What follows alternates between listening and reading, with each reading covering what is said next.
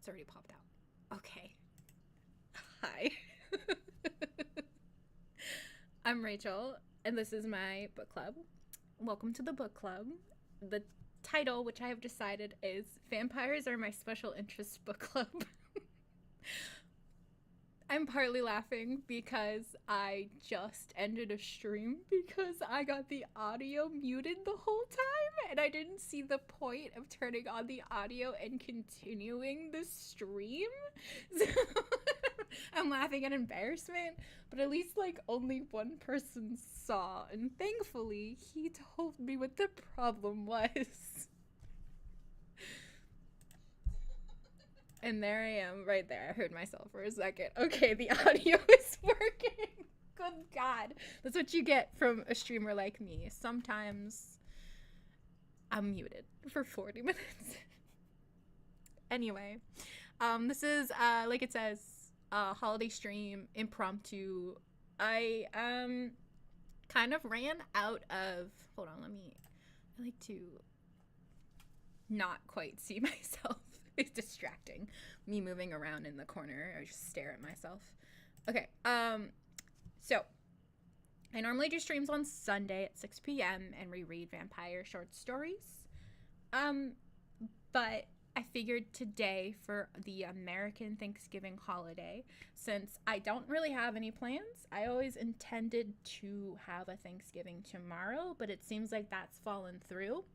And when that happened, I realized, I don't know, I just kind of sat there with that feeling of like I'm doing okay emotionally right now. I'm fine. But there was a time in my life when I intentionally tried to avoid Thanksgiving because of the people that I was with. I didn't feel safe with them. I didn't feel comfortable. I couldn't stay in my home, in my room. Like they would know where I was. So I always had to kind of scramble for a couple of years for places to go, friends who would invite me to their Thanksgiving. I took a job one year so that I was just at Toys R Us the whole day. Things like that, you know. And I figured that... Does the mic still? Yeah, okay. The little thingy is still going. I figured that I would give people, if they need it today, a safe space. No, I'm sorry, I'm not the library. You can't show up at my house. But maybe you can come here and sit down and feel safe while I read vampire stories to you. We are currently in between books, short story books. I just finished one 2-3 weeks ago. We've been messing around with a little break in between. I didn't want to start it today. The newest book, I figure I'll probably start it on Sunday. I'm not sure yet. But in the meantime, for this impromptu stream that I just decided, minus the 40 minutes where it wasn't that long ago that I just kind of decided to do this. But I have a huge collection of indie authors who self-publish on Kindle. I like to look, I have algorithm-based newsletters I get in my email, and I'll download a lot of books. I've downloaded a lot of books. They're not all vampire related, but there's quite a few, and I figured instead of doing short stories or reading Dracula or something, I could just read the first chapter of a couple books that I have in my Kindle. And we were reading, and I'll read it again. I don't mind reading it again. But we were reading, let's see.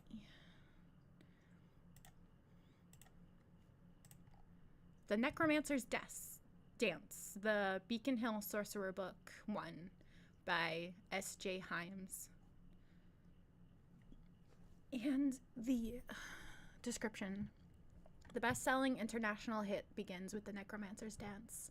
In a world where magic is real and evil walks amongst humanity, a young sorcerer is beset upon. I forgot that this gets real big.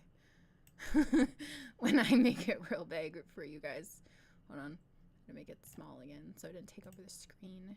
In a world where magic is real and evil walks amongst humanity, a young sorcerer is beset upon by enemies, both old and new. Angelus Salvatore is the only necromancer in all of Boston, and his name is whispered warily by the undead and fellow sorcerers alike. He and his brother Isaac are the lone survivors of an attack by an army of the undead, in which Angel used a spell so powerful it forever marked his place in history. Now, years later, Angel struggles to balance his career as a teacher of the higher magical arts, his role as big brother, and a tenuous relationship with an elder vampire from the local clan. While his brother's boyfriend is used as a pawn in a mysterious plot to draw Angel out, Angel is once again drawn back into the old hostilities that fueled the Blood Wars and led to his family's death. Leaning on others for help is something Angel cannot do, and while he searches for clues into who may be targeting him and his brother, Angel finds his heart steadily growing occupied with Simon, elder and vampire. Dealing with death magic and vampires on a daily basis may leave Angel jaded when it comes to life and staying that way, but the more time he spends fending off the ancient vampire's attention and affections, the more he realizes he wants to give in. Can Angel find out who wants him dead and keep his heart safe in the process? How can he fall for a vampire when his whole family was torn apart by an army of the undead? Death stalks the streets of Boston's historic Beacon Hill, and there is no one more suited to battle against death than a necromancer. This is the first book in the Beacon Hill Sorcerer series. This series is best enjoyed in order. Content advisories are on the content page, copyright page, and this is book 1 of 7, and it's about 230 pages, and I'm not sure how long the first chapter is, but it was remarkable to me how long I was reading it. Okay, let's switch back over here. Let's, yeah. Let's look at the content. It doesn't say the page. 1 to 17 pages. I was almost done, but now we have to start over. We don't have to start over. It's fine. God. It's embarrassing that I messed up for so long, but it's also really funny. Jesus. I'm truly a pro streamer. Okay. The Necromancer's Dance. Chapter 1. Let me, drink something first, too. Actually, 1 second. I'm gonna get a fidget toy.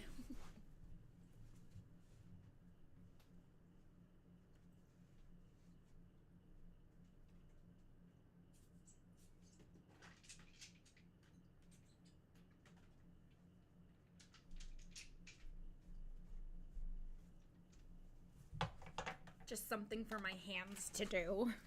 I won't use the clacky one. I'll just squish this little guy. Okay. Chapter 1. Smoking can kill you. Elder Simon begs you attend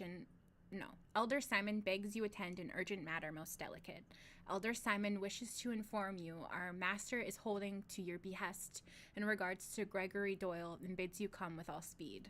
It was well past 11 at night when Angel Salvatore got a knock on the door and the summons that dragged him out into the cold night in nothing but thin silk pajama bottoms. He'd slid a pair of sandals on and followed the 2 blood slaves out of his apartment complex and into the master's car, idling at the curb. He usually would have told the master to stick it where the sun won't shine, seeing as how the old vamp would burn to a brittle crisp if even a smidgen of daylight touched that porcelain delicate skin of his, but it took one name to get Angel out of the relative safety of his apartment and grabbing his work bag. And in that one name was always mentioned in conjunction with another, one annoying and dear to Angel, so out he went. Isaac Salvatore and Greg Doyle lived in each other's pockets, and that applied in times of trouble too. Freaking idiots. They managed the short drive across town in silence after the 2 blood bags of minimal thinking refused to answer Angel's questions, and he rolled the window down as far as it could go, propping his arm on the open frame and breathing in the moist night air. Just a tip, that sentence is way too long. Angel could see downtown across the bay, lit up in bright gold and sunset orange lights, the skyscrapers and high-rises burning like medieval torches in the far distance. The briny water gave the air a heady, damp, and earthy taste, the recent drenching from autumn rains soaking the banks and keeping everything slightly squishy with retained water. It was really too cold to have the window open, seeing as how he was just in sleepwear, but he was more concerned with why his brother's best friend decided to break into the local vampire headquarters. And of course he got caught, seeing as how most of the bloodsuckers and residents at HQ were older than dirt and could hear a pin drop in a crowded football stadium during a Sunday night game. His brother Isaac was a loner, or he had been after their family died. The summer of their funerals was when he met Greg, and the loner status became instead that of sidekick to the recent addition to their tiny corner of Beacon Hills. Things used to be quiet when they were kids and their parents were still alive, but things changed after the massacre and the blood wars 10 years ago. So after that horrific spring, and the bodies were buried and families were trying to patch themselves up around the gaping holes left in them, which was the summer Isaac decided he wasn't going to be a good boy and go to school and tagged along behind Greg. And that was just the first summer of misadventure, with Angel coming along to fix his brother's mess, one disaster after another, just like tonight. Because I'm paranoid, I'm going to check my audio again. Okay, I can hear myself. Sweet. A car came to a halt in the narrow alley behind Vamp HQ, and Angel was out of the car and slamming the door shut before the blood slaves even moved, heading for the back door. I think these sentences are too long. I think they needed to be edited a little bit better. There's no reason for there to be so many commas in every single sentence. Angel slapped it open with the flat of his hand, the sound sharp enough to get every eye on him as he moved into the storage room just off the kitchen. He ignored the vampires growling and hissing at his entrance and pushed through the humans crowded along the back wall and went straight to the idiot sitting alone in the center of the killing horde. Greg, Isaac Salvatore's best friend and Angel's worst nightmare, was sitting at a small wooden table under a single bare bulb hanging from the ceiling, and he flinched when he saw Angel storming across the room. Angel took a quick look but didn't see Isaac anywhere. There was a lessening of the tension in his shoulders. Angel was cautious, though. Just because he didn't see Isaac, that didn't mean his idiot brother wasn't around somewhere. Angel just hoped he had a pulse and wasn't feeding an enraged master vampire. "Someone want to tell me what the F is going on here?" Angel demanded, throwing his dark green linen satchel down on the table, clanging and clashing as the contents protested at the rough handling. Greg flinched away, opened his mouth, but Angel snapped his fingers at him, and Greg stopped before he started. "Someone who won't lie to me, if you would." Angel skewered the crowd in the small room, glaring at everyone brave enough to meet his eyes. The shadows hid most of them from Angel's gaze, but there was a ton of shifting and ducking of heads as most of the occupants tried to pretend they weren't there. Most, not all. One man stood tall and proud, unafraid to meet the stony eyes of a necromancer. Tall, broad-shouldered, and with dark auburn hair, Simon met Angel's eyes fearlessly, his dark green orbs catching the light as the bare bulb above their heads swung with the breeze of Angel's entrance. Hold on.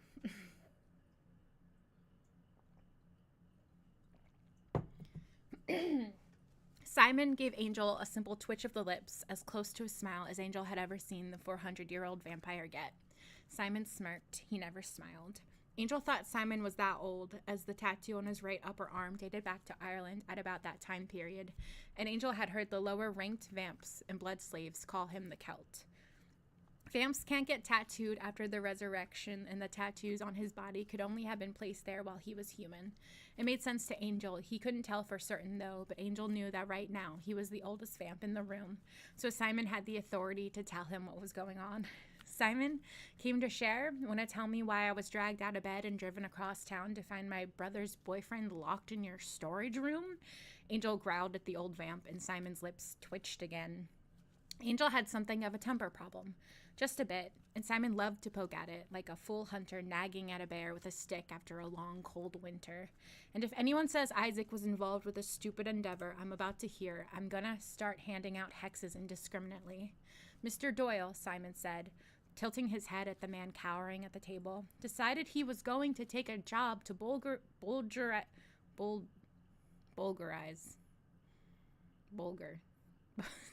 The place of business of our master. He was caught." Why doesn't that sound like a real word?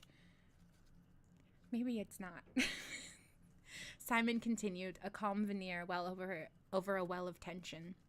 Simon's voice was accented faintly and had a lilt to it that could seduce the clothes off a nun, which Angel was certain Simon had done at some point in his long life.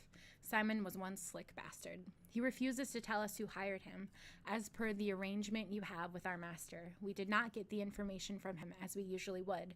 That is why you are here, Sorcerer Salvatore. He's breaking out the title. He must really want to know what's going on, and he's being very careful with me. Never mind, Angel hated being called that, as it sounded like the name for an online sex worker. He wasn't going to complain, though, because he'd never hear the end of it from Simon if Angel confessed why he didn't like his name. And those methods of extracting information that usually comes with the extracting of blood from unwilling blood donors. Crap. Thank heaven for small mercies, Greg hasn't been drained. Now all I can do is pray silently that Isaac wasn't involved. And my brother, was he involved as well? Angel asked, finally looking away from the Irish vamp and at the idiot stinking of booze and stale cigarette smoke. Greg was the same age as Isaac, but no one would ever be able to tell. Greg had been chain-smoking since he was a preteen and drinking for nearly as long. While both Isaac Salvatore and Greg Doyle were in their early 20s, Greg could pass for a man in his late 30s, worn out by life and bad choices. Thankfully, Isaac had the family genes, and hard living had yet to leave its mark on him. Mr. Doyle was caught alone within the confines of the building. He has yet to speak, aside to tell us that it wasn't his idea. He was being paid to do it. We asked politely what he was after. Yeah, I'm sure they did. And he has refused to speak more on the matter.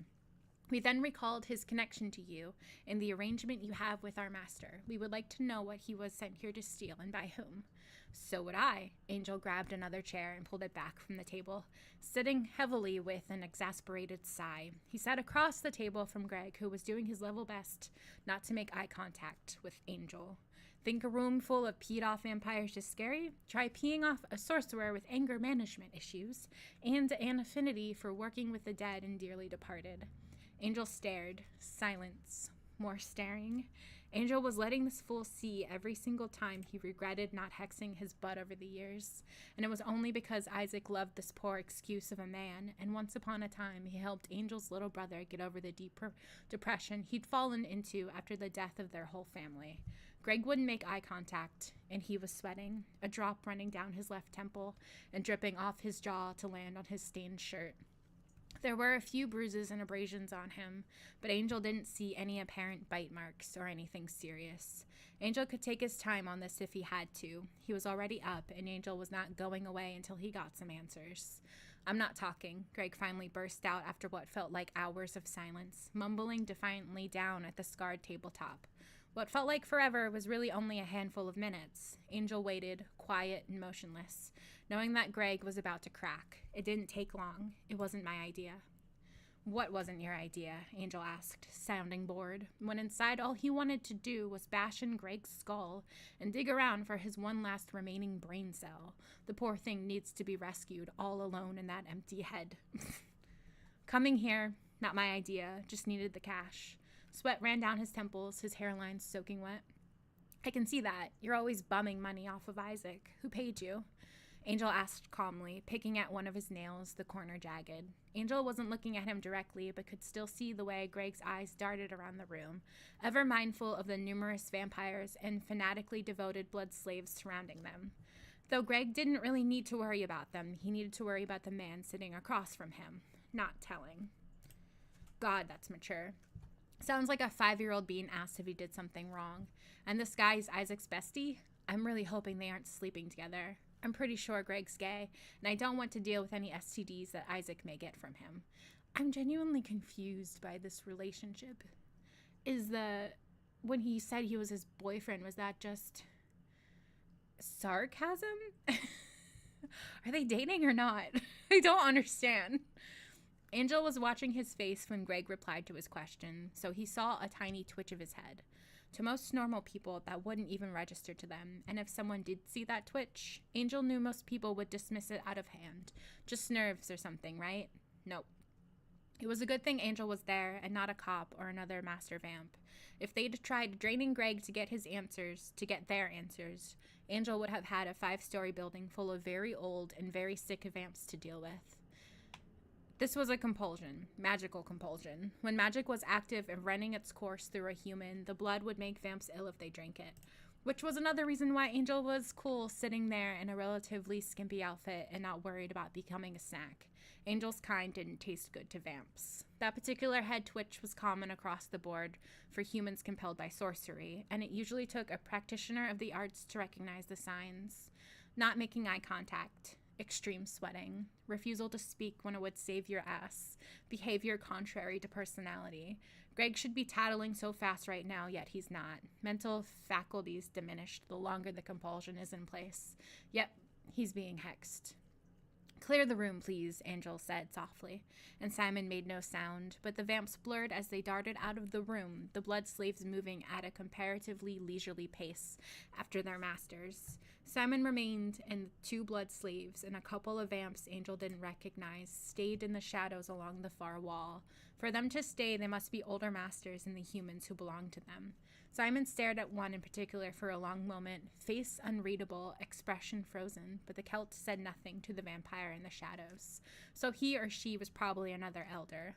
Angel shrugged, unperturbed by the remaining witnesses. It was the whole mob of lesser masters and symbiotic slaves that couldn't keep a secret and gossiped like old ladies at bingo. What are you gonna do? Greg asked, eyes darting between Angel and the door over his shoulder.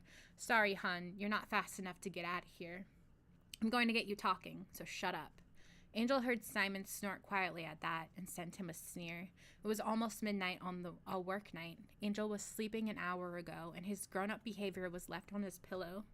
Simon grinned at Angel, a cocky attitude and rippling muscles, and Angel had to force himself to look back at the ruins of human potential sitting at the table.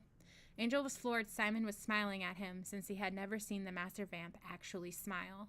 Maybe it's the outfit I'm barely wearing. Simon is eye candy for certain, but that's a whole bag of peed-off cats kind of trouble there.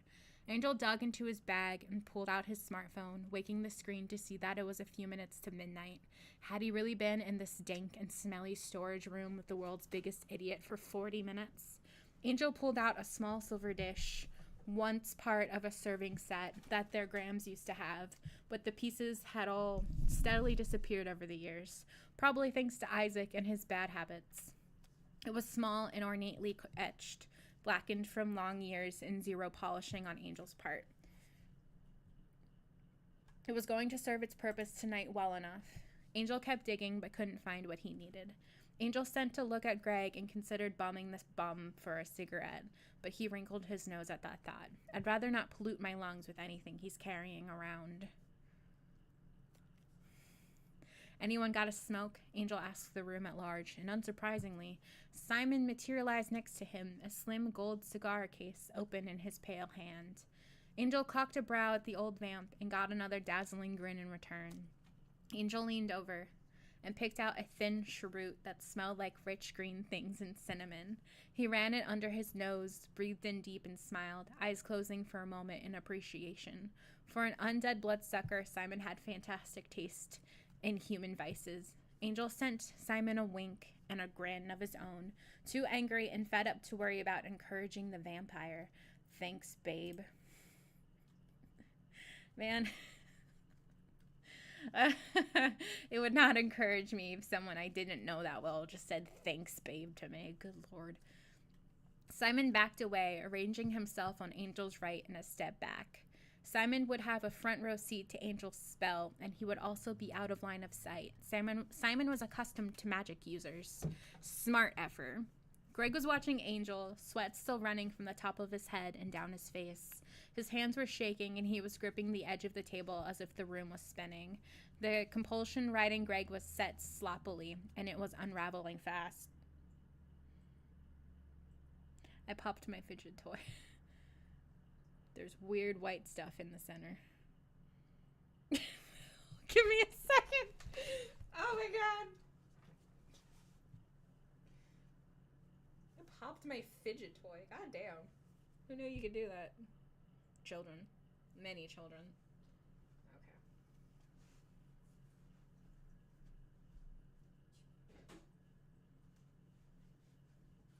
Oh, God. Jesus. Ooh. I have some candied ginger I can play with. Greg was watching Angel, sweat still running from the top of his head and down his face. His hands were shaking, and he was gripping the edge of the table. I shouldn't talk with my mouth full.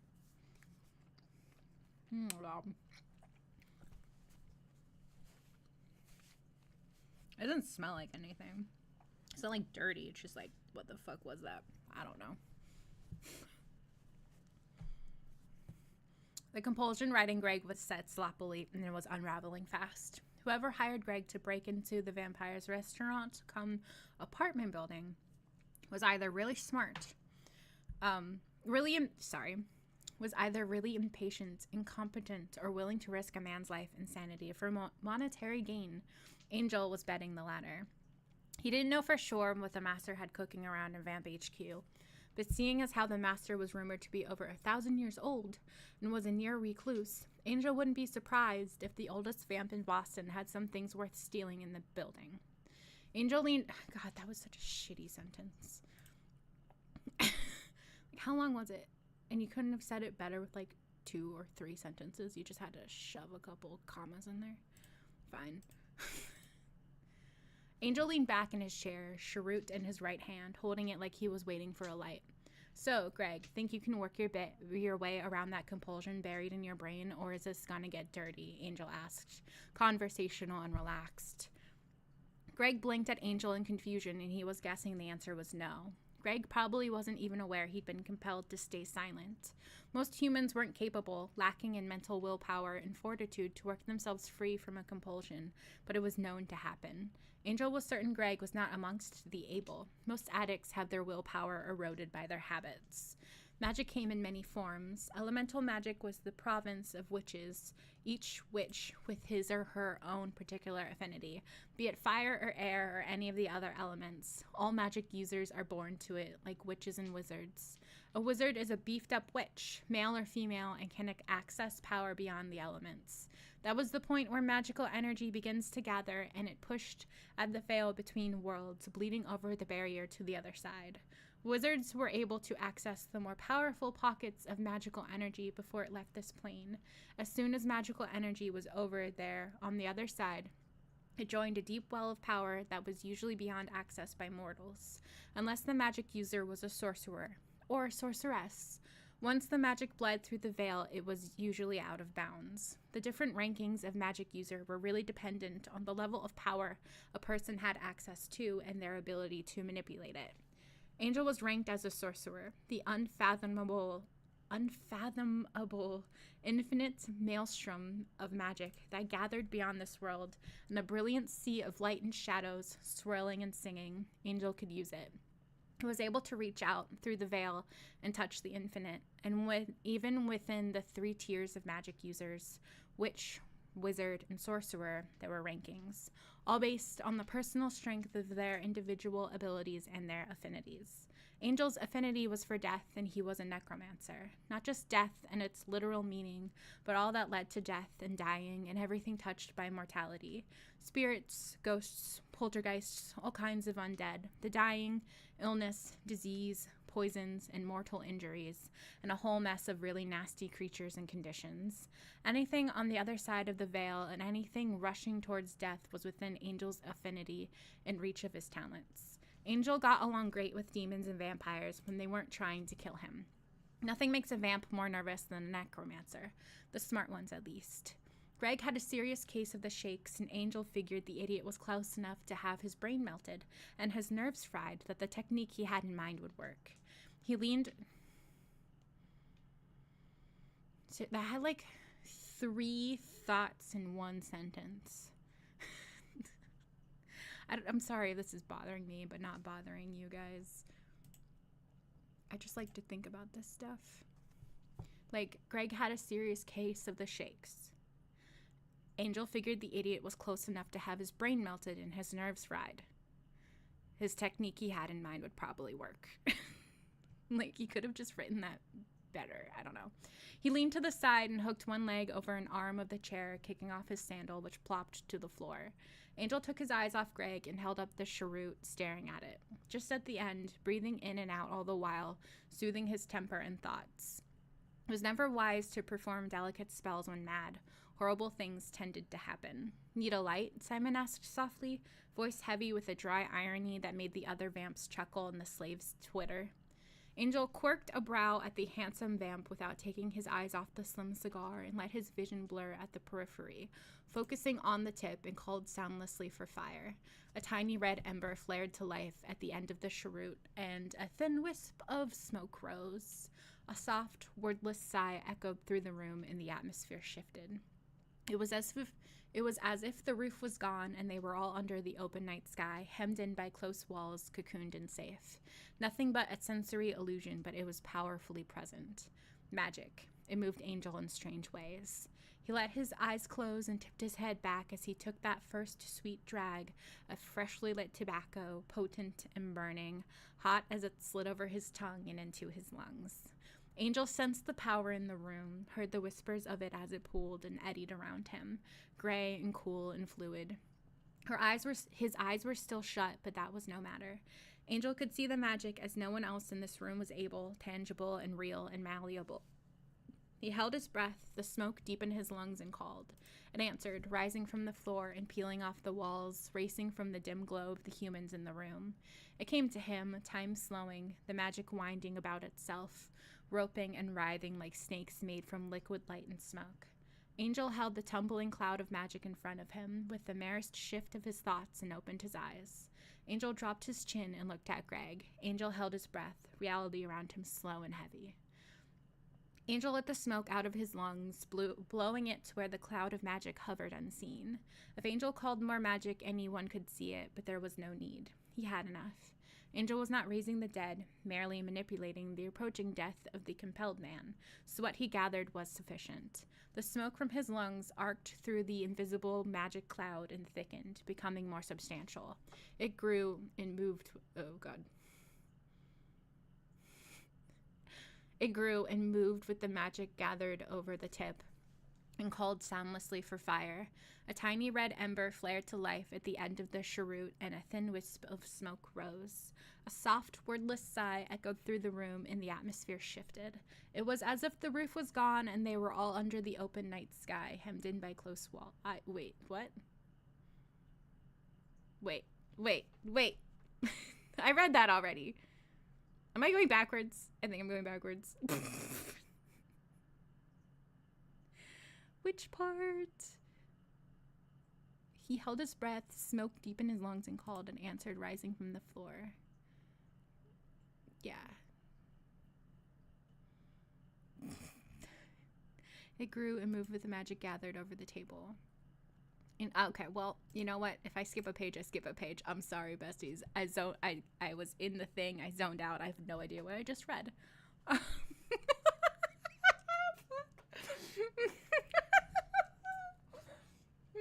It's too late. You can't save me. Angel heard Simon shift on his feet, and the other vamps stiffened. The humans all inhaled sharply and stared. They don't often see magic performed, going by their reactions. Greg was so far gone he was barely conscious. Time to play. Angel gave the smoke and magic cloud a gentle mental nudge, and a thin thread of it peeled off from the mass and snaked out towards Greg. He saw it coming and jerked, trying to escape the chair. It was the compulsion working, trying to get the compelled out of the way of the spell. The smoke was on him before Greg even finished lifting in his seat. A thin thread ran into his gaping mouth, as if inhaled. The magic pulled the writhing mass from the air into his body. Eventually, all the smoke was absorbed, and Greg stopped breathing. He slumped in his chair, hands falling from the table, and he fell over, forehead smacking the hardwood surface. I'm still laughing at myself, not knowing which part I even read, because I've already read it. Mors nos tangit omnes, Angel whispered, releasing all tension from his muscles, relaxing fully in the chair. Death touches us all. He pulled in a breath and collected his thoughts, taking his time. Though not too much time, a man was dying across the table from him. Life reduced to cold corpse, enslaved flame to ash, ash to smoke. Death made spirit, all is mine by first and last breath. Potest quidem mortum moum. Angel recited softly, each word pushing the smoke and magic through Greg's body. What is dead is mine. The tobacco was the corpse. The spark Angel called the enslaved flame, the ashes to smoke, and so on. Magic was an English major's wet dream of symbolism. Angel used the bare bones version of a greatly complicated spell, not needing the full incantation. He was not aiming to create a zombie, just get some answers and free an idiot from another magic user's influence. Technically, Greg was dying right that second, body starved of oxygen, his brain suffering under the rapidly eroding compulsion that was killing him just as fast as Angel's spell, until Angel stopped it. Vision blurred again, melding the invisible with the visible. Angel watched the smoke running through Greg, filling every crevice of his body, every artery and vein. It raced through his nerves, his muscles, and battled its way up the compelled man's spinal cord. Angel saw when the gray smoke hit Greg's brainstem, and that was where the sparks happened. Angel was able to see the compulsion and set the smoke on it like a hound to a coon. The smoke flashed hot and burnt away the spell buried in Greg's brain. The remnants disappeared fast, as swiftly as small embers thrown from a bonfire. Now he is mine.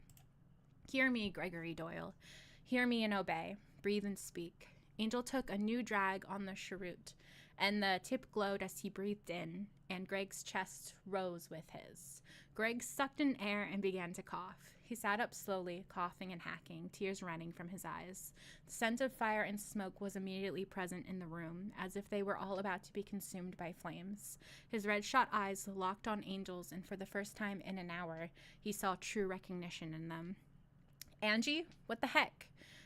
Greg mumbled, clearly not understanding what was happening. He probably didn't remember anything since he agreed to rob Boston's master. Angel narrowed his eyes at the annoying nickname, but decided not to waste time on it. Should I be doing a Boston accent? Because I don't know how to do a Boston accent. All I know is Kim Kardashian. Seems you were an idiot, Greg. Someone hired you to rob the master, break into his place, and steal something here. Care to share? Angel said. A hint of impatience leaking past his control. His magic stayed steady, Greg's life ticking away by the second. Greg blinked, lost and dazed, but Angel was expecting that. Angel sent the smoke through Greg's mind, inhaling another deep drag of tobacco-rich air. Angel could almost see the individual memories flash in Greg's eyes as he burnt away the fatigue and stress, the injuries to the other man's brain left behind by the compulsion as it controlled him. Answer me now. Greg spoke so fast he startled himself. It was some dude down at Sexy Femme in Fall River. Never seen him before, said he could pay cold hard cash for a quick job. What was his name? What did he look like? Simon asked at his shoulder, and he spoke to Greg directly. Angel tipped his head once, and Greg breathed in time as he inhaled more smoke. The cheroot was a long one, but this was taking some time, and Angel needed to hurry this up. Only a couple of deep drags, and the slim cheroot was halfway gone to ash. Angel would rather not explain to Isaac why he turned his best friend into a living zombie, or a wraith, as the community called them. So just call him a wraith. Why say a living zombie, aka a wraith? Just say a wraith. Greg looked at Simon and furrowed his brows. He called himself Deuce. Tallish kid, dirty blonde hair, pale, with really dark eyes. Kinda thin, had a leather jacket and $5,000. Deuce? God, that's horrible. Angel couldn't restrain himself, and one of the blood slaves giggled. He sent the walking blood bag a wink, and Simon glared at him before returning his attention to Greg. What did he hire you to steal? Simon asked, his accent stronger, and Angel heard the anger in his voice. Angel didn't blame him for being upset. Someone invaded his home and tried to steal from him and his master. Angel would have been peed off in his place, and the thief would have been turned to ash or minion in seconds. Simon, thinking about it now, had a lot more restraint than Angel gave him credit for, or maybe that was the master. I don't know. He gave me the money and told me where to go. Greg's face developed a seriously confused expression, and Angel took another drag, a smaller one, trying to conserve what was left of the cheroot. Angel wasn't able to sense any hesitation on Greg's part. There was nothing left of the compulsion. Simon growled and took a small step as if he wanted to rip the answers from Greg's body. Simon, The Celt turned his head to Angel, eyes vivid and striking. Angel gave him a small frown and shook his head once. He doesn't know. I don't think he was really sent here to steal anything. He would recall what it was. He is incapable of hiding anything from me right now. Explain. I'm thinking the compulsion was placed as soon as Greg saw the money. His greed gave that Deuce guy a mental foothold on him. Whoever this Deuce is never told Greg what he was stealing, merely that he was going to steal something here, where to go, and what to say once he was caught. It made sense in a limited fashion, but then Angel was just a necromancer. He didn't hire people to do his dirty work. He saved that for himself. I'm thinking this Deuce guy was either expecting your fanged brethren to tear him apart, or even for me, for that matter.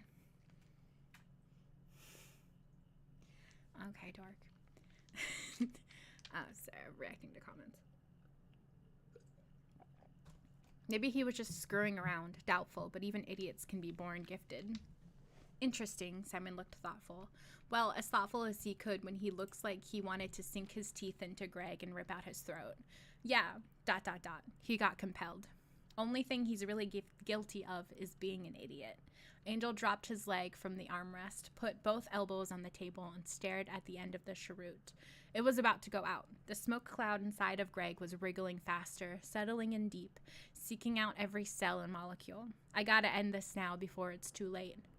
Damnation, Simon cursed, and Angel smirked.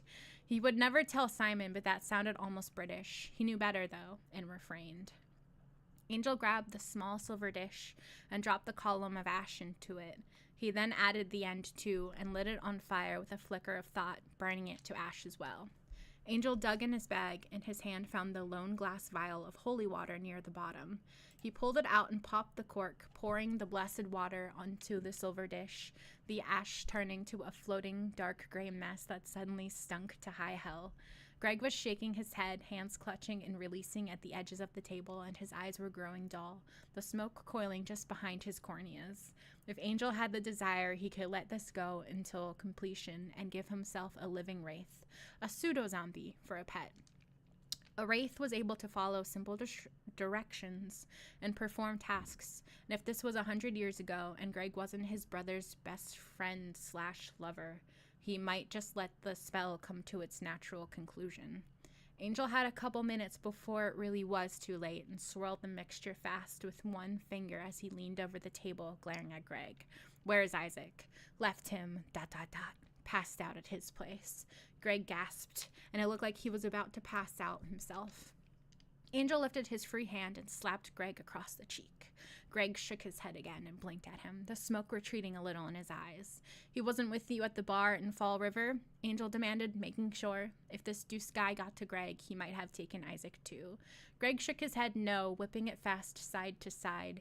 Angel exhaled hard in relief and picked up the dish, handing it to Greg. Drink this. All of it. Now. Greg took the dish from his hands and stared at the gray sodden mess, wrinkling his nose at the odor. Angel sympathized, as the smell was enough to make anyone say no to the concoction. Yet he must drink it, or he was dead in truth. Angel called on the smoke inside Greg, and he lifted the silver dish to his mouth. Greg swallowed it fast, darn near chugging it like a co-ed at Boston College. Angel moved away from the table, grabbing his bag and stepping swiftly to the side, just in time, too, as Greg vomited violently across the tabletop, spewing a vile flood of smoke, dirty holy water, and ash. Simon swore and ducked out of the way, his vamp reflexes saving him from getting soaked. The holy water mixed with the ash, which was the genesis for the smoke, and the two ingredients ingested neutralized the spell running through Greg's body.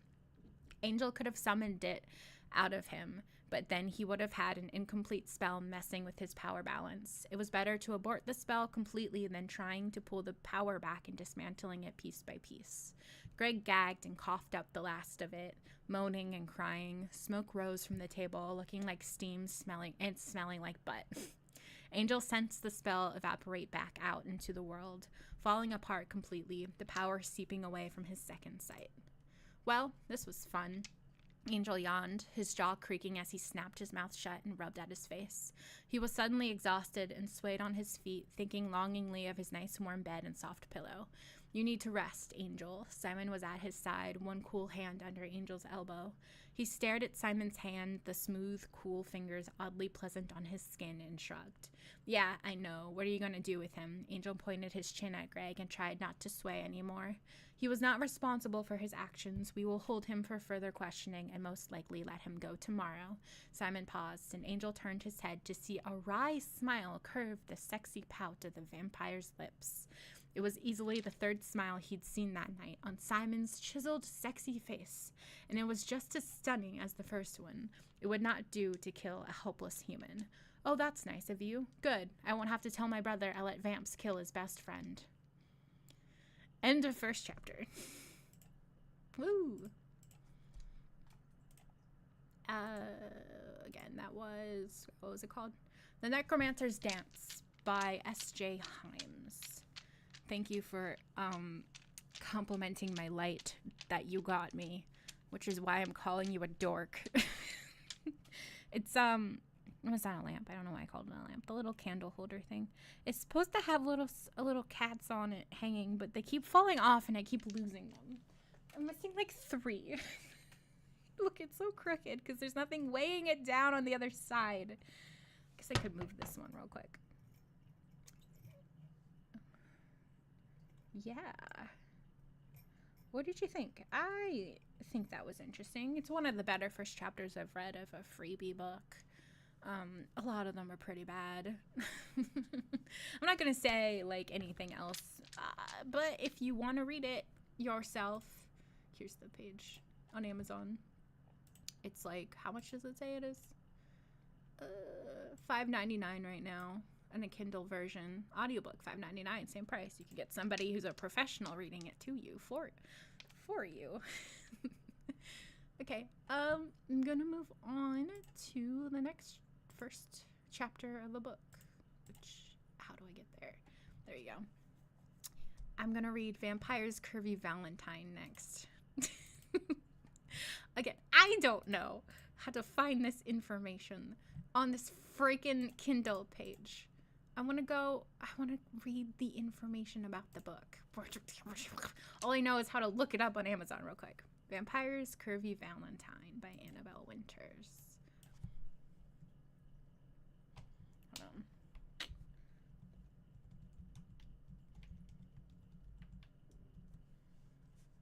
There we go. Oh god, why do I keep clicking off and then losing it? I bought this in February 13th, 2021. Interesting. Over the top insta love like you've never seen. So many vampires, no Valentine's days alone. ... Sigh. No cards. Sigh. No flowers. Sigh. No heart-shaped boxes of candy. Sigh. But this year in my mailbox I see something. It's red and heart-shaped. A heart-shaped card? A heart-shaped gift? No. It's a heart-shaped heart. I scream and fumble for my phone so I can call the cops, the FBI, the CIA, maybe even the freaking psychic hotline. But then my mystery admirer emerges from the shadows, and he says I'm his Valentine. Over-the-top novella with drama and darkness, twists and turns, laughs and madness, sweetness and steam. No cheating, no cliff seas, guaranteed happily ever after, just in time for Valentine's Day, or maybe Halloween. This is Insta Love, Annabelle Winters style. Okay.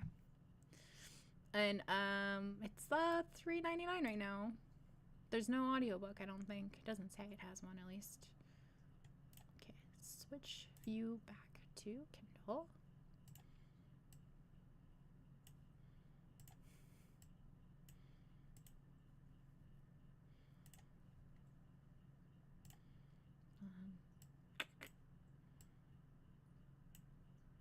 Move things so I'm not just staring at the things that are moving, aka my face. Okay. No, I made it a little too small.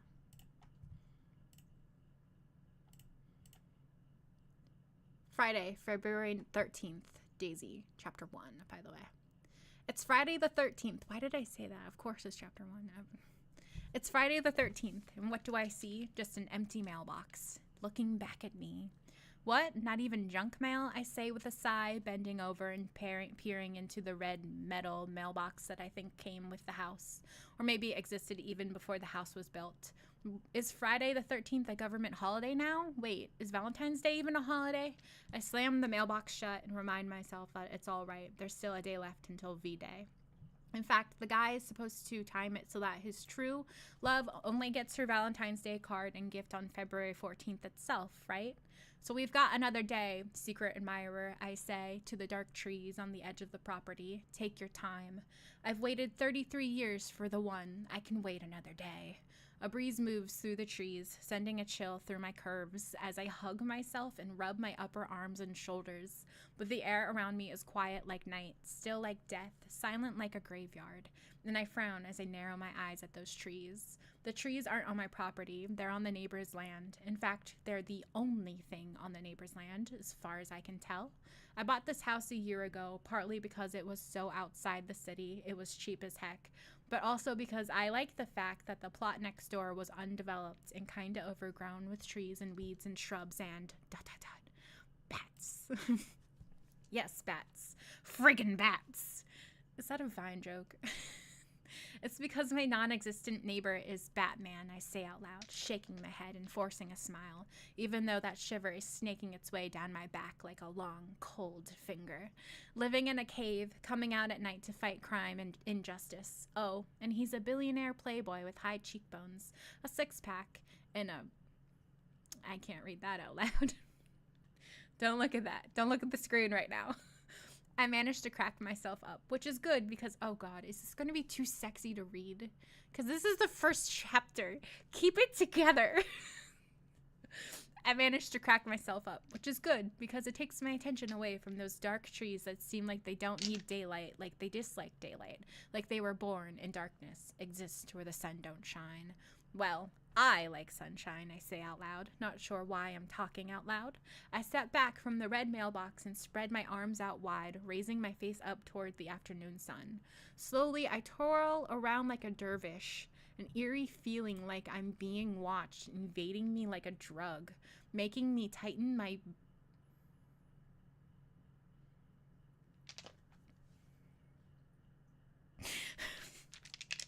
Is this a fetish book? I'm out of the fetish book. If you want to read it, find it yourself. I'm not gonna read weird fetish body crap on the internet, okay? We're escaping. I escape. I quit. I'm done. I'm not doing this. I'm not reading porn to you. I'm not reading weird fetish things to you, okay? You can read it yourself. It's like $3.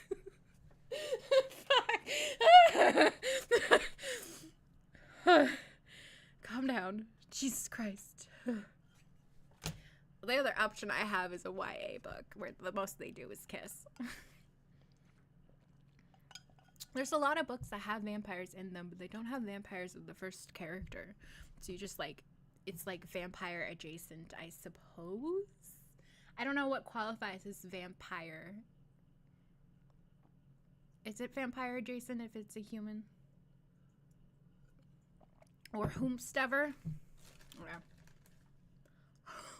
We're running away from that book. We're gonna go look up Don't Tell Mom I'm Dead.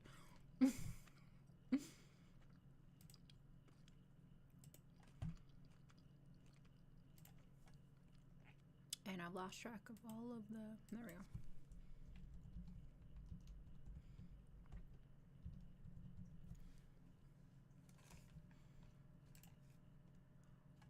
Purchased on May 21st, 2019. And this is another one where the vampire is the love interest. Shouldn't have started reading. My bad.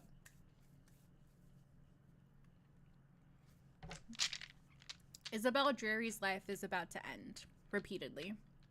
How do you know if you're dead? No pulse? Check. Decomposing? Check. Check. Falling for the hot vampire who is responsible for the whole mess? Well, maybe. After Isabel is sacrificed in a dark witch's circle, she doesn't believe she's dead. Her school headmistress sends her to Dead Academy, where dead and undead things roam the crypts beneath the marble halls. Isabel has to adapt to poltergeist, paper tornadoes, cranky gargoyles, fashion-challenged vampires, and Vlad, the boy who liked her before she died and he turned undead, but now can't stand the sight or smell of her. Being 16 has never been so tough. When the demon inside her starts hunting down the witches who sacrificed her, it's a race to find out who killed her, again, before the demon takes over her soul in the world. Once upon a time. No, this isn't that kind of story. There isn't really a happily ever after, because you can be happy when they're dead, but still have to go to school. Am I right? I wasn't always dead. Yeah, not much better, but at least it's factual. Let's run with it. Ahem. Chapter 1. I wasn't always dead. I guess that was a little synopsis in there. Quick little preview. Yeah. Don't Tell Mom I'm Dead. Dead Academy 1 by Juliann Whicker, one of my favorite authors, so I hope you enjoy this little treat. If you enjoy YA. Let's read the, oh god, I have it. I open it, it's immediately at page 73. Okay, here we go.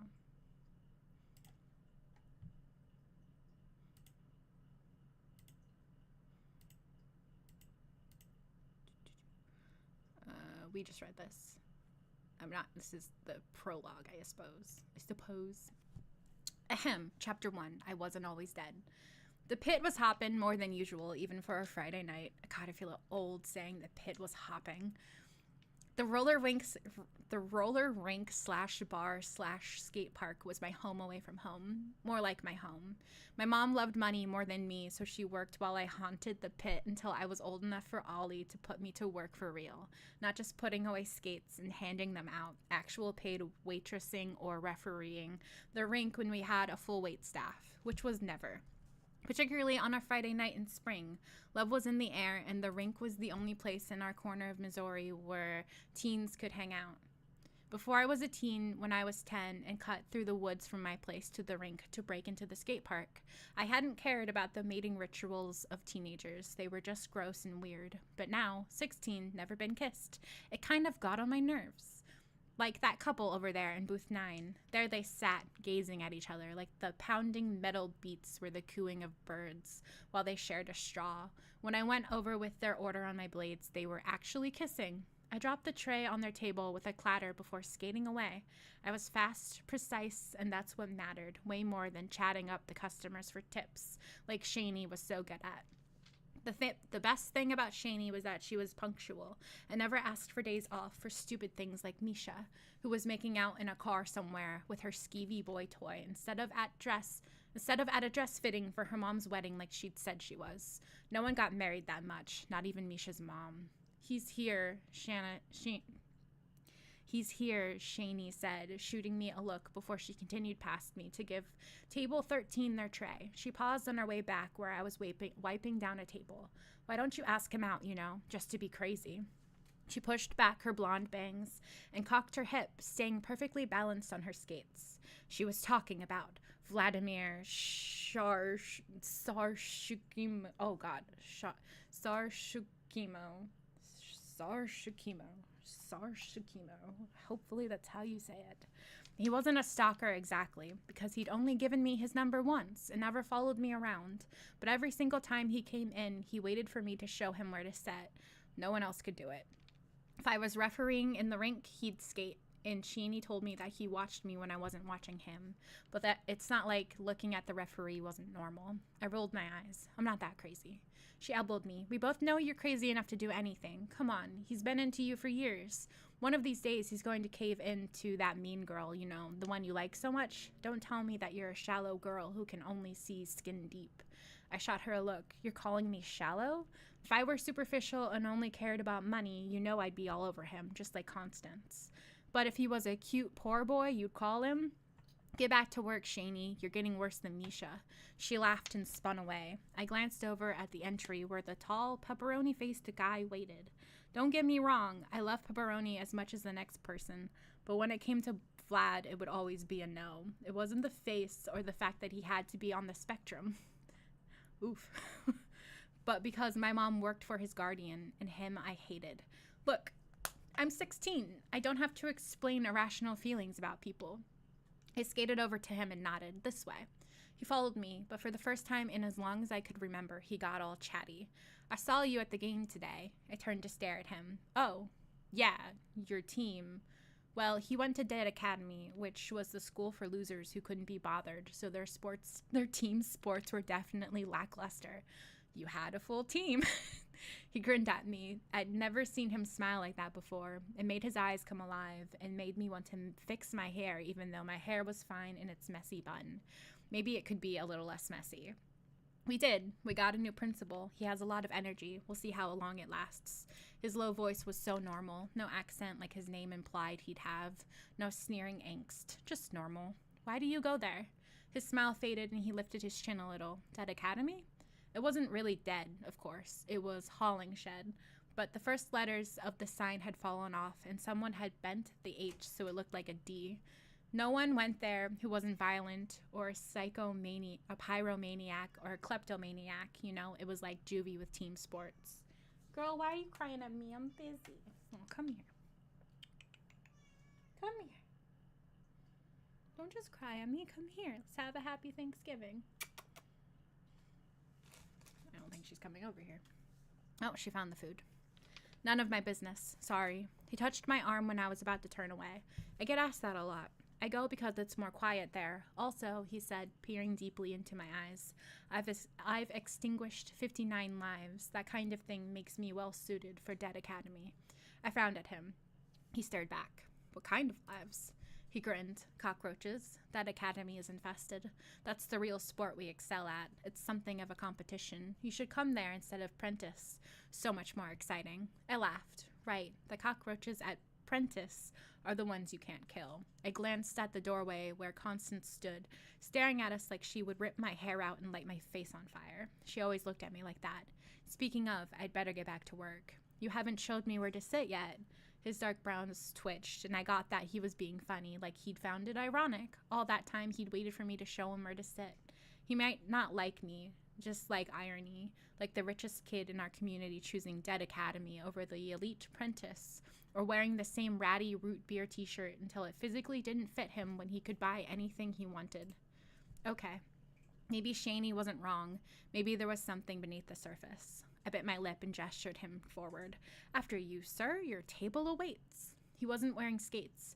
He could have gone and got his order on his own. That was the rule. Get your own food unless you're in skates. Otherwise, it's just a disaster. Not even Ollie could handle that much mess. You're not skating tonight? I asked. Maybe later. You're just here for the soggy fries? Ollie has the best fries. It's everything else that's terrible. Do you need me to order at the bar? It's fine. I wouldn't want you to get lost. It would be tragic, he agreed with that eyebrow twitch. His eyes were very, very dark, somewhere between brown and black. While I stood there staring at him, the rest of the rink faded away, from the red and white striped Naugahyde booths to the endless pounding of skates against wood. Revis jumped on me. I barely caught the black cat. He meowed loudly and pawed at my face, but he kept his claws retracted. What are you doing here? Ollie's going to throw you outside, I said, adjusting him in my arms while I tried not to feel stupid for just standing there, staring at Vlad like I'd never seen him before, like I liked him. Do you want your regular? I kept my voice firm, professional, like I wasn't on a pair of blades holding a cat. Yes, also a salad. He made a face that He made a face at that last part. I stared at him, and then laughed, and then coughed so it didn't sound like I was laughing. A salad? I'm on it. He wishes you were on it. The voice behind me gave Caddy a bad name. No, the voice behind me gave Caddy a bad name. I turned to face Constance. I didn't need to give her access to my defenseless spinal column. What do you want? I smiled so it sounded like I wanted to take her order. She smiled back, narrowing her blue eyes. I'll have whatever Vladimir's having. The beautiful blonde batted her lashes at him. He didn't look at her. Okay, so it wasn't exactly a huge mystery why he wasn't bullied and why beautiful, popular, self-confident girls like Constance hit on him, like he was a tub of popcorn with extra butter. Money. He ignored her like he always did, staring at the table like the chipped and carved surface was the only thing that mattered. You can go now, Constance said with a smile that made me want to do something to her pretty face to make it a little less. I'm sure I can, but I wasn't finished taking Vlad's order. I'm done with. I turned to beam at him. That eyebrow did its thing, and he slowly looked up at me, his eyes holding something dangerous. What else do I need? It was like I was supposed to say me or something. What do you want to drink? He smiled like I had said me, and then he looked at my mouth and then my throat, but he brought his gaze up without going any lower. I'll take whatever you give me. Great! My face was burning as I spun around and skated off. He was not talking about drinking the sweat off my skin or something insane like that. I should definitely stop reading the romance novels my best friend Katie always loaned me. What was my problem? Spring, all that love in the air, and the two idiots standing in front of me, holding hands, both new to the world of skates and Ollie's rink. Excuse me, I said, scooting past them, still holding Revis, who draped from my arms like a dead thing. Stupid cat. I kissed his head. I didn't need to date some guy. Not any guys. I had work in school and a bestie who could corrupt me with her teenage hijinks and angst.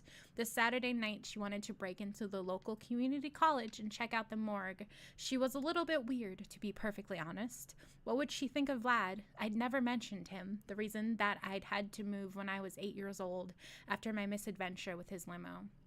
It's not like it was his fault that I hopped out of my mom's car while she was chatting with the tall man who had gotten out to stretch his legs. They'd had a nice conversation and never even noticed me sneaking into the back seat. I hadn't expected to find a kid there, a kid with dark eyes and pale skin, who stared at me like I was a monster who would eat him.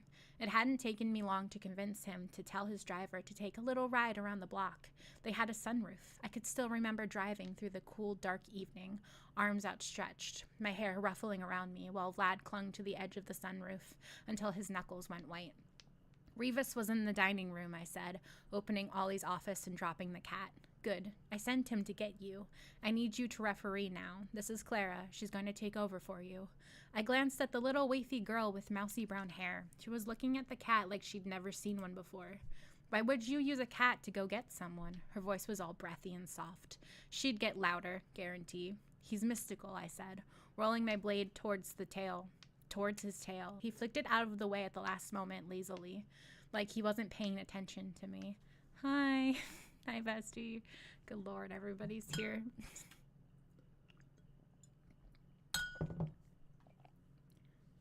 My candle's almost out. My bigger one. Right. We get paid every 2 weeks, she sounded anxious. Plus tips. Good luck, Clara. Ollie said with his easy beach bum smile, like she wouldn't need luck because he had complete confidence in her. He believed that life would always turn out okay.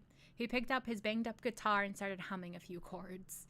I showed Clara to the counter where I dropped Vlad and Constance's orders. Good luck, I said, then skated towards the rink.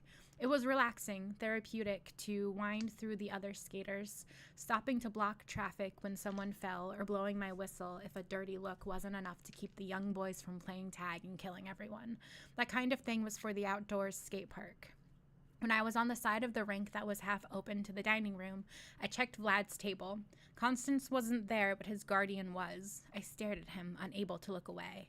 He had dark hair like Vlad, but his eyes were blue, his pale face unlined and almost eerily perfect. I knew that the sun gave him migraines, so he lived in a shroud of darkness. My mother was one of his accountants, so I knew that much about him. Apparently, avoiding the sun was the way to go if you didn't want to age a day in 10 years. I glanced over. Vlad was staring at me, the scowl on his face kind of harsh.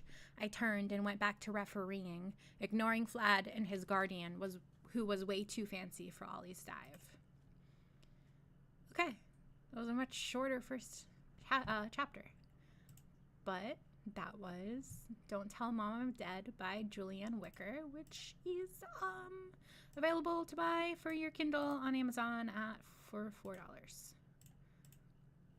And those three are the ones that I have prepared to read because I didn't give myself that much time to go through the books that I already own to find the vampire ones. Because I have a lot of books that I just downloaded because they were all free, right? So I just read the description, downloaded them, and then haven't looked at them in 3 years. So just because it says the title is I Can't Sleep doesn't mean that they can't sleep because vampires are I'm not quite sure which one has vampires in them except the ones that I've already read. Give me a second. I could probably just read a couple more of the ones I have. Why not, right? But how thick in the vampires should there be? That was a sentence that doesn't make sense. How vampire adjacent am I going to allow myself to be? Let's see.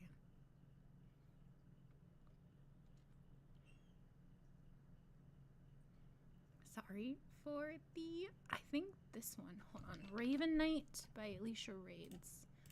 I think I know.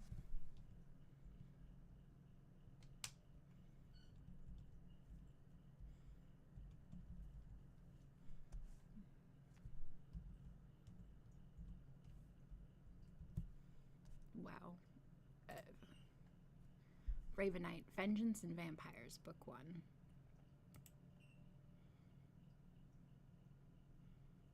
Yeah, okay. We can try this one next. Download.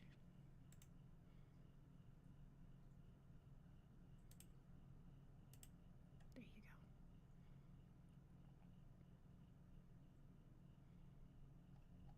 It is downloaded.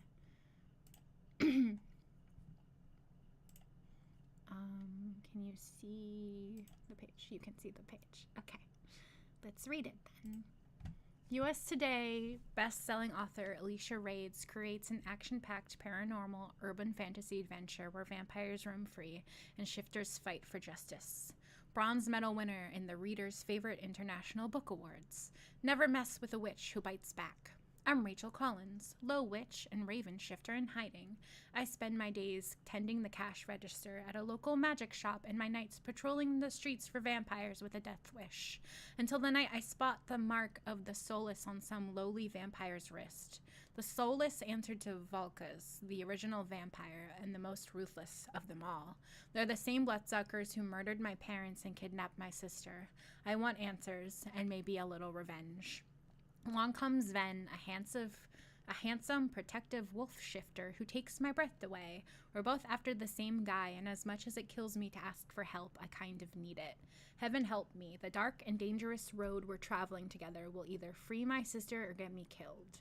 Hunt vampires, team up with witches, and fall in love with shifters in this dark, fast-paced supernatural series. Experience the mystery, suspense, and magic of found families, fated mates, and reincarnation in this exciting series starter. Okay, so it's vampire adjacent, close enough for me. I'm not that picky. Especially tonight, you know, we're just having fun, doing whatever. Oh, I don't have it. Do-do-do.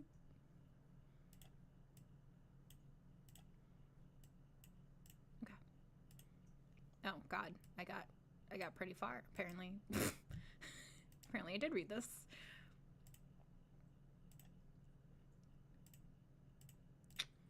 Yeah. I'm taking this candy. You can wait for me to eat it.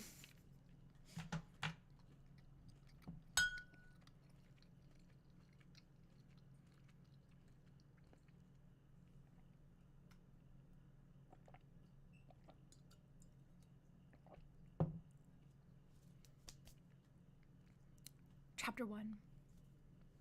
Vampires are easier to kill after you've pecked their eyes out. This vampire was dangerously close to finding out exactly what that felt like. I grabbed a fistful of his shirt and shoved the vampire up against the side of a brick building. He was at least 4 inches taller than me, but I easily matched his strength. The darkness of night blanketed the damp, narrow alleyway.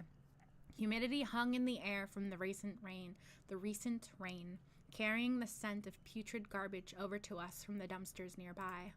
Brick buildings rose on either side of us. Each was 2 stories high, with restaurants, bars, and the occasional boutique shop on the lower levels, and apartments on the upper. I never ventured into this part of town during the day, but this street crawled with vampires at night. I was a sucker for vampires looking for a stake through the heart. They usually found it. Tell me where the Soulless are hiding, I demanded. The vamp's canines elongated until fangs protruded from his mouth. Look, lady, he said, showing them off. I'm not scared of you. Lady, who the heck does he think I am?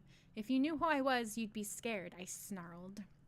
I'm a Soulless. I have no reason to be scared of you. He raised his left hand and pulled back his sleeve to prove a point. The mark of the Soulless was carved into his wrist, the same mark I'd noticed from my perch atop the bar's roof. The scar was shaped like a V, with 2 dots in the middle, one atop the other. fang marks. You should be the one who's scared, he threatened. Okay, maybe he had a point. The soulless scared me shitless, but fangs here seemed harmless enough for a vampire. I don't play games. My fingers tightened around his throat. I could snap your neck right here, right now. Fangs scoffed. This ain't gonna kill me, honey. It'd give me plenty of time to get the job done, I countered. Now tell me where to find your friends. What do you want from them? He asked, narrowing his silver eyes at me. It doesn't matter, I said. All that matters is that you're dead if you don't tell me. Laughter bubbled up from his throat, and I nearly gagged at the scent of copper and vodka on his breath. Vampires didn't have to breathe, but it must have been a habit. You'll only consider killing me once I tell you. Poor guy. He won't know what hit him. You obviously don't know who I am. I had a reputation to uphold, which meant if he didn't talk, he most certainly would die. Should I know you? Fang said with a suggestive smile. Pig. I slammed my fist into the side of his face for that one. He fell from my grasp and stumbled sideways, but stood straight up again in less than a second. His lip was split where my knuckles connected with it, but like all vamps, he didn't bleed. Ooh. Okay, there was an issue with connection. Huh. Are we good? Looks like we're good. Weird. Okay. If we're not good, someone yell at me. All I know, lady, is that you're in trouble, Fangs sneered. Before I had a chance to respond, he lunged forward. A sudden, sharp pain shot across my thigh. It felt like I'd just been impaled by a freaking sword. Was it forged in the fires of hell or something? My leg felt like the flesh was burning off it. I cried out and fell onto one knee. When I glanced down at my leg, I saw it was only a pocket knife. Only a pocket knife. And it was sticking 3 inches into my flesh. Lovely. I'd paid a high witch 3 months' worth of wages to enchant this outfit to shift with me, and now I'd forever have this hole in my jeans. My favorite pair of jeans, too. My ass looked perfect in them. Thanks for sharing. Yeah. A moment of lust crossed Fang's eyes as he stared down at the blood rushing out of my wound. Yeah, that's right. I'm a shifter, I wanted to yell. I bet I taste fan-freaking-tastic, you jackhole. I ripped the knife from my skin and pressed my free hand to my leg to slow the bleeding. Either Fangs had enough to drink earlier, or he saw the fury etched into my face and thought better of sticking around, because after only a moment of hesitation, he turned and hightailed it down the alley. A string of curse words trailed after him. It took me a moment to realize I was the one shouting them. I pulled my arm back and hurled the knife at his back, but it flew past his right hand, missing him entirely. I was not done with this vamp. I rushed to my feet, ignoring the pain shooting up and down my leg and the blood soaking into my jeans. I was 2 steps from tackling him when a figure sprang out from the shadows. He slammed into Fang's side and knocked him to the ground. I stopped in my tracks. The newcomer scurried to his feet and smashed a foot into the vamp's gut before he had a chance to move. Oh god, why did I do that? Why did I click around? Oh, good. He's on my side. I took a moment to steady myself against the side of the building and pressed my back over the wound. No, wait. And pressed my hand back over the wound. It burned more than it should, which could only mean one thing. The knife had been laced in vampire venom, which meant I didn't have long before the blaze hit full force and I was down for the count. Cohen, you bastard! The new guy shouted, his fist connected with Fang's face. Good shot, I thought, except... Hey, I snapped. I'm not some damsel in distress. I've got this. God, that's annoying. I'm not some damsel in distress. I've got this. Okay. The new guy was tall, at least 6 foot, with short black hair the same color as his skin. With those broad shoulders and all that muscle, he was the living embodiment of the phrase, tall, dark, and handsome. I might have gone weak in the knees at the sight of him if I wasn't already feeling unsteady from the wound. Handsome was too preoccupied with hauling Fangs to his feet that he didn't look at me when he replied. No offense, but I need a moment with this vamp. Wait, what? No, I objected. He's mine. Fangs grunted as Handsome shoved him up against the building in the same position I just had him in. Handsome landed another punch to his jaw with a loud thud. Hey, I shouted, go easy on him. I need him to talk. Handsome, striking brown eyes met mine, and they widened in shock. His gaze flickered down to my bleeding leg, and his face immediately fell. He hesitated for a moment, but it was one moment too long. Fangs swung his knee upward to connect with Handsome's groin. Handsome grunted and sank to the ground while Fangs took off running. I didn't waste a second. I sprinted after him. My leg burned like the sun, but I managed to put one foot in front of the other. But Fangs was fast, faster than any human alive. It was one of the perks of being a vampire. Sure, vampirism had its drawbacks, like sensitivity to sunlight, bloodlust, and the fact that they couldn't breathe the traditional way, but it also came with flawless beauty, quick healing, supernatural strength, and super speed at least 5 times faster than a normal human. Not to mention immortality, or at least a killer anti-aging enchantment. There were very few things that could kill a vampire. Luckily for me, I was pretty good at it. I stumbled forward, my hands slapped on the sidewalk. I caught myself and hurried back to my feet. The throbbing had spread down to my ankle and up my hip. I couldn't feel my knee anymore. Chasing him on foot was useless. I paused on the deserted sidewalk, only long enough to shift.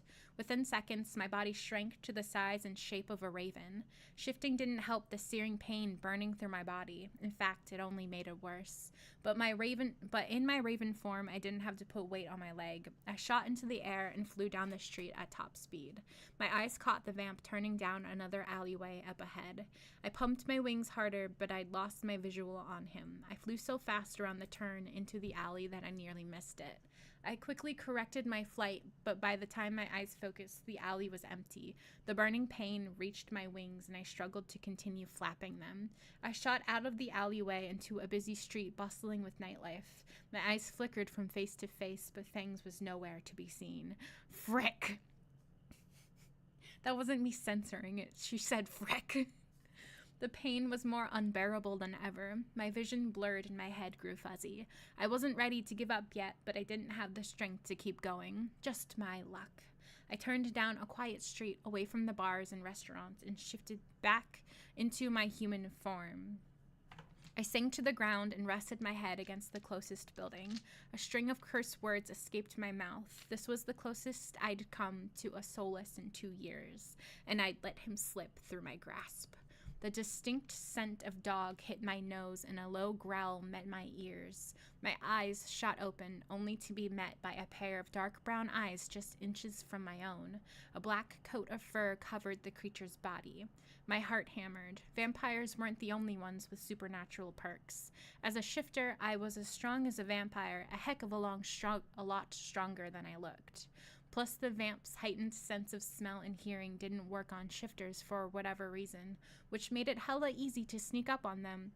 But none of those perks would help me now. With the venom pulsing through my veins, I didn't have the strength to fight off another shifter. Please, I started. My voice cut off when the black wolf rose to its hind legs. His body lengthened and his snout shorted as he shifted back into human form, his fur shrinking into his skin. Handsome stood fully clothed in front of me. "You're hurt," he said, breathlessly, kneeling to my level to inspect my injury. I resisted his touch and kept my hand pressed over the wound. Sweat dripped from my face. "We have to get you to a hospital," he reached for me. "No," I groaned, my head lolling to the side. "Yes, we do," Handsome argued, like I didn't have a choice. His arms folded around me. "No," I said more clearly, pushing him away. "A hospital won't help." The knife was laced in vampire venom. Handsome's jaw tightened, and he cursed under his breath. "It's not enough to change me," I told him through labored breaths. "Just enough to hurt like heck." I didn't mention the part about its anticoagulant properties, which meant if I didn't get this wound taken care of soon, I was going to bleed out. A wound infected with vampire venom didn't just heal on its own. It required a vampire saliva or a healing spell. Luckily, I had one of those. I just had to get to it. "Let me help you," he offered. "I can do it myself," I protested. I pushed myself to my feet to prove a point, but I didn't have the strength to stay upright. I stumbled forward. Handsome caught me before I smashed my face into the concrete below me. He smelled familiar, like cinnamon. It was the scent of my mom's kitchen on Thanksgiving morning. God, I missed her. "You need help." He wasn't informing me, he was demanding. There was no denying the truth, but I don't know you, I said, harsher than I intended. I'm Ven, Handsome introduced. And you? Yeah, I wasn't giving him my name. You're the Ravenite, aren't you? Ven's voice was soft in my ear. Don't call me that. I drew away from him, but only stumbled again. I had to do something fast if I didn't want to pass out. You are, aren't you? He pressed. Nausea twisted in my gut. I thought I might vomit from the pain. I only nodded as I sank to the ground and pressed my face into my bloody hands. What's that healing spell again? I need to start memorizing these things. I have to call you something, Ven said. If you don't want me calling you Ravenite, how about Ray for short? Close enough. I nodded. Ven knelt beside me. Now that we know each other, will you let me help you? The sidewalk swayed in front of me. Unless I wanted to spend the night bleeding out here, I had no choice but to accept his offer. Okay, I agreed, though I was barely able to spit the word out. No hospital, though. My apartment.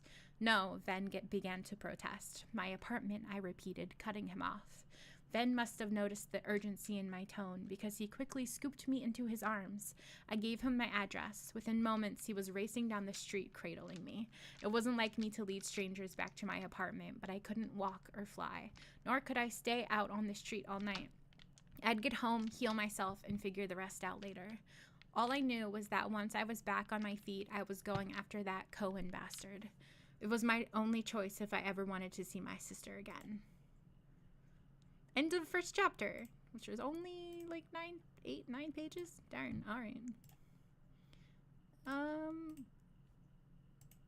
Ravenite, Vengeance and Vampires, Book 1 by Alicia Rades, and it is, supposedly free right now. Look at that, $0.00. The audiobook, $5.95. I'm not getting paid to sponsor these things. I'm just going through the things that I already own for fun. I bought this thing 3 years ago. Almost 4. I don't know if I even finished it. Did I ever read it? It's gonna be awkward if I did. No. Okay. I kind of vaguely remember this one, honestly. Okay. Dead Rising. I think I remember Dead Rising having something to do with vampires, but that might be wrong.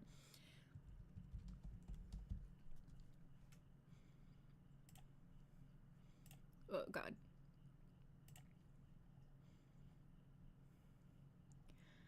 Of course, I needed to add the title, the author's name. Debra Dunbar.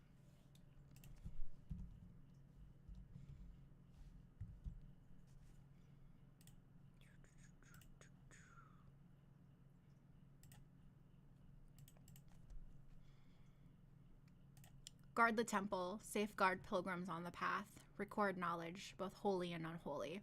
Those are the 3 mandates Templar knights have followed since the 12th century, but it's the 21st century and Arya is not a knight. She's refused to take her oath and instead is barely making ends meet as a part-time barista in Baltimore. Just before she's served an eviction notice, the mistress of the local vampire family offers her a job to research a magical symbol. It's an easy task for a woman who has spent most of her life either in armor or with her nose in ancient manuscripts. But when her research reveals a sordid connection between the vampires and a mass murderer, Arya needs to decide who's in the right and worthy of her protection. Modern Templars believe only God should judge, but Arya must do exactly that or watch the Baltimore streets run red with blood. Book 1 of 6. 328 pages, and currently $4.86 on Kindle, which is a weird number. I bought this thing in 2021. Okay. Oh, I had to download it. Okay. It downloaded fast. Once again, I'm like 100 pages in.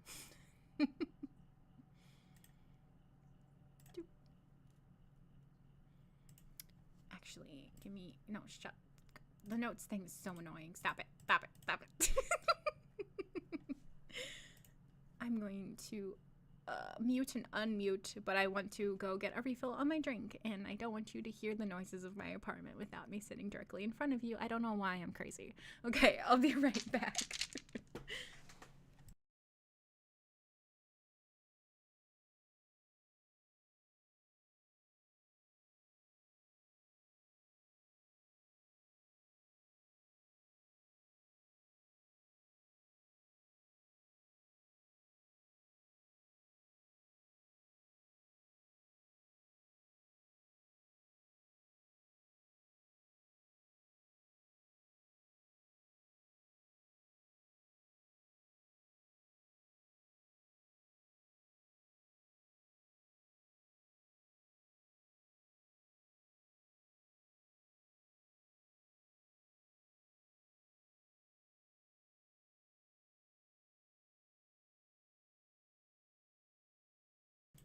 Candied ginger is so good.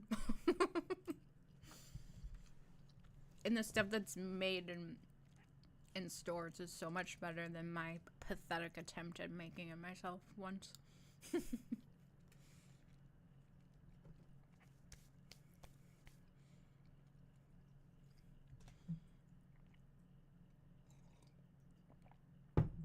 We have yet to have a vampire as a main character, and I'm not sure if that's my fault. Like, have I been ignoring the stories and not downloading the ones where the vampire is the main character, or are there just a lot more stories where they are the love interest or enemy? Interesting. Is this a me thing? Is this a me problem? Probably. I like the cover, though. I do remember when I read this before, I thought her skin tone, she was a black woman, but it turns out she's just white and tan. And I was like, ooh, a freebie story with a black woman as the main character, and then it wasn't that at all. I was disappointed. Preface. Give thy servant an understanding heart to judge thy people, that I may discern between good and evil. I don't know how to do the 1 Kings 9:3. Is that how I say it? I don't know. Oh, God. Oh, we have. I've actually highlighted a couple things. Good Lord. Okay. Chapter 1. The sun had set by the time I made my way out of the theater. Mist, heavy in the muggy summer air, made the streetlights seem as if they had halos of gold. Music thumped from a club down the block, and the faint aroma of steamy garbage hit my nose. Baltimore, my new home, a city where it seemed the streetlights were the only things with halos. I know I was calling that out. I highlighted that as a personal call out, but you didn't need to say that the streetlights had halos twice. It would have been better if you just said it the once for emphasis. Anyway, the play had sucked. What had possessed me to go see an artistic rendering of the night of the 1793 yellow fever outbreak in Philadelphia, set to Bernstein-style music, no less. Ugh. Just ugh. I know what had possessed me. Boredom. It was Wednesday night. What else was I supposed to do? Certainly not hang out with friends or go on a date like normal people. No, I was watching people die in 3 acts. The actors, their careers, the audience. I think a little bit of my soul died in that theater. And now I face the prospect of driving through the less desirable portions of the city, thinking about jaundiced, feverish people coughing up blood clots, driving back to my tiny, ratty apartment where I'd sit the rest of the evening alone, sleeping and counting down the hours until I put on a scratchy polyester shirt and khaki pants and went to my minimum wage job. Why did I think this was a good idea? The whole thing, not just the crappy play. My days were one mind-numbing hour following the other. I do have this on screen, right? Yeah, okay. It was minimally better than the life I'd left back home. No wonder normal people turned to drink and drugs. It was a sad commentary on my life that I felt a jolt of excitement to see a man standing beside my car, obviously waiting for me. He wore leather several shades darker than his skin with a chain belt. Kinky. Weird. If he'd have been a human, I would have pulled the mace out of my purse in preparation to defend myself. Since he was a vampire, I instead got out my car keys. I think I highlighted that because I was like, yeah, but that doesn't actually tell me how dark his pants are or how dark his skin tone is. There's like white leather, right? So thanks for that description. I still don't know what he looks like. Yep, they were very useful when I can be very judgy in my personal notes. Please don't hold it against me. You weren't supposed to see this, but it's too late. I can't take them back. We are suffering together. Yep, they were very useful when it came to gouging and scraping skin, but it was the heavy 18-karat gold Celtic cross that hung Celtic Celtic cross that hung from the keychain that would serve me best in a fight. Not that I wanted to fight a vampire. The gold cross and a few quick spells were all I had to combat his superior strength, speed, charisma, and those darned pointy teeth. I could sense vampires who were within a reasonable proximity to me, by sight, definitely, although there was nothing particular about them that should have made them stand out from the other humans. No, it was something else, some kind of sixth sense, some weird feeling that crawled up my back every time one was near. He turned, and I recognized the broad cheekbones and the dark eyes. Dario. Thinking, is that a real name? People going around being called Dario instead of Mario. Vampires like to hang out around the inner harbor in Fells Point. I've seen this one in a lot of the pubs where friendless women had, like me, passed the time, no doubt trolling for tourists to eat. I'd seen him enough during the last 6 months that I'd start sending over Bloody Marys and leaving notes at his table with type O negative and the phone number of the local blood bank. My harassment wasn't one-sided. He liked to respond by sending me drinks loaded with those little plastic swords, or napkins with drawings of demons dragging off nuns and stick-figure knights chopping the heads off dragons. Lately, he'd been signing his artwork, which was how I knew his name. That was pretty much all I knew. In spite of the drinks and notes, we'd never spoken. Dario, it's a me. Dario kept to his side of the pub, picking up a different woman each night. I stayed to my side, drinking cheap beer and eating happy hour food. Dario usually wore jeans and t-shirts, or the occasional khakis and button-downs. Khakis. Whatever helped him blend in best with the humans. I had no idea why the sudden village people homage. I snickered. On your way to a bondage club? Even with his sudden lack of fashion sense, I had a weird fascination with this vampire. He didn't try to bite me, and I didn't try to cut his head off, which shouldn't have been enough to give me a thrill every time I saw him. Yes, he was always picking up women right in front of me, but that didn't dull the joy I felt every evening that I ran into him. Better them than me. The dude was total eye candy, but I wasn't desperate enough for male companionship to allow someone to chomp on my neck. And it's not like we really had much in common, what with him being a creature of the night and me liking to be in bed by 2 a.m. at the latest. He ignored my jibe regarding his outfit. Leonora needs to see you. Who? Was Leonora one of his dreamy-eyed blood donors? Because I was not up for a threesome tonight or any other night. The mistress? The leader of the Baltimore Balage? The vampire equivalent of a werewolf pack or a witch coven. I hadn't known the local leader's name, which was a dumb move on my part, especially since I'd been sending one of her family alcoholic beverages pretty much since I'd arrived. Yeah. And yes, the thought that a vampire mistress wanted to see me sent a cold chill up my back, one I tried to hide with a show of false bravado. What, she wants me to make her a chai latte with an extra shot of plasma? Dario's face remained expressionless, as usual. In spite of my attempts, I could never get him to crack a smile, or even a scowl. No, she needs to consult a Templar. My hand went instinctively to my right wrist, covering the red cross symbolic to our order. We all got one once we started night training. After a few weeks of covering it with wide leather bracelets, I finally gave up, figuring no one would recognize the mark for what it was. Apparently, I was wrong. That is pretty dumb of you. Yeah. I'm not a knight. Obviously, his lips twitched. Ooh, a less than subtle smackdown. It wasn't a quick smile on the vampire's face, but I'd take it. And I figured if he was smiling, then this request for my presence wasn't likely to end in my death. Although with vampires, one never knew. Templars and vampires didn't have good history. 900 years ago, we'd slaughtered them by the thousands. I'm sure many of them remembered that, and the ones young enough to not have lived through the massacres would have heard the tales.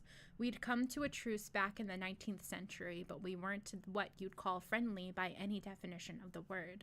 Metaphorically speaking, they stayed on their side of the bar and we stayed on ours. Yeah, and I'd been sending one of them drinks for months. Clearly, I like to live dangerously. So what does Leonora want with a non-knight Templar? That is not for me to say. He gestured toward the black SUV parked next to my ancient Toyota Camry. I could refuse. If he tried to force me, I could poke him with my gold-crossed keychain, run as fast as I could, and scream for help. Of course, even if I got away, I'd be facing an evening sitting alone in my shitty apartment, staring at the walls, thinking about yellow fever, and waiting for a bunch of bloodsuckers to sniff me out. That truce should guarantee my safety, but in reality, there were no guarantees. I couldn't think of anyone in my order who had any sort of business with vampires. Nothing to give me an indication of what to expect at this meeting. I need some promise as to my safety. I might like to live dangerously, but walking into a house full of vampires without at least a pinky promise was beyond even my reckless impulses. He sighed dramatically. Have I attacked you in any dark alleys to date? In spite of your provocative advances, I've kept my distance. I promise you'll be safe. From me, from Leonora, and from the other vampires at the house. There. Feel better? Advances. Provocative advances. I felt my face heat up. Friendly teasing, maybe. Provocative advances, no. In spite of his reassurances, I hesitated. Look, you're a Templar. As tasty as you look, dining on you carries a price that none of us are willing to pay. Now get in the car. By price, he meant the wrath of my family in order if I was attacked in violation of the treaty. Although I got a weird feeling he was also alluding to something quite different. Either way, I'd run out of arguments. So I walked over to the passenger side of the SUV and climbed in. Dario slid into the driver's seat and started the car. As we headed to the north end of town, I debated texting someone to let them know where I was going. Who, though? Going to see the vampire mistress? Call in a night if I'm not back by morning wasn't the type of message that would be received well by any of my co-workers at the coffee shop. And my family. ... No, I was flying solo on this one. Templar or not, one more word about my attire and I rip your throat out. There was a sort of dry humor to Dario's voice, not mirrored in his expression. I was perversely thrilled to be eliciting some kind of emotion from the vampire, no matter how violent his threat is.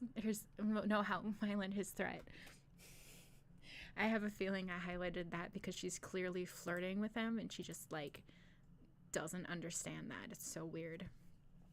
So I can't sing YMCA. Baiting this vampire had become my new hobby. Get a life, God. Hopefully Dario wouldn't take my teasing as additional provocative advances. Not if you want to survive the night. Joking. I was going for some sort of dark vampire humor. I was trapped in his car. He'd already threatened my life. I figured I might as well keep going and see the extent of a vampire's funny bone. God, she's so annoying. I gotta ask, do you guys ever turn into bats and fly around? Once the vampire decorations came out, I wanted to stock up on some rubber bats to scent his way with the Bloody Marys. He looked offended. No. Do you? I'm working on it. Flying, that is. It would save me a ton in gas costs, not to mention auto insurance. Although, if I was going to choose an animal, I'd pick something better than a bat.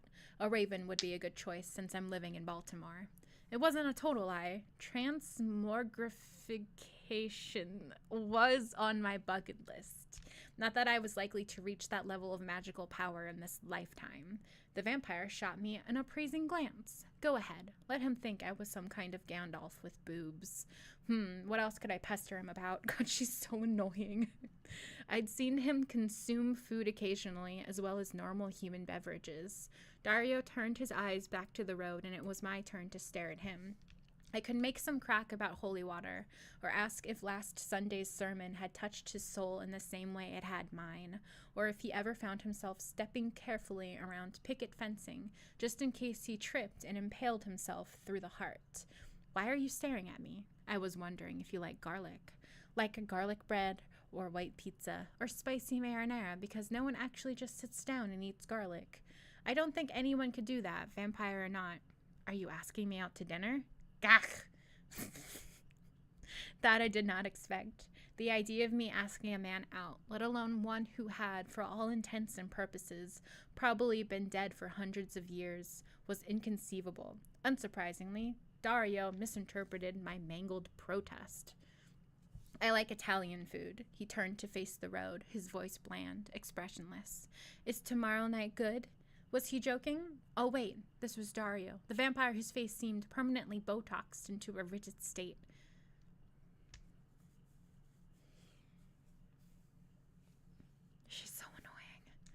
I tried to think of an excuse, but nothing came to mind.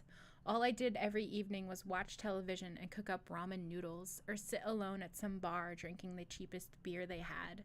Tonight's theatrical production had been a rare adventure. No wonder you're so boring and lonely. Cesario's, their Grancio Ancona is quite nice, and they have a Chianti I particularly like. I opened my mouth only to snap it shut. Holy crap, I had a date with a vampire. Centuries of us slaughtering them, and them occasionally killing a few of us, and I had a date with one. I didn't think the truce meant we were free to date. I wasn't confident enough in Dario's ability to accept rejection to correct his mistake, and the prospect of some decent food did sway things in favor of this date. A date with a vampire. Dad would kill me if he found out. No. Actually, Dad would give me a list of questions to ask Dario, as if I were Barbara Walters on an exclusive interview. Mom was the one who would kill me. I did the side-eye thing and wondered if Dario had any intention of having me for dessert. That expression of satisfaction on his face, it was making me more than a bit uneasy. Oh well. At least I had additional reassurances of getting out of this meeting with Mistress Leonora alive. Dario would want me to remain alive at least until date night. I'll pick you up at your place at 9, after sunset. I'm guessing this restaurant kept late hours in the summer. Did they have vampire investors? Were they aware of the peculiar dietary inclinations of their guests? Vampires weren't truly out when it came to the human world, but they did trust some with the knowledge of their existence. I wasn't sure how I felt about going to a possible vampire-friendly establishment. I'd need to make sure I slapped the leather bracelet back on to cover my tattoo, just in case someone thought I was there on official business or decided to retaliate against me for my order's pre-truce activities. Okay, 9 it is. Certifiably insane, that's what this was. Although Templars did take the pursuit of knowledge seriously. Dad was always on my case about being well-informed. How better to find out about vampires than to go out to dinner with one? You could read a book, dummy. That's exactly what I'm thinking. You could, not. You could just, not do this. Well, that was true, and I certainly had a lot of books at my house, but nothing beat field experience when it came to research. God, she's so annoying. I gave up baiting Dario to check out my surroundings. After 6 months of living in this city, I was ashamed to admit I wasn't familiar with anything north of Hopkins. Baltimore was an odd mix of blue and white collar, of tourists and residents, of crushing poverty and waterfront wealth. We were far from the harbor, but the houses going by outside my window definitely belonged to the well-off. I'd have to GPS this later and find out exactly where we were in relation to my house. Fancy brownstones gave way to a collection of Victorian and Queen Anne-style homes with balconies and wraparound porches festooned with lush Boston ferns. We pulled into one driveway and up to a 3-story home nearly hidden behind massive oaks and maples. The dim golden light from the windows made me think of candles. Romantic, but all I could imagine was drapes catching fire and the whole house going up in flames, which wouldn't be a good thing for a house presumably full of vampires. Dario parked the SUV alongside 2 others, and the moment I got out, I felt them. Dozens of vampires. Maybe more. My skin prickled, and I rubbed my arms. I couldn't see any of them, but I could feel them nearby. For a fleeting moment, I wished I had my sword, but it wasn't like I could ask Dario to swing by my apartment on the way to this meeting. I don't see why you couldn't have. You probably could have told him you needed some things in there, but sure, fine, whatever. I didn't usually carry it around. Sitting through a play with a huge sword in hand, even a play about yellow fever, wasn't socially acceptable. The vampire took my arm with a motion that seemed more protective than forceful and led me across the brick courtyard to the entrance. Once inside, I was relieved to find the golden light was from shaped lamps and not open flame, although why I was worried about a bunch of vampires burning to death, I don't know. Me neither. 3 vampires met us in the foyer. Maybe it's just for, word count. 3 vampires met us in the foyer. A big, bold guy and 2 steely-eyed women. They all wore black leather, and I forced myself to not comment. I might feel reasonably comfortable teasing Dario, whom I'd seen out and about for months and had a sort of minimal friendship with, but not these vampires who looked like they had even less of a funny bone than Dario did. You don't even know this guy well enough. Like you already said, this is familiar. This is familiar irritation. I know I was mad about this before. She'd never actually even spoken to him. And all these months, the first words to him ever were an insult. She feels safe insulting this stranger, but not the other ones. She's so annoying. New blood slave Dario, one of the women commented. A slow smile curved her lips, but never reached her eyes. She's pretty sweet. If you don't want her, I might be interested. Dario's hand tightened on my arm. This one's off limits, Rosa. She's the Templar. The woman sidled up, her smile widening enough to show her fangs. I reached in my pocket and wrapped my fingers around the keychain, but Dario edged in front of me before I could pull the crucifix out. He hissed, and the woman backed off. There was one of those significant moments of silence. I forced my fingers to relax on the crucifix. Leonora is waiting. The woman tensed, then lowered her eyes, backing up and stepping to the side. This whole thing was a bad idea, but I was in it to win it at this point. Might as well soldier through this meeting. As dicey as it might get, it had to be better than yet another boring evening alone in my apartment. I'm trying not to pause every paragraph, but oh my god. You could just leave. Like, She's like all of these excuses for all of the things that she does. She could just do them or leave. Okay. My four vamp honor guard led me into a living room converted into a throne room. A carved wooden chair sat facing the door, big enough for two to sit with minimal intimacy. The windows were covered with heavy drapes, the lighting barely enough to make out the shadows. Dario halted, and since he was still holding my arm, I did too. Wow. Thanks for that. As we waited, for once I kept my mouth shut. I'm having trouble. This house was eerily silent. The only sounds were the crickets outside and the brush of tree limbs against the windows. The vampires were like statues beside me. Finally, I heard the soft whoosh of a door swinging on well-oiled hinges, and 3 more vampires entered the room. The air crackled with their energy, prickling my skin and making me feel slightly claustrophobic. So much leather.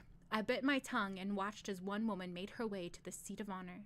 She was tall and generously proportioned, with a pale oval of a face. Her black hair was curled and arranged in a complicated updo, her eyes dramatically made up. Impressive cleavage squeezed northward from a riveted corset. The woman had a serious rack. I swear she could put a tray on her boobs and serve hors d'oeuvres. Thanks for telling me. Leonora sat. I held my breath, waiting for the tight leather pants to give way, but they held. She leaned back and crossed her legs, further testing the limits of modern tailing. Thanks for sharing. Solaria Angelique Ainsworth to see you, mistress, the bald vampire beside me announced. I cringed at the god-awful name my parents had saddled me with. Aria Ainsworth was what was on everything except my birth certificate and the family Bible. Even the shortened version was weird. I would have changed it years ago, but names had power when given in ceremony, and I wasn't willing to leave that power behind, even if I had the worst name in the history of our order. What was it? Solaria Angelique Ainsworth is a pretty name, you fucking weirdo. It's better than Dario. It's me. Sorry. Fuck. Dario jabbed an elbow into my side. Suddenly, I realized the vampires were staring at me expectantly and had been doing so for a while. I made a hasty bow. Pleased to meet you, Mistress Leonora. The vampire mistress got right to the point. We have been told you are a Templar.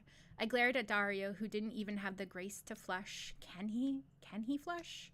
I guess this was payback for those Bloody Marys and snarky napkin messages. Yes, ma'am. I haven't taken my oath, though. She blinked. Not taken. ... But you must be at least 30 years old. 36. Guess I needed to start moisturizing. Maybe a little Botox of my own would be a good idea. Leonardo changed an unreadably blank glance. No, why did I just fucking... Leonardo exchanged an unreadably blank glance with Dario. But you are an Ainsworth? Tarkin Ailpine Ainsworth's great-granddaughter? Okay, maybe I wasn't the only person in the history of the Templar Order who had been given a truly horrible name. I am? I could feel her confusion. My great-grandfather was a legend among the Templars. His descendants had been... disappointing. Still, children of Templar families took the oath at 22 and began their lifetime of service. They didn't shirk their duties for 4 years, then skip off to make espresso in Baltimore. We request the gift of knowledge, Leonora announced. The former confidence in her voice was now edged with doubt. Knights of the Temple had 3 guiding principles that served as the focal points of their lives. One of those involved the pursuit and recordation of knowledge, which included ensuring that knowledge was openly available to all, and that did mean all. If the Prince of Darkness himself flagged one of us down on the street corner to ask directions, we'd be duty-bound to provide him with such. Good and evil were subjective concepts, and we were not in a position to judge. Only God held that right. In the normal course of things, a knight would have smiled and told her they would be honored to do so. But I wasn't a knight, and I was on the verge of being evicted from my crappy apartment if I didn't find something that paid more than making lattes. Do you know? Well, if I decide this job is a good fit for my talents, I'll be requesting the gift of U.S. currency. Her eyes narrowed. It was forbidden for knights to take payment, but I had rent to pay, overdue rent, and I was sick and tired of my ramen noodle diet. How do you know you can perform this task? If you have not yet taken your oath, then how will you guarantee your silence concerning what we are requesting of you? I shrugged. I understand if you don't trust my abilities or discretion. You could always make a request to another Templar, one who actually is a knight. Again, there was an uneasy, wordless exchange between Leonora and Dario. There were only a few thousand of us Templars left in the world, and less than 100 on this continent. Knights don't respond to supplications for aid over email or via phone. Requests must always be made in person, which meant Leonora would need to travel to Virginia, New York, or California. All of those were outside the safety of her Bolage's territory. A Templar in the hand, no matter how untested, was definitely worth 2 in the bush in this instance. After a long moment, the mistress nodded and pulled forth a paper. She handed it to another vampire who couriered it the 5 steps to me. We need you to identify this mark and tell us everything you know about it. I looked down at the paper. This was a bit embarrassing. Everything I knew about this mark was a big fat 0. It wasn't any of the more common angel or demon sigils. Although it bore a slight resemblance to Mars, it wasn't planetary in nature. Maybe if I'd stuck around and become a knight, I'd actually know what the heck this thing was. This is annoying. I pursed my lips and pinched my chin in an imitation of my college professor. When you don't know squat about something, it's best to bullshit. Small details make all the difference when it comes to sigils and magical marks. I'd like to consult some of my texts to confirm my suspicions and give you a definitive answer rather than conjecturing. All those years in boring elder meetings, and the only benefit was that I could say, I don't know, in a way that made me sound like I truly did know. Nobody could talk their way around a situation like the Knights Templar. Legends abounded of how we rid a holy site of the devil by talking the poor guy into a painful state of boredom. I took a steadying breath and made my outrageous demand ready to negotiate. $5,000, flat fee for this job, half up front, half upon completion.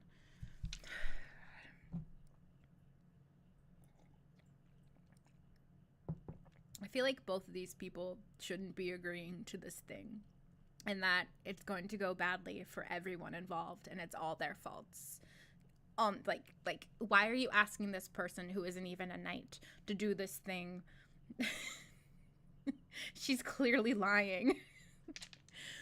You have 7 days. Leonora got up and walked out, flanked by her bodyguards and the 3 vampires who had escorted me into the room. No negotiation? Really? Earning $5,000 in 1 week was exciting, but her easy acceptance of that amount made my stomach roll over. I looked down at the symbol on the paper again, worried that this job wasn't going to be as simple as I had originally thought. No shit. My God. Truly too dumb to live. I'm calling it now. I say as though I haven't read some of this book already. I don't remember any of it. I just remember being annoyed. I swear to God, she's going to run into like 5 different moments in this book where she should have died. But by sheer force of being the main character, she can't. I just know it. She is too dumb to live. This is so annoying.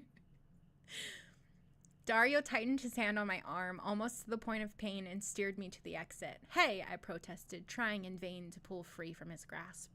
The former protective feeling I'd had from him was gone. This seemed more like he was marching me out to rough me up in the driveway. I will give you your payment in the car, he told me. Was it my imagination, or did I detect an edge of disappointment to his voice? Oh, end of chapter. Okay. Cool. Fantastic.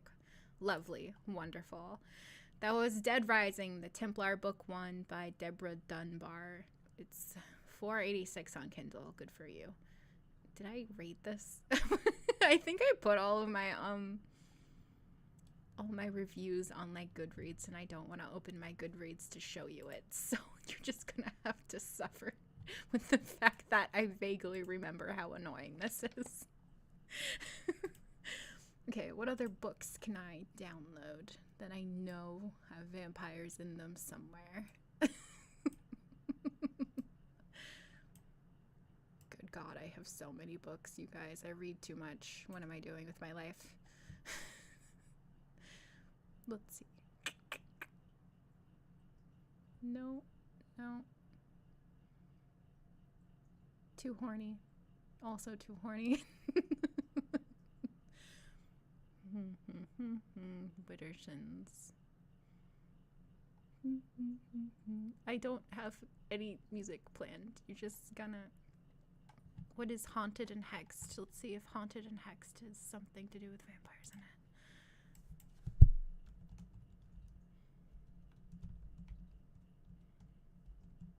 Ah! Why can't I spell anything correctly?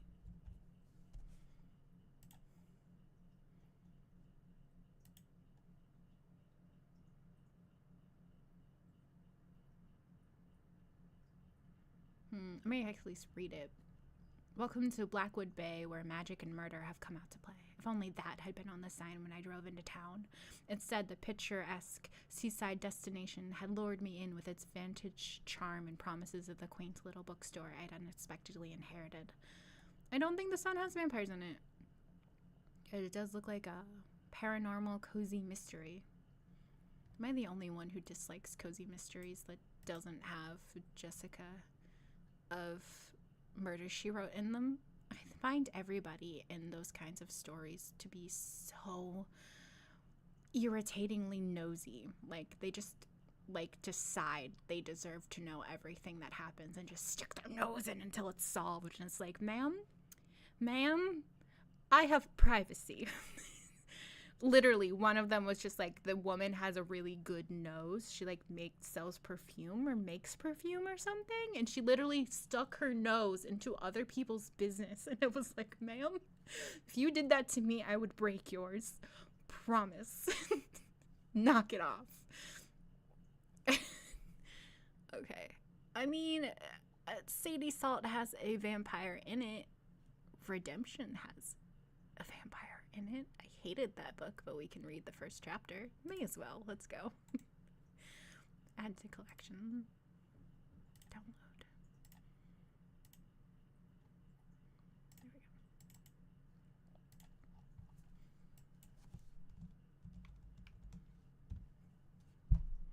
go. Oh, Liam Neeson. That's not what I'm trying to get. Liam Neeson, please. Please go away. League of Vampires. Well, there you go. Now we know it has vampires in it because it's in the title. League of Vampires. Book 1 of 9. And it's free, it looks like. And I bought this 3 years ago. Cool. A vampire slayer by necessity. Anissa Garnet is a vampire. She's also a slayer. Anissa is no stranger to taking out the enemies of her clan leader. Her assignment is simple. Jonah Burke is not to attend the League of Vampires. Ever. It should have been an easy kill. It should have been one and done. It would have been if Jonah Burke hadn't saved her life. An assignment like no other. Vampire clan leader Jonah Burke is that one. He didn't plan to be a hero. He didn't want to save the life of the slayer that was sent to kill him. Maybe he wouldn't have if he'd known. Too late now. Anissa just compounded his problems. Not that he didn't have plenty. A rebellious twin who wants to claim leadership of their clan, and a litany of supernaturals that want him dead. So what's a vampire to do when he saves the life of the vampire girl sent to kill him? Did I say the title of the Redemption, League of Vampires, Book 1 by Rye Brewer. And it's free on Kindle, looks like. Yay! I know I hated this one. I feel bad reading things that I've hated and then, like, having my commentary be, boy, I hated this one. This is what we're doing tonight, and I'm running low on options. God, it's like, not even 8 here. Icy hot for my sad arthritic hand. Okay. It's cute. It's a pretty cover, at least. Redemption, a vampire slayer by necessity. I am not reading this again. It was made by a lady on DeviantArt. Damn. All right. Anissa. How much longer will I have to be Marcus's instrument of death? Marcus Carver, head of the Carver clan and my chief tormentor. Who was I to complain? I signed up for this gig, didn't I? Not that I had much of a choice as far as I was concerned. It was safe to say I was tiring of that role as I walked down the long, lushly carpeted halls at a brisk pace. Before me strode the 2 black-clad men sent to fetch me. I did what I could to affect an air of insolence, to prove I didn't care what Marcus wanted. That was important enough to interrupt my studies. He placed a great deal of importance on my education, almost as much as he did on my other activities. I always had the feeling he didn't care about my schoolwork, only pretending to because he knew it mattered to me. His way of tormenting me. One of many. He would never forgive me for daring to question him, even as he used my skills. Marcus wasn't one to forgive and forget. The hall was so long, miles maybe, it seemed, though that didn't make much difference to me or the pair in front of me. From the outside, to the human eye, the mansion looked like many others along the outskirts of New York City and the fancier neighborhoods.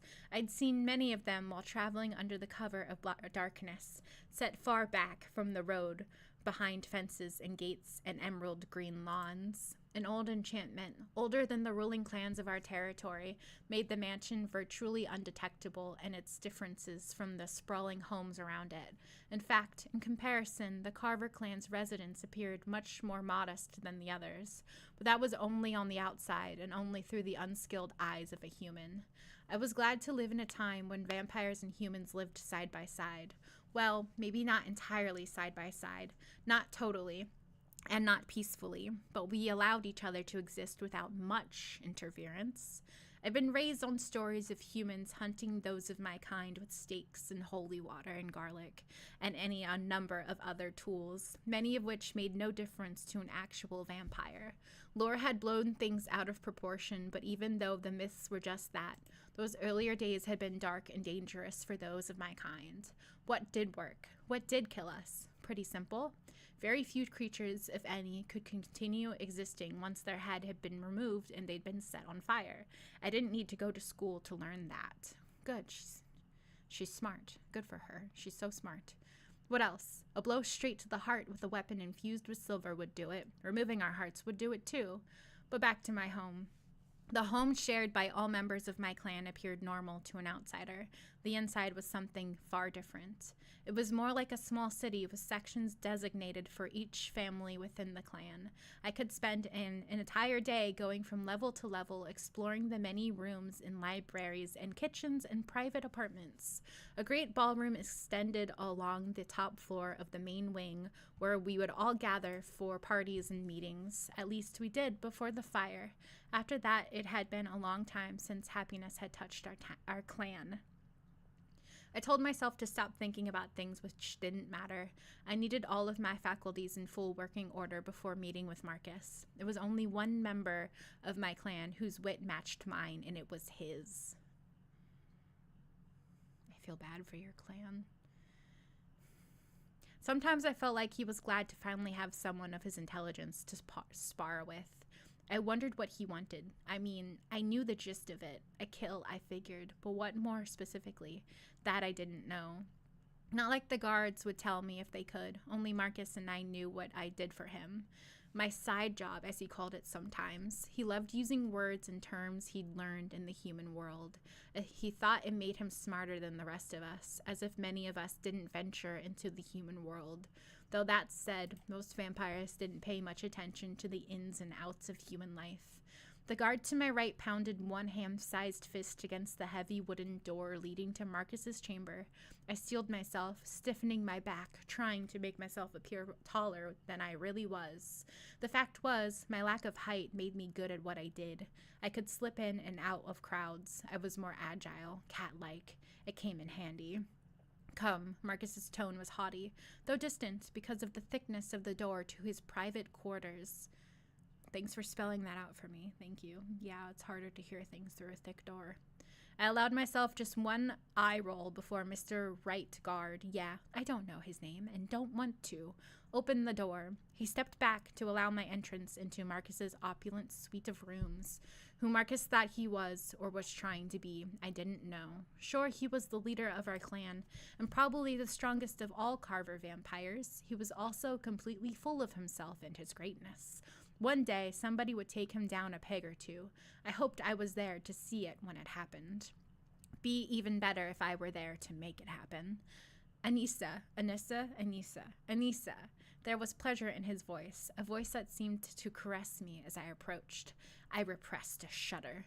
More than once, I'd wondered exactly how much enjoyment he got from the position he had me in, over a barrel, between a rock and a hard place.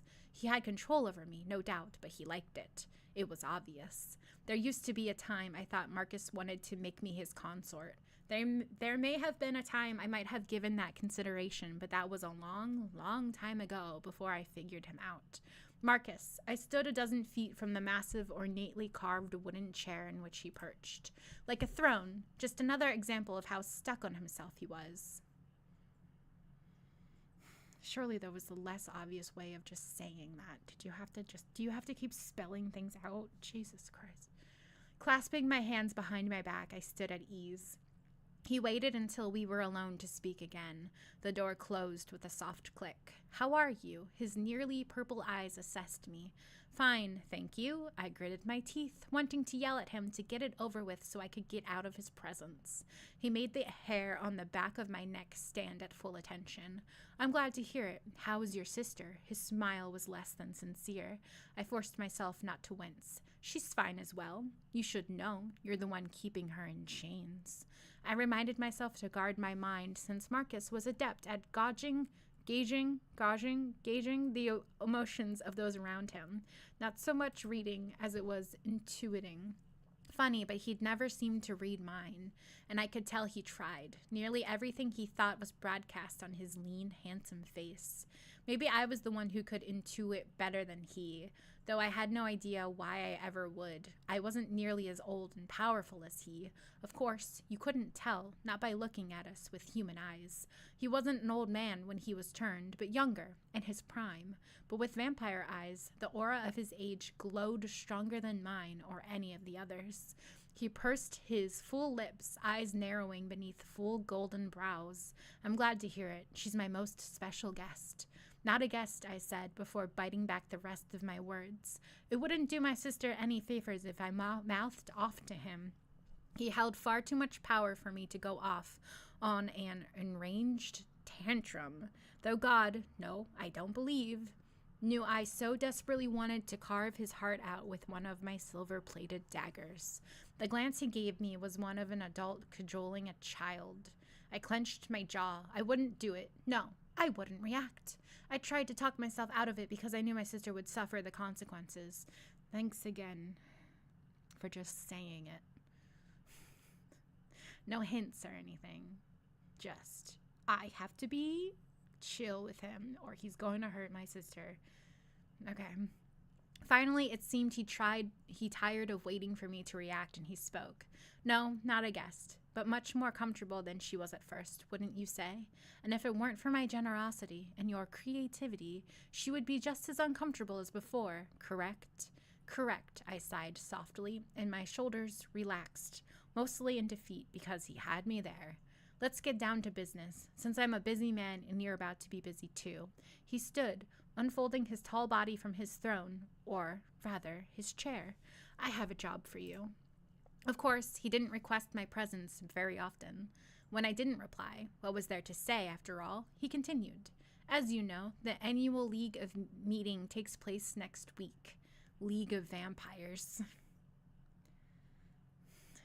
You couldn't have come up with a better name.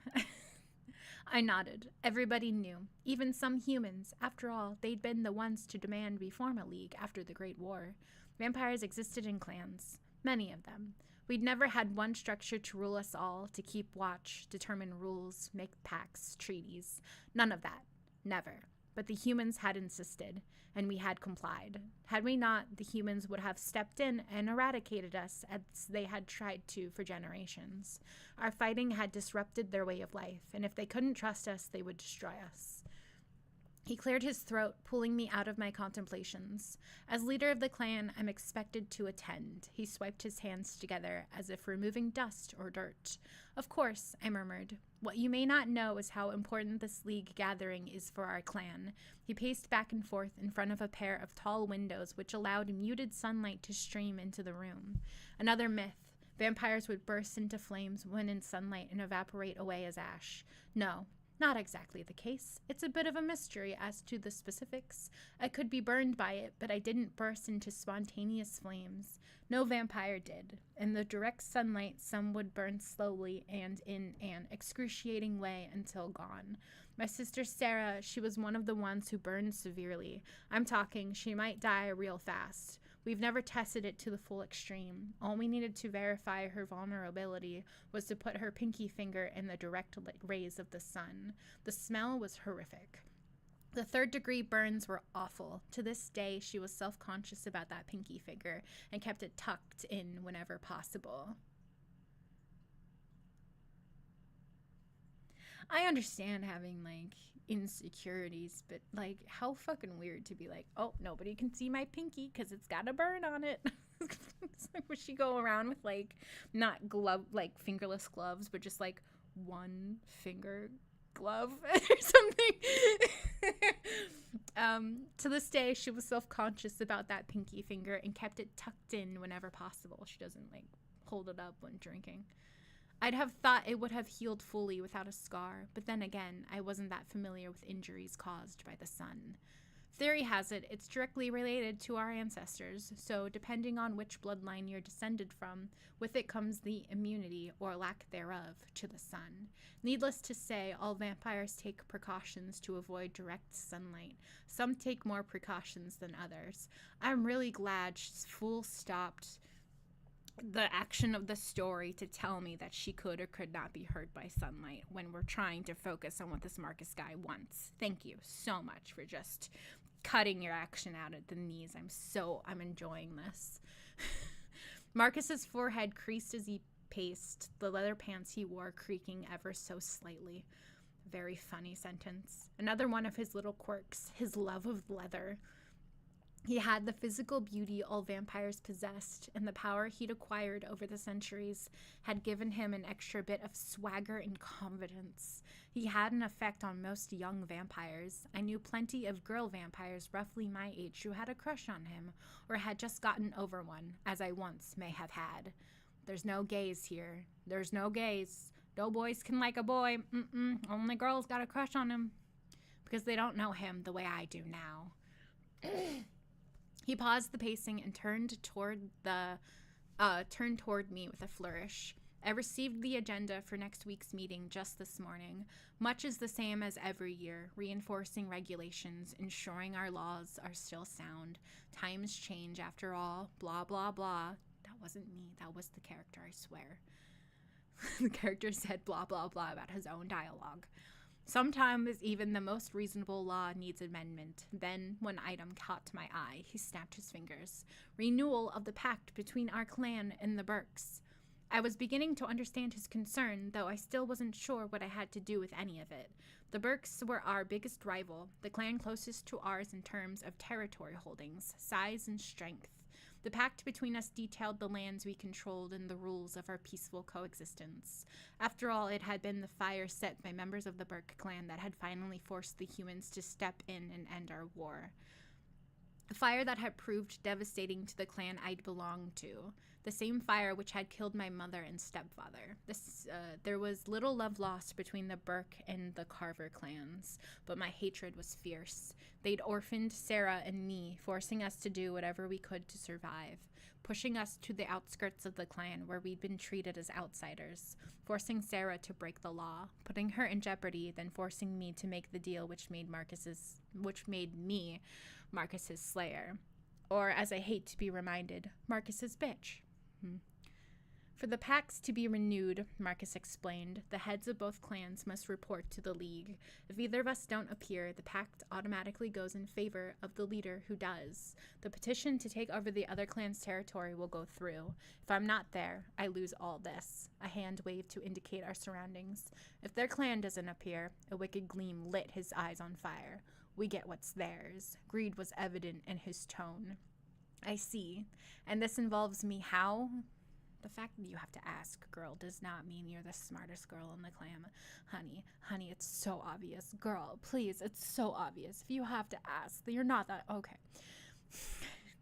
I had a feeling I knew all too well, but I wanted him to clarify for me, without his need for incessant talking, which really got to be a bit much after long. He smiled, white teeth gleaming, canines just slightly longer than those of a human. There was no happiness in his smile. If I'd had a beating heart and warm blood, it would have gone cold from his expression. Jonah Burke cannot make it to the League of Vampires meeting. I nodded, accepting my task. Got it. He didn't need to elaborate. I knew what he wanted. I'd been performing such tasks for what seemed an eternity, but was probably closer to 2.5 years, ever since the day I'd thrown myself on his mercy. I might not like Jonah Burke, but I respect him, Marcus explained. He's a strong leader. His clan looks to him for everything. Without him, his clan will dissolve into pandemonium. We'll take over the territory they currently claim, not to mention taking over the clan. I have no doubt we'll give back what they took from us, so many of our members cut down by their cruelty. His eyes flicked up and down over me. Your parents, if I remember correctly. You know they killed my parents, I muttered through clenched teeth. He didn't need to overstate his case. They did not even leave us with bodies to bury. I only bring it up to remind you what's at stake here. I want what's best for the clan. He stepped closer to me, and I felt closer than normal. His hands rested lightly on my shoulders. I feel like this Marcus guy over-explains things just because the author doesn't know what else to put into this chapter.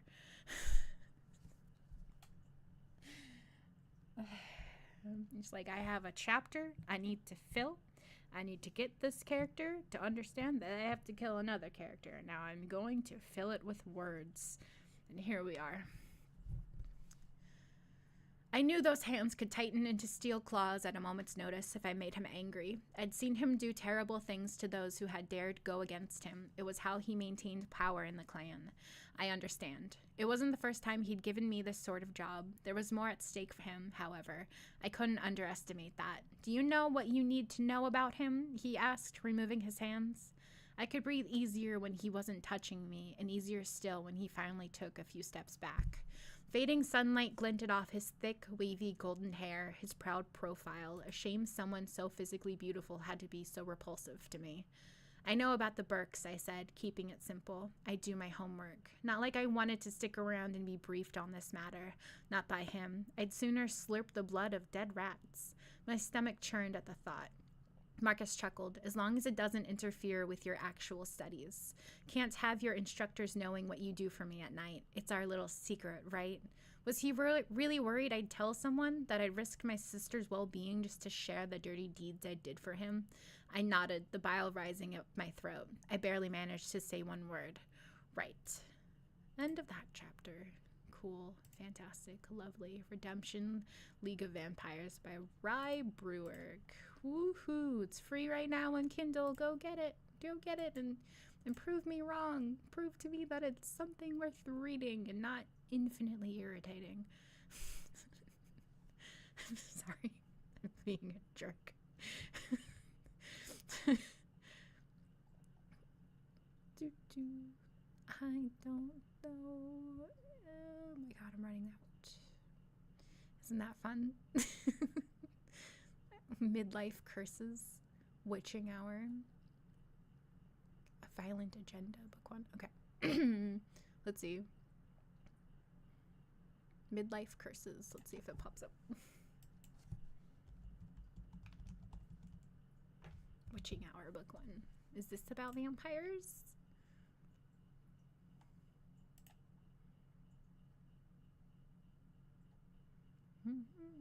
I don't know how to fill in the space, but punny, chapter titles, midlife problem, sarcastic, friends, witches, shifter, vampires, and lesser known mythical creatures.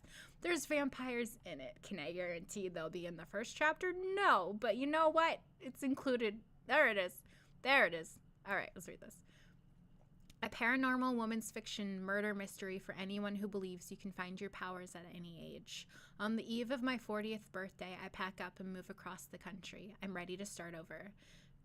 And Creel Creek, Virginia, is the last place either of my ex-husbands would ever think to look for me.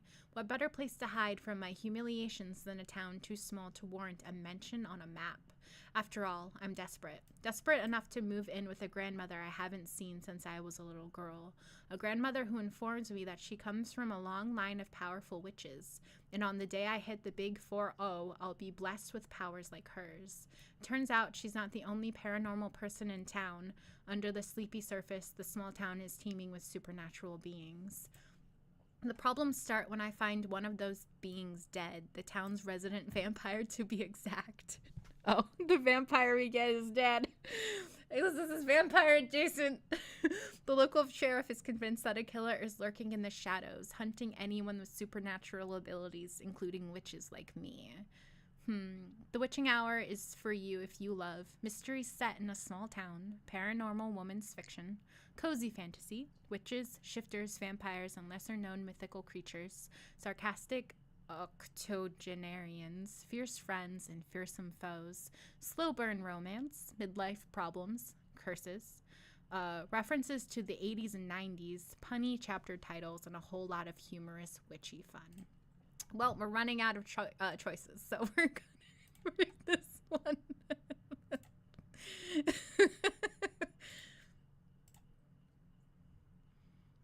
Right. There. Nope.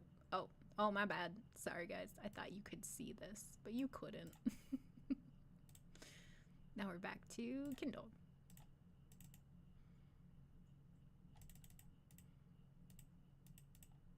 I just look for any, thing that's important. There's the cover. It's different from the other cover, obviously. I just said the other cover, so obviously it's a different cover. Good lord. The stupid is getting into me. Midlife Curses. Christine Zane Thomas. Written in 2020. The only thing that makes life possible is permanent, intolerable uncertainty, not knowing what comes next. Ursula K. Le Guin. Making sure you can actually see it. Whew. Actually, before we start, I'm going to the bathroom, so give me a second. Go listen to music on your own. I don't know, bestie. It's not my problem.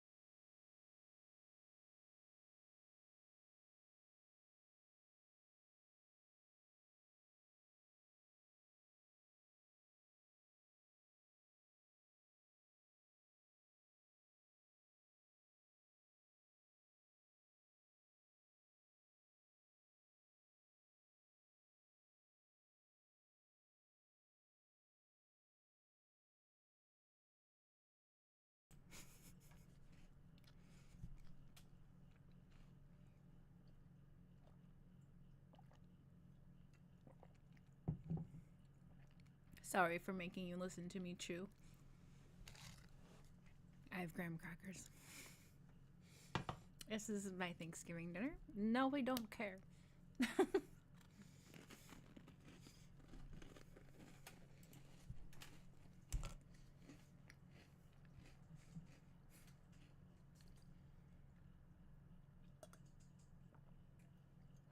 I'll make a giant amount of quesadillas later. Well, Chapter 1, in which I file for divorce. I stared at the email sitting at the top of my inbox. It made my insides want to leap to the outside. Only I couldn't pinpoint exactly why. At first glance, it looked completely benign. Only 4 words, meet me in 5. But I was on my 100th glance. I stared at those words until my eyes blurred. I was still unable to glean any more information out of them. Those 4 words were in reply to a standard company email. Software requirements for a new client. I'd asked to be CC'd on any correspondence between our sales and engineering team. At a small company like Swizzled Innovators, that meant I was added to an email between just 2 people. Melissa, our sales rep, and Mark, the head of engineering. Oh, and Mark also happened to be my husband. We'd started working there the same day. It was his idea, following several of his programmer friends from Yahoogle. What are all of these words? Why are you making me say programmer friends? Please. Yahoogle? I want to die. I wondered if Mark had made a mistake, if he'd hit reply all accidentally. An easy mistake to make, one I'd made in the past, often to my detriment. I watched the door to his office, the one adjacent to my own. Back when we'd started at the company, we shared a small office. Back then, it was fun. Working all hours at a startup hadn't seemed like a chore. Where is this meeting going to take place, I wondered. Is it a meeting at all or something else? Maybe Mark and Melissa got coffee together all the time. It weirded me out how easily Mark and Melissa rolled off the tongue, even in my head. In fact, it was so weird it made me shudder. There's no Mark and Melissa, I told my inner monologue.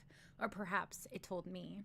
Right on time, Mark left his office. I pretended not to notice. Oh, here's my computer that just went to sleep. From the corner of my eye, I saw him glance my way, but he didn't seem worried at all. That was a good sign. I had to stand to see where he went next, to the meditation room. The dark, one-person-only meditation room. Not a minute passed before Melissa scurried that way, stumbling on her 2 high heels. She was awkward and self-conscious as a rule, but I could swear she used that trip as a ruse to gauge if anyone was watching her. I ducked behind my door before the tall brunette could see me. Melissa flipped the sign on the meditation room from vacant to occupied and slipped into the dark room. The room had once been used for lactating mothers when there was a lactating mother. Now it was supposed to be for moments of quiet reflection. There was a fish tank, a white noise machine, and 2 cozy bean bags. It was a perfect storm, a storm I wasn't quite ready to face. A few minutes later, I watched them leave. Only minutes. I knew Mark. He wasn't one to worry about anyone else's needs. In a way, it was funny. Melissa probably thought quickie meant something regarding time. I resigned myself to confronting him that night. Wait. Wait. Quickie doesn't mean time? Wait. Quickie doesn't mean time? Wait. Quickie doesn't mean time? Wait. Have I been wrong? Have I been wrong all this time? Does quickie not mean time? Is quickie just an insult? I thought it was a play on time. Am I wrong? Wait.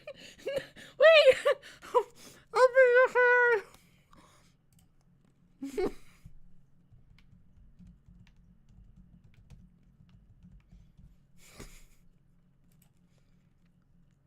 Oh god. Quickie means sexual intercourse is your last short amount of time. Okay.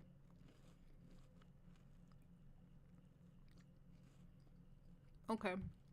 She was just insulting him. It's fine. It's fine. I'm right.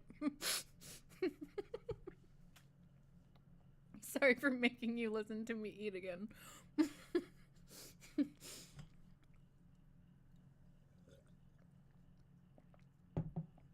I resigned myself to confronting him that night. My heart wasn't breaking. It was crumbling into pieces as I went back to my desk.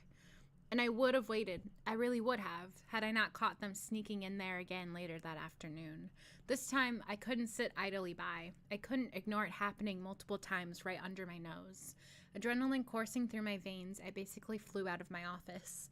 And before I gave myself a chance to think about it, I knocked on the meditation room door. In the tone I reserve for company meetings, my most demanding voice, I said, "Mark, I need to see you right now. It's urgent." Heart pounding in my chest, I stormed down the hall toward the break room, unsure where to go, unsure what to do. This wasn't the plan. The plan was to open a bottle of wine and calmly but assertively ask Mark for a divorce. Still seeing red, I was anything but calm. "Constance," Mark said. "Constance, it's not what you think." Mark trailed me like a dog with its tail between its legs, except Mark's tail was a belt dangling from his halfway down pants. He jerked them to his waist, zipped the zipper, clasped the belt, and said, "Okay, it is what you think, but I can explain."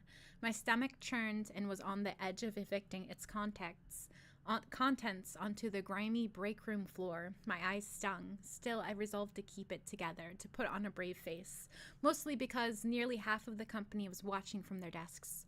The stupid open office floor plan. The tears began to flow down my cheeks. I should have seen this coming, a little voice in the back of my mind said it had. It said, I told you he was up to something. Only that little voice wasn't so loud a week ago. It hadn't warned the rest of me, the parts of my body doing all the work, pulling air into my lungs and pumping blood from my chest. Had those parts known, well, maybe I wouldn't have ended up a red-faced monster with mascara smeared down my cheeks and snot cascading from my nose. My thick blonde hair was frizzled where I twisted it in frustration, an attempt to subvert my hands to keep them from throttling Mark's highly throttable neck. "It's not you, it's me," Mark said twice, the first in an undertone, the second loud enough for Steve in accounting to hear. Accounting was in the back by the stairs. Strike one and strike two. Obviously it's him. Who else could it be? Given the way he and everyone else was looking at me, the answer, too, was obvious. But I couldn't let him win. He was just reeling off the same played-out cliché of a phrase he'd heard in every romantic movie ever made. Not that Mark had seen many of those, 6, maybe 7, and they were all comedies starring Adam Sandler. Oof.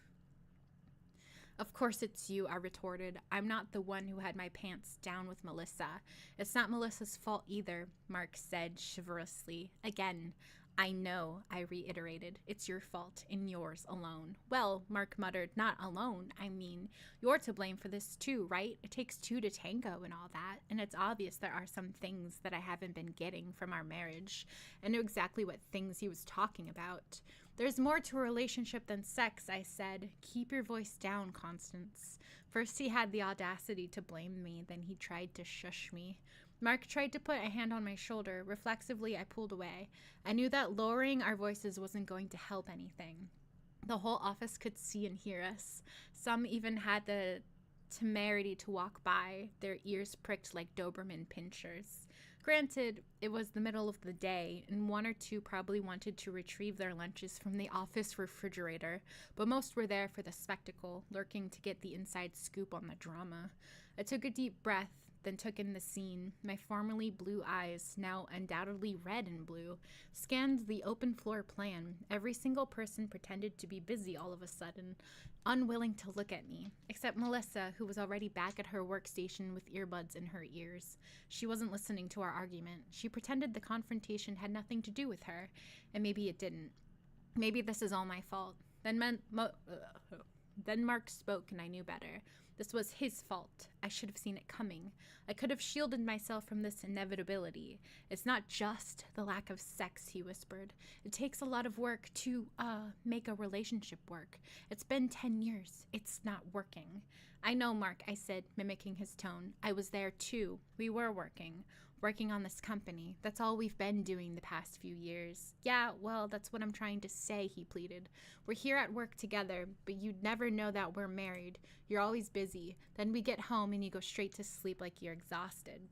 "I am busy, and I go to sleep because I am exhausted." "Right. And can't you see why I needed to sleep with someone else?" Oh, you're doing that. Oh, you weren't doing much sleeping. Brody Hickman couldn't hold his tongue any longer. He barged into the break room and refilled his coffee cup, officially making the break room and our personal lives fair game. A gaggle of employees streamed inside. I would be throwing hands. I would be throwing coffee cups and hands.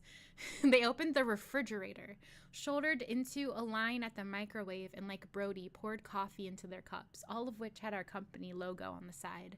This was why I should never have taken a job with all of Mark's friends and none of my own. I should have done something else with my life, not tried to micromanage code jockeys. It was too much. I wanted them gone. I wanted everyone to just stop, so I yelled, "Stop it, all of you." And they did. Everyone just stopped, even Mark. It was more than just a pause, though. Much more. They froze, unmoving. It was a relief at first. The weirdness of it took a few seconds for my brain to comprehend.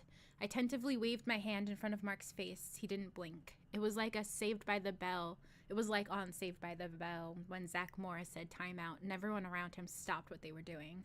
Only that was a TV show and this was real life. My life. I was starting to freak out. This couldn't be real. Then it clicked into place. I realized my words caused this. I screamed. I screamed again, loud and long, wishing for things to go back to normal, and everything did. Well, sort of. Mark and the staff unpaused, but now they were looking at me, wondering why I was screaming like I just met Pennywise the dancing clown. Brody took a sip of his coffee. Why the heck is the coffee cold? 15 minutes later, Randy, the HR manager, was in my office, telling me that it wasn't working out. Randy's words were the human resources equivalent to Mark's, "It's not you, it's me." 2 hours after that, I was in another office, the office of my attorney, and Mark was served divorce papers the next day. I wasn't going to wait around for the full 6-month waiting period required by California law for the divorce to be final. I let Mark have everything, the house with its 325 more payments, and the Tesla that I'd helped secure, and everything else he wanted. The TV, the other TV, the video game consoles, and our shared collection of Funko Pops. Well, except for the Harry Potter Pops. Those were mine. All respect I feel for you just kind of died. Ouch. Jesus. I don't want to read the next sentence. I know how it goes. I see the word Crookshanks. I'm cringing. Please. Just please. Please. Why are you doing this to me? You're allowed to like Harry Potter, but in the privacy of your own home, if you put it out into the world, I'm going to judge the shit out of you. What's your house? Ugh. I packed up Crookshanks, my 15-year-old Subaru Outback, the only car that was solely mine, the one I'd had since college, and I left. I started toward my dad's place in San Diego, but somewhere along the way I changed my mind. I let Mark have the whole state. I just kept driving without anywhere in particular in mind. I stopped to sleep. I stopped to eat, but I didn't consult a map or a phone. I was driving on autopilot. 2 days later, I was surprised to find myself on an unfamiliar doorstep. My memory of the road trip faded into nothing. I couldn't remember what roads I'd taken or what hotels I'd stayed in. Nothing. I had no recollection of how exactly I'd gotten here or where here was. I had no clue who was on the other side of that door, but I knocked on it anyway. I thought about running back to the car, but my feet might as well have been nailed to the porch. I couldn't go back. The door cracked open, and a narrow slice of an old woman's face appeared. She was smiling. "Constance," my estranged grandmother, Gran, said, pulling the door wide. "I've been expecting you." End of chapter 1 of Midlife Curses. Woo! I'm really glad that ended up being kind of witchy, because I was concerned there that it was like a very mundane breakup. And I was like, okay, but like, why is this in here? And honestly, it could have just been shorter. Could have been summed up a lot nicer too. But this is me nitpicking when I've only read the first chapter. But I think you can like find reasons to like or dislike a lot within the first chapter. Like everybody knows that like the first couple sentences are so important. I would continue reading this, but like skeptically on my own. She likes Harry Potter, and her car is named Crookshanks. I want to push her into a river. I'm a bad person. But you can buy your copy for $2.99 on Kindle if you want. Yay.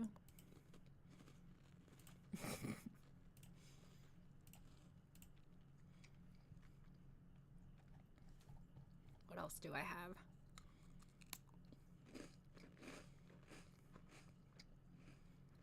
You now get to hear me crunch.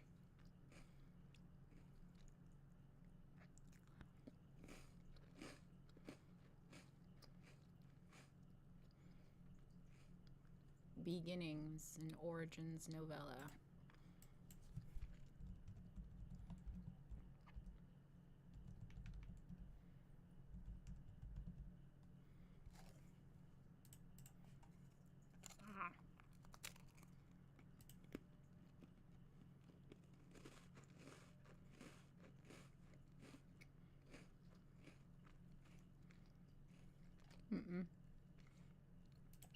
No vampires. What about Origins, Spectra, Book 1?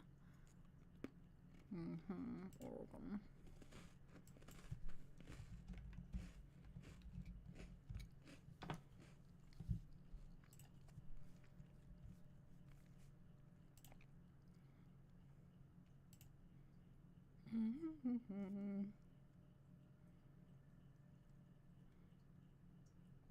More magic.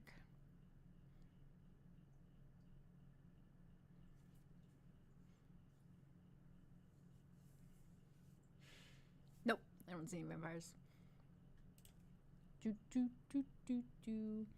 India Morta and the Ship of the Dead. Please, please.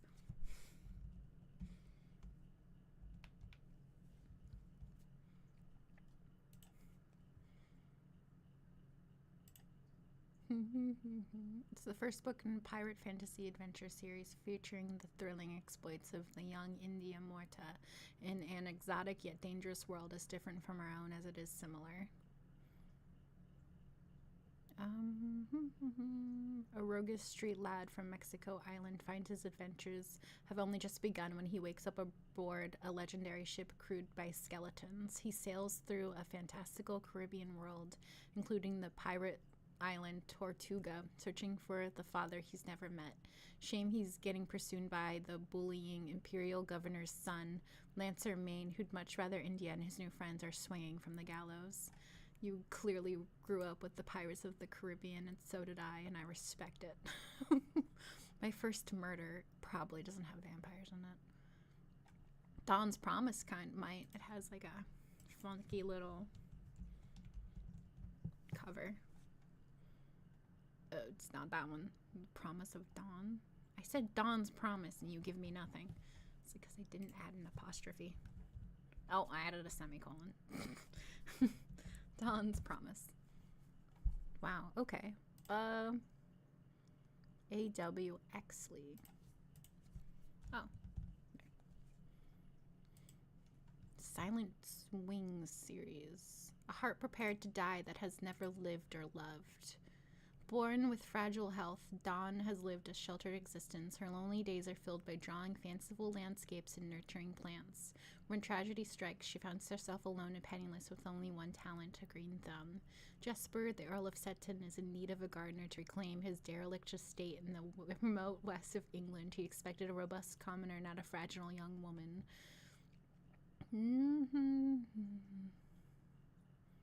With the next train a week away, Dawn has one chance to change the Earl's mind and earn her place. But all is not as it seems at the ancestral manor. The estate is full of secrets. Ravens cluster on the parapets, and a ghostly young woman cries out at night. This garden conceals a rotten heart, and it plans to squeeze the last beat from Dawn's. Interesting. Why is it only, like, paperback for $80 or, like, an audiobook? Surprised you didn't. If you're gonna take down the ebook, I'm surprised you would keep up the audiobook. Maybe they have to. Killing Me Softly probably isn't about vampires.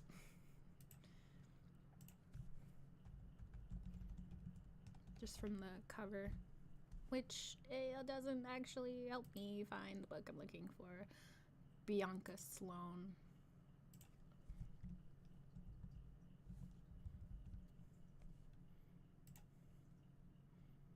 previously published as Live and Let Die. It starts with a phone call. Sandra Ellis's beautiful baby sister Tracy has disappeared during a jog along Chicago's snowy lakefront. She's even more devastated when Tracy's mangled body is found days later, the victim of a mugging gone wrong.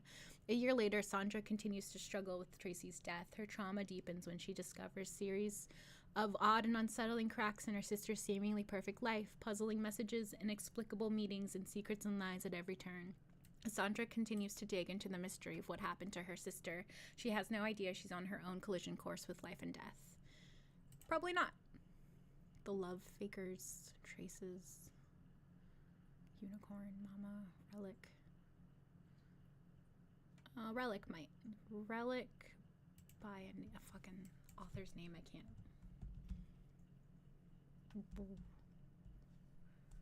There you go. A fatal job, a deadly jewel. How long will Kaylin survive? Snatched from her life as a blacksmith, Kaylin Rove is forced to become the Shadow, the personal servant of a ruthless, powerful lord. But Lord Renard himself isn't the threat. It's the relic he wears around his neck, a stone that protects his bloodline but poisons everything else in its proximity. Kaylin's life becomes a waking nightmare as the relic slowly destroys her body and mind. But just as hope begins to fade, she discovers a rebel plot that might put an end to Renard's rule. If you like dark fantasy, strong heroines, slow burning tension, and plot twists that will leave you reeling, check out Relic, the first book in the addictive YA fantasy series, the Relic Trilogy. Tell me if you have vampires in it, please. I have one. Oh, I didn't mean to download that. I have one thing I want to do. The Confectioner's Guild. The Confectioner's Guild. Magic cupcake, a culinary killer, the perfect recipe for murder. Wren knew her sweet treats could work wonders, but she never knew they could work magic. She barely has time to wrap her head around the stunning revelation when the head of the prestigious Confectioner's Guild falls down dead before her, poisoned by her cupcake. Now facing murder charges in a magical world she doesn't understand, Wren must discover who framed her, or face the headman's axe. With the help of a handsome inspector and several new friends, Wren just might manage to learn the ropes, master her new powers, and find out who framed her. But when their search for clues leads to a deep-rooted conspiracy that goes all the way to the top, she realizes that the guildmaster isn't the only one at risk of death by chocolate. If Wren can't bring the powerful culprit to justice, she and her friends will meet a bittersweet end. That sounds really cute. No wonder I wanted to read this one. Does it have vampires in it? Just tell me, please. Is it just witches? Okay. Tentacles and teeth. I'm scared to click that one, actually. I don't. Inceptio.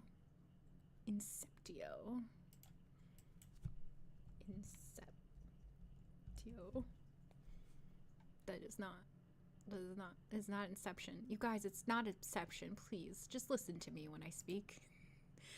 Allison Morton. There you go. An alternative thriller, the first Karina Mitella adventure. Wow, this stream is just me reading things. I'm just trying to decide if I should read the thing. It's about Roman blood, survival, and money, whatever. If you need a place to go tonight, it doesn't matter what I say, but, you know. It's about Roman blood, survival, and money, mostly yours. A New Yorker, Karen Brown, is running for her life. She makes a snap decision to flee to Roma Nova, her dead mother's homeland and last remnant of the Roman Empire in the 21st century. But can Karen tough it out in such an alien culture? And with a crazy killer determined to terminate her for a very personal reason. Stifled by the protective cocoon of her Romanovan family, deceived by her new lover, she propels herself into a dangerous mission, but then the killer sets a trap. She must sacrifice herself for another, and she sees no escape. It's an alternative mystery. You guys.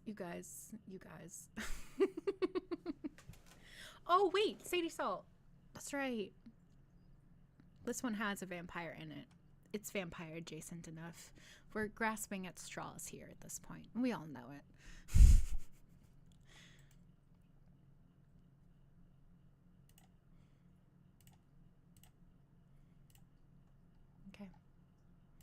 I rather like the first book. Let's go to Sadie Salt. Wow. I can't spell it all. Jesus. Oh, actually, that's right. I don't think it's actually up anymore. I might have to go to... Okay, what's it called? Brush with Death. Last I checked, this wasn't even, like, possible to buy. What's it called? Ware Wilkins.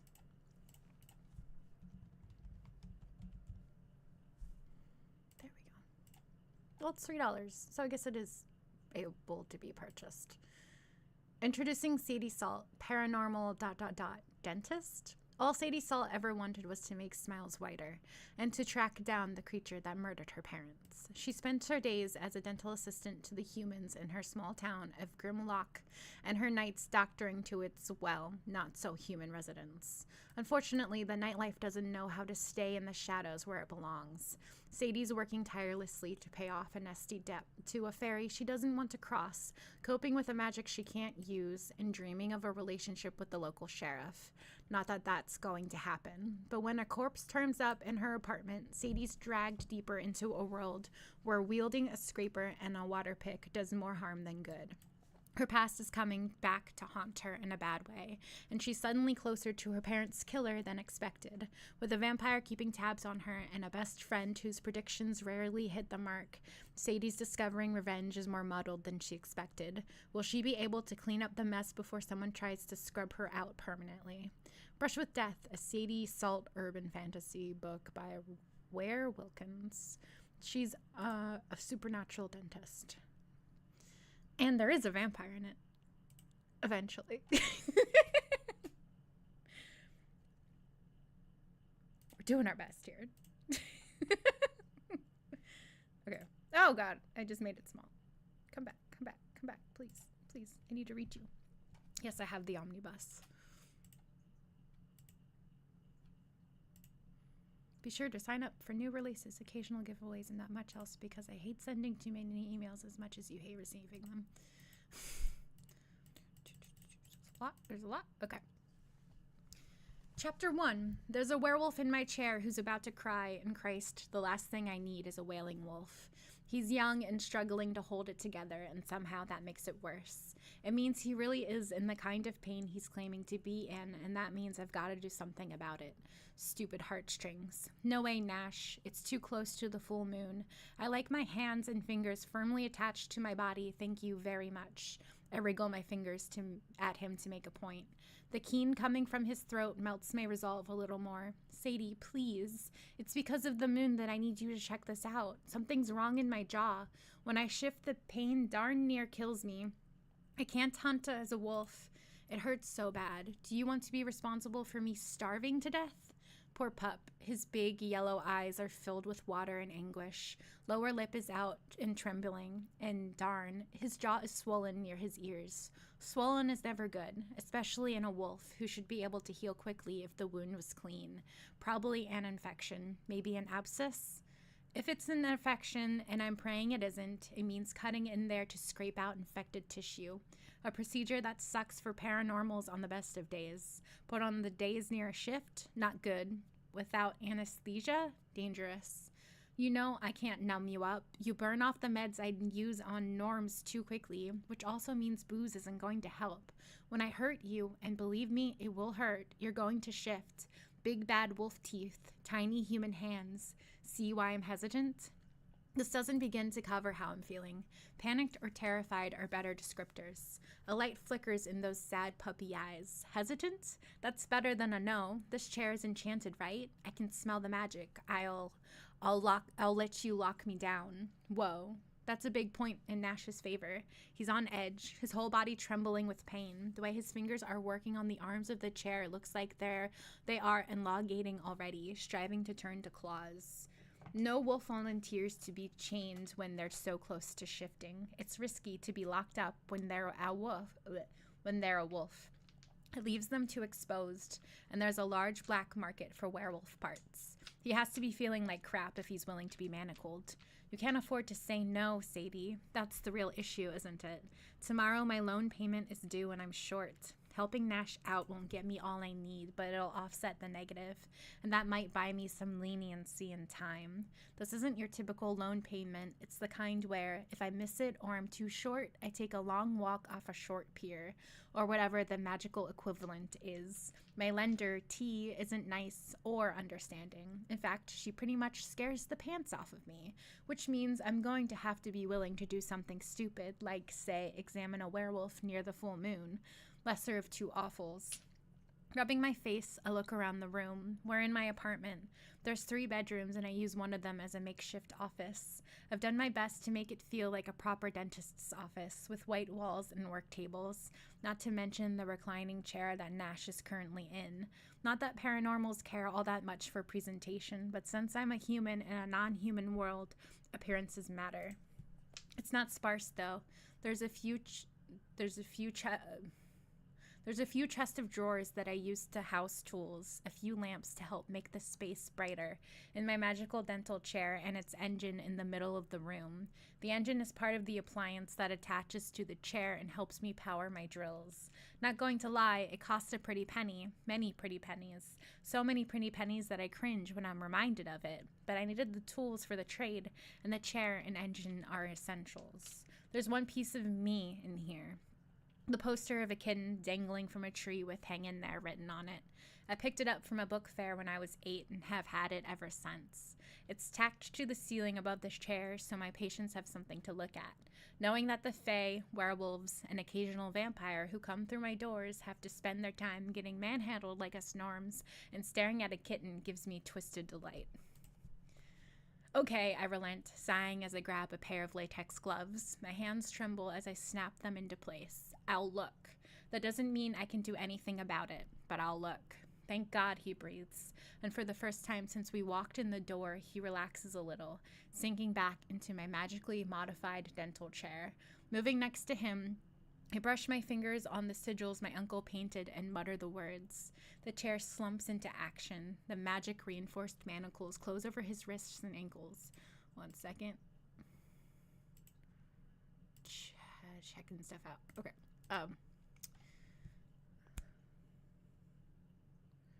Manacles over his ankles.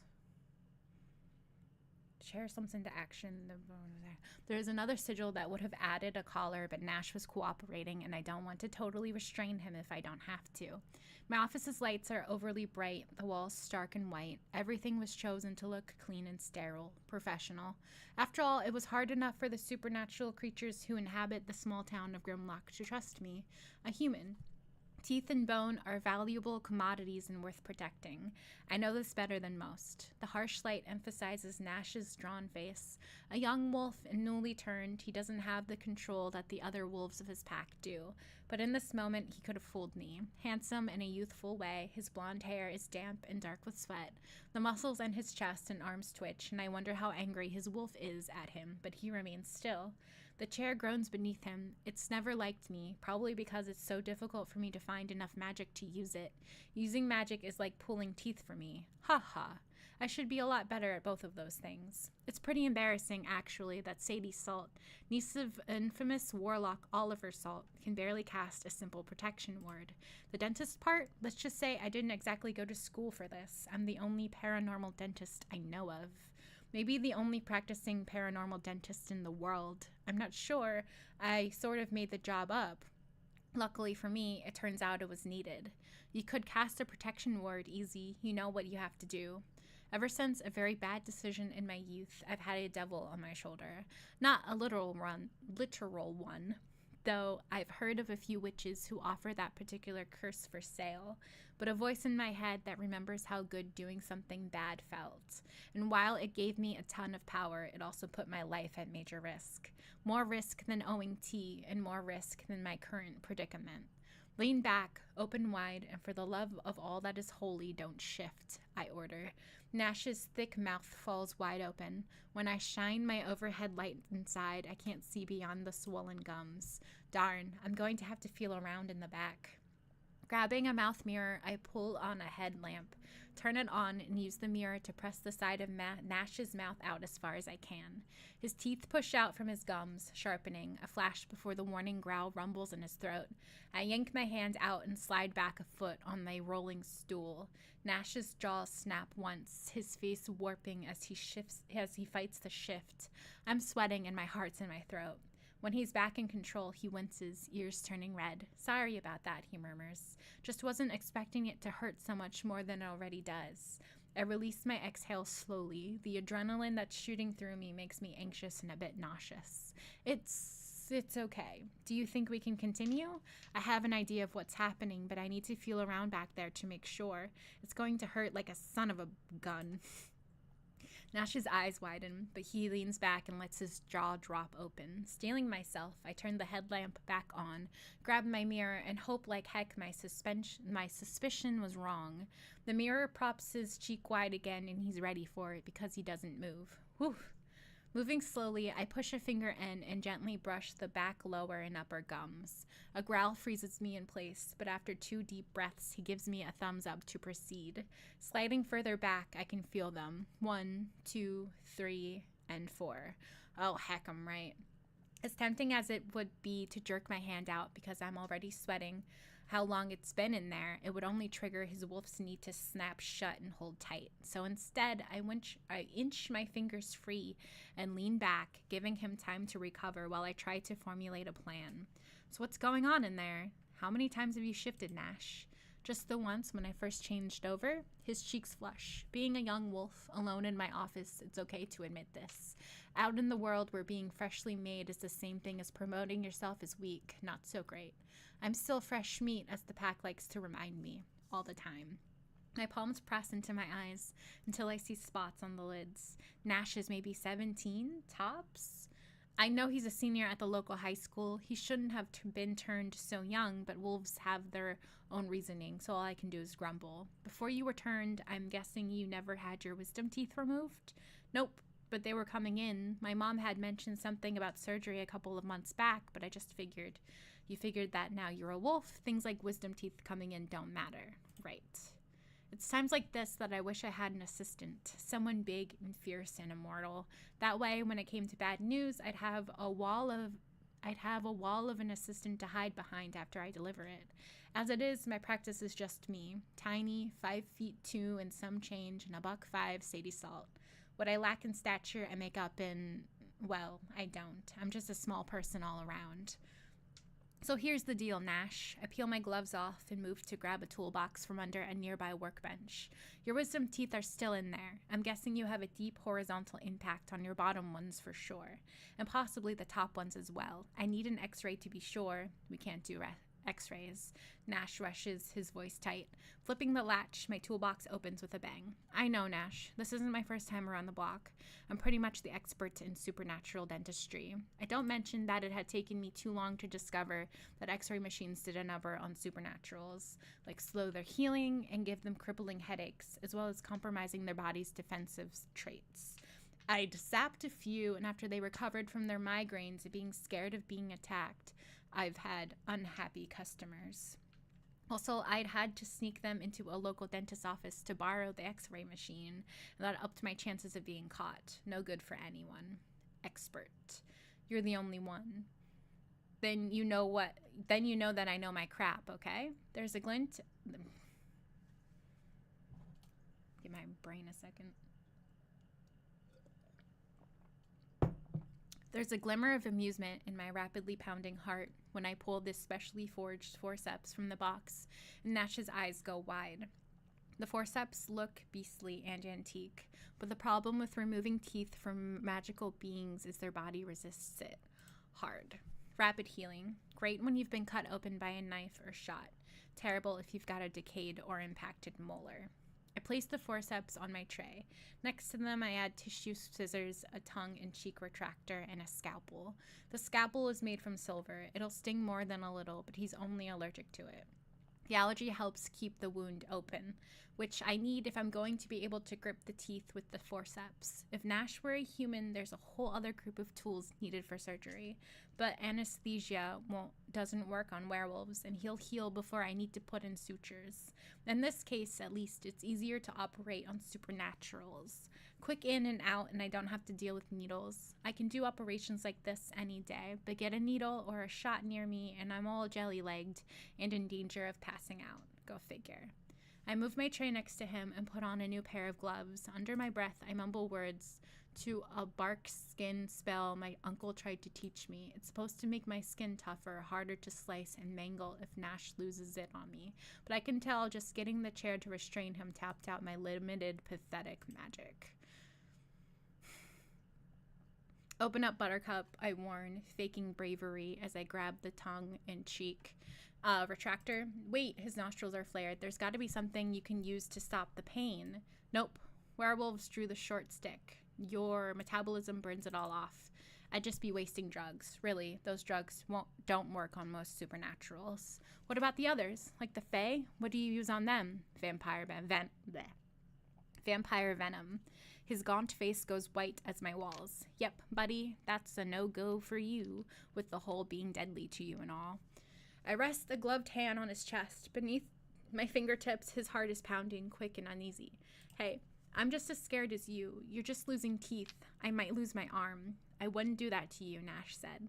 I know you think that now. I heave myself up onto the dental chair, straddling him in a squat. Despite his fear, despite the dangerous line between human and wolf he's riding with the full moon so close, I felt another part of him shift underneath me. Hey, the kid is 17 and full of wolfy testosterone now. You didn't have to tell me that, though. That means, especially in those first few years, a hell of a lot of hormones. I'm so grossed out. Why did you tell me this?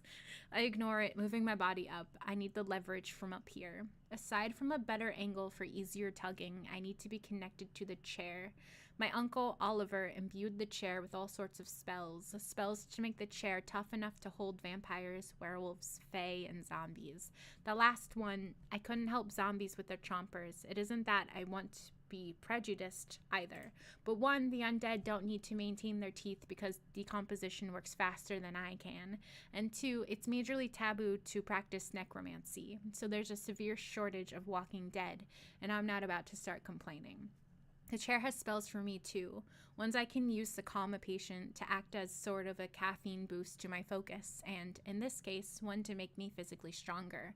Unfortunately, my magical ineptitude means I can choose only one of these at a time. Strength it is. Grinding my foot on the rune Uncle Oliver imbued to spread strength through my body, I give Nash one last pitying smile. Then in goes the retractor, fast, spreading out his cheek. Nash bucks under me and growls so low the hairs on my arms and stand on end, but he doesn't shift. Good boy, I say, but refrain from patting his head. It isn't good to antagonize the clients. And young or not, this client could tear me a new one. I can't believe she said it at all. Such a shitty thing to say. Once I'm sure he isn't going to shift, I grab the scalpel and the forceps. I put the forceps in my armpit. I'll need to grab them fast after slicing. Some part of my mind scolds me for bad surgical practices on the risk of infection, but the other parts of my mind yell for me to shut up and get it over with. Scalpel in, incision on lower left impacted molar. I slice deep, feeling the blade scrape along bone. There simply isn't room for delicacy right now, despite all the medical and dental innovations of the past 50 years. Working on supernaturals often looks like a backwoods dental practice in the Wild West. Nash howls. It's loud and more wolf than man. It rattles my teeth with its force. My fight or flight instinct is demanding I get the heck away. His eyes and forearms are bulging. I can see the hair sprouting on his arms, neck, and face. Don't you do it, Nash. I haven't even started. Put on your big boy pants now, and I'll tell the alpha all about how tough you were. His inhale is wet, and it makes me sad I can't use suction. I just don't have enough hands to get the sucker in there while I work. The blade of the scalpel sizzles in his gums, and the smell of burning flesh fills the room. Okay, buddy, extraction time. Using a practiced maneuver, I shift the forceps into my free hand and push them in line with the scalpel. If anyone walked in right now, this is what they'd see. A dentist this chair that looks like a torture device that took a ride through hell. A sweating, grunting teenage boy pulling hard at restraints. A petite brunette in scrubs squatting over him, blood-soaked and gloved hands shoving medieval tools into his mouth, which is open as far as it can go. The forceps grip the molar, and I squeeze to ensure the hold secure. Easing the scalpel out, I place its handle between my teeth, the blade facing out. With both hands, I hold the handles of the forceps. Then I push my feet into the chair and yank. Even forcing the chair to lend me its magic barely gives me the strength needed to pull the tooth out. I wiggle. Nash howls. I yank, and he growls. Finally, I feel it give. Just as his jaws elongate into snout and sharp teeth crash down around the space my hands had just occupied. Euphoria spreads through me. That rush that comes after a narrow miss, and I leap off him as he thrashes and struggles to not shift completely. The table won't adjust to accommodate a wolf's body, and if Nash thinks he's in pain now. The tooth is a human tooth. It came out clean, which is a lovely surprise. The impaction would have been painful enough for a human. If Nash had shifted completely with this, it might have killed him over time. True story, a human who turns into a werewolf after having their wisdoms removed has no problems. A human who was returned with them still is in no problems if they weren't impacted. But a human who has turned with horizontally impacted wisdom teeth will die if the teeth aren't removed. It's the horizontal part. As the shift occurs, the thinning and lengthening of the jaw shoots them straight back into the throat, or worse. I've never seen it happen. It was through research into wares and the cooperation of the local pack that led me to the discovery a few years ago. 2 of their wolves had died unexpectedly when they shifted the second or third time. An examination of the body before funeral rites were performed showed wisdom teeth shoved into the brain. The jaw of the wolf had no room for them, so in the shift they were pushed out. In those cases, it shot the teeth into the brain. They'd always thought it was a freak accident, something in the bite that a few humans couldn't handle. While I certainly don't believe everyone is cut out to be a werewolf, my hypothesis is the deaths that occur are often due to human ailments not fixed before the transition. Nash's breathing is labored but even. I place the tooth in a small jar for later. Ready for round 2? God, no. Talk to me a bit, if you don't mind. This distraction helps with the sifting. I sat on my swivel tool. So, fresh meat, how's that going for you? I was hoping we could talk about comics or movies or shit. Nash's accelerated healing is already closing up the wound and mending the jaw. His speech goes from lisp to crisp in record time. Learning from my patients helps me be a better dentist, so I don't usually go for lightweight questions. He frowns before relaxing a bit. The bite wasn't supposed to happen, you know. His shoulders draw up as much as the restraints will allow, and he grimaces. Grimaces. Grimaces. Grimaces. Grimaces. I had my knife out, hunting alone because I'm dumb, I guess. I tripped and fell on the blade. God, it was stupid. Anyway, Henry was nearby and scented the blood, came looking for a fresh body, I guess, and found me bleeding out and moaning. So he bit you to save your life? Yeah, it sucks sometimes, though. The change hurts and this thing with the teeth. I'm sorry about that. You still going to school? His ears and cheeks pink again, and his eyes dart to the floor. Yeah, of course. His response makes me smile. Got a girl? Good Lord. This is the magic to getting him talking. The more he talks, the more his hair and claws recede. Her name is Gina. As he tells me about Gina and her great personality, I ready my tools and hop back up. Looking at the clock, I hope we can get this done quickly. I'm tired and I have to work tomorrow. Also, it will make me feel a heck of a lot better if I have 4 teeth to add to my loan payment. She sounds nice. Does she know you're a wolf? Open up, please. Let's get another out. Nash gives me the kind of eye-rolling, irritated look that only teenagers can pull off. Why is it dentists always ask non-rhetorical questions before trying to work in a person's mouth? Because I like you frustrated so you aren't focused on the serious hurting that's about to happen. He winces and opens wide. His teeth are mostly human. Human enough, Sadie. You need those molars. One small scrape of those teeth and I've got lycanthropy on top of all of my other problems. One giant bite and lycanthropy won't be the first thing I'm worried about. It'll be Nash eating my hands. Ignoring my brain, which wants my hands nowhere near a partially shifted wolf mouth, I clench my jaw and dive in. Chapter 1 of, God, god. Hold on. I think it's Brush with Death. Yeah, Brush with Death, a Sadie Salt urban fantasy novel, which is on Kindle for $3. Whee! What else do we got? We could still kill like another hour together if you guys don't mind. If you don't mind me spending forever trying to find a book to read one chapter of. I only have so many. Me bragging about all the books I have. Me a couple hours later. Okay, so maybe I don't have that many. I am scrolling forever, but...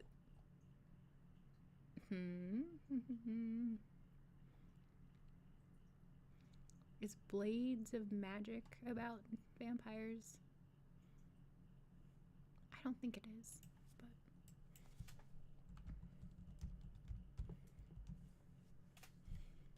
Who's it by? Tara-Idun.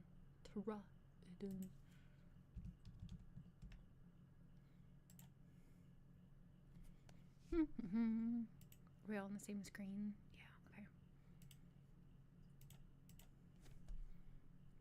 This is year 1 of the Initiate Wars. Sarah is hoping it doesn't become the year she dies in an adventure fantasy for the ages. It is not a peaceful time in the Algardis Empire. War is raging between the mages, and 17-year-old Sarah Fairchild will be right in the middle of it. She just doesn't know it. I don't know if this is gonna have it already. Sarah is the daughter of a disgraced Imperial commander executed for desertion. Sarah is also the best duelist and hand-to-hand combatant in Sandrin. She lives quietly with her family's shame, but when challenged about her family's honor, her opponent inevitably loses. On the night she finds out her father's true last actions, she takes the mercenary guild's vows to service the Emperor's army. Using her quick wits and fierce fighting skills, she earns a spot in the 1st Division. Blah, blah, blah, blah, blah. There she discovers secrets the mages on both sides would prefer stay hidden. Dark enemies hunt her, and soon it's not just Sarah questioning the motivation behind this war. While fighting mages, blackmailing merchants, and discovering new friends, Sarah comes across something she's never had before, passion. The question is, can she fight for her empress against a mage who might unwittingly claim her heart? This is year 1 of the Initiate Wars. Sarah is hoping it doesn't become the year she dies. I was queer baited because I thought I was going to say she was going to fall in love with the queen. But instead, she's some random dude. Wow, thanks. Feeling great about this. Bear for Christmas is indeed a story that I have. Oh, I think I remember Fashionably Dead being about vampires.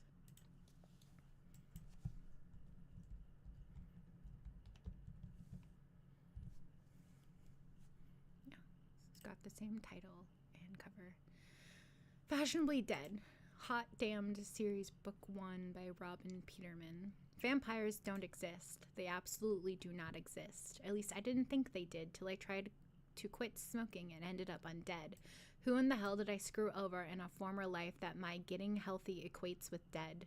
Now I'm a vampire. Yes, we exist whether we want to or not. However, I have to admit the perks aren't bad. My girls no longer jiggle.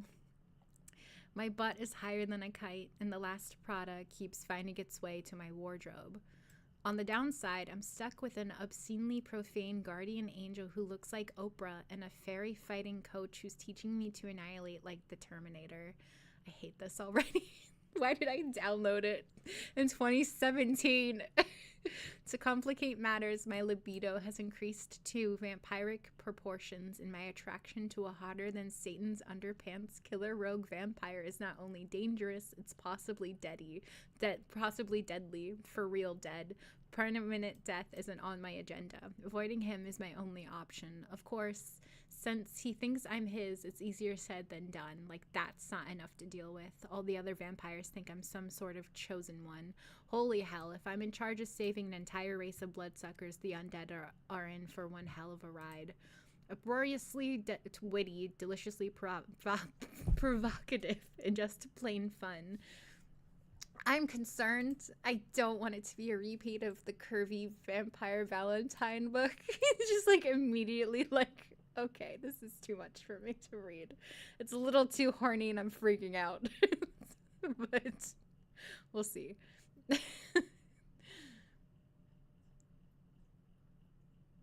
Thankfully, you can't see all of the all of the comic books I have in here. I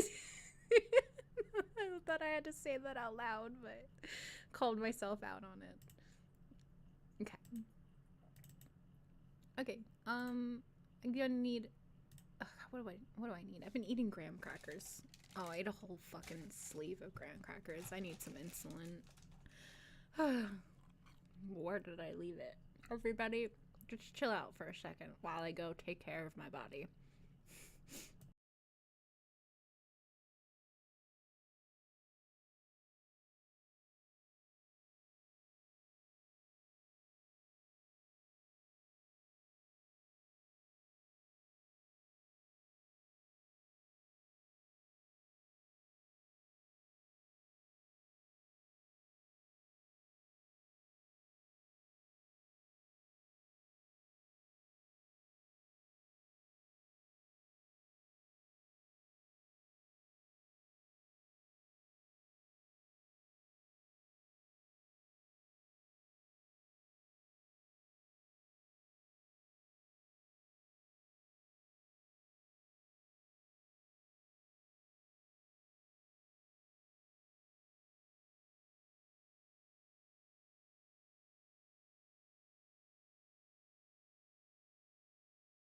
Sorry to make you hear me crunch again, but I'm hungry. It's Thanksgiving, and I have had a couple graham crackers. This is my own fault. I knew I was going to be alone today, and I didn't get takeout or any actual food to eat. Aw.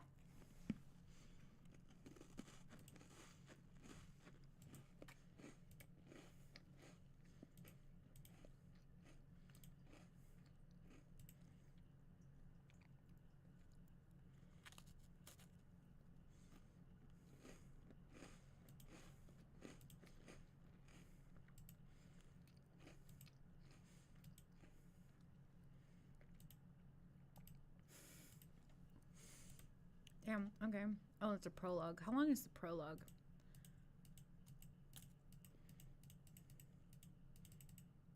Okay. Not that long. Kind of long, though. Okay. Prologue. I drew hard on the cigarette, narrowed my... Oh, okay.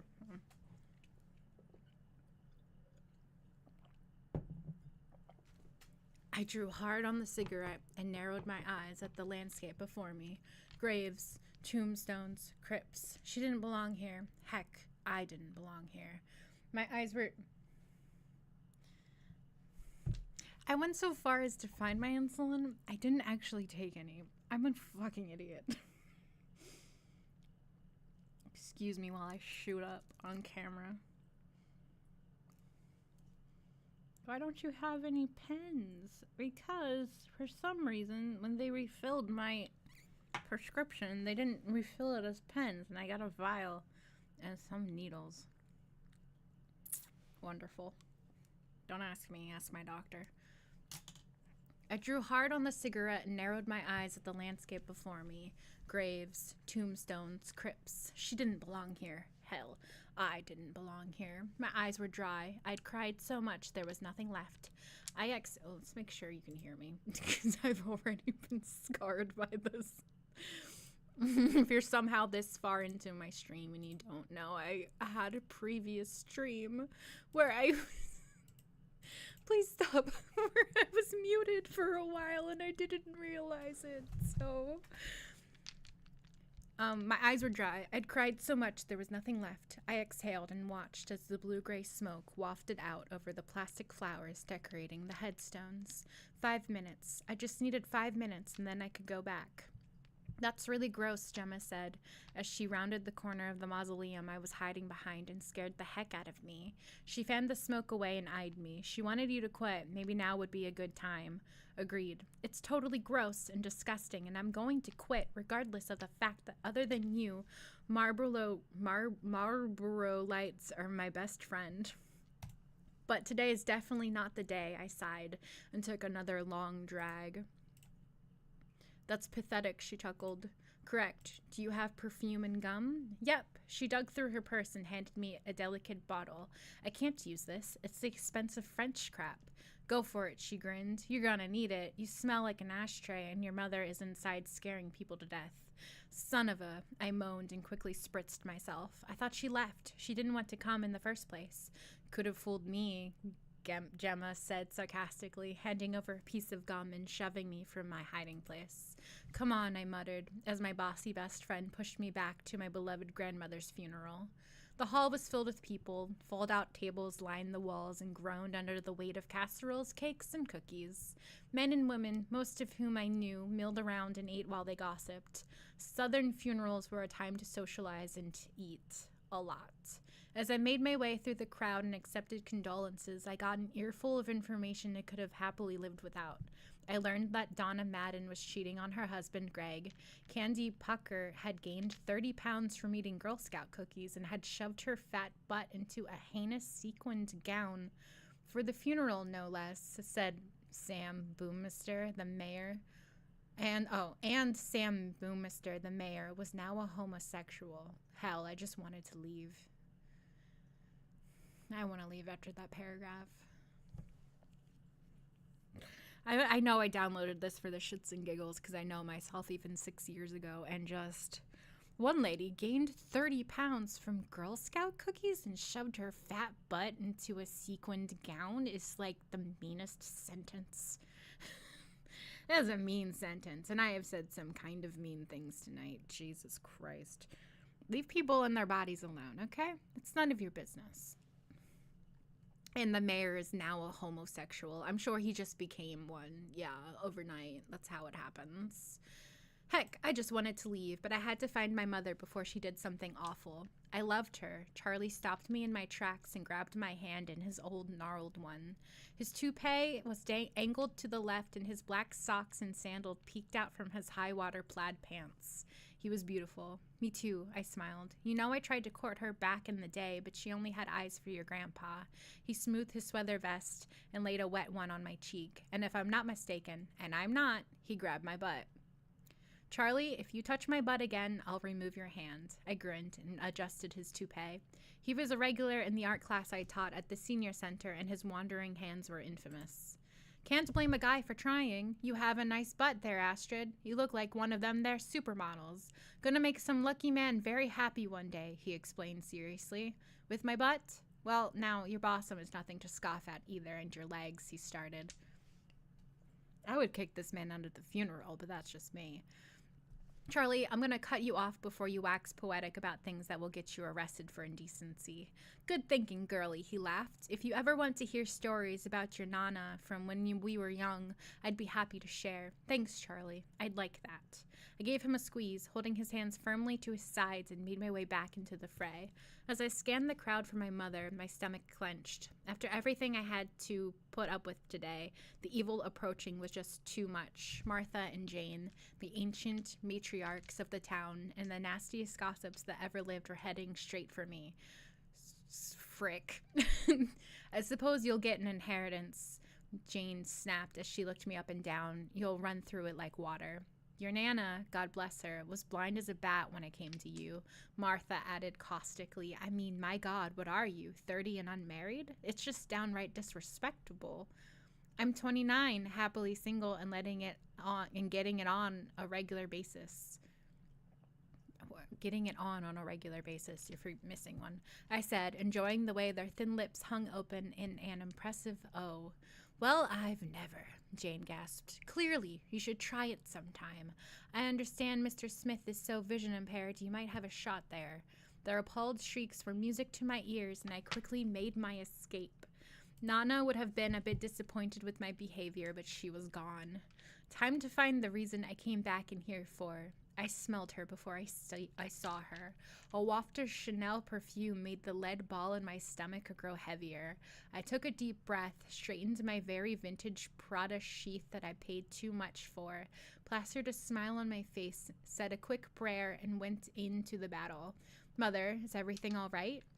She stood there mutely and stared. She was dressed to the nines. She didn't belong here, in this town, in this state, in my life.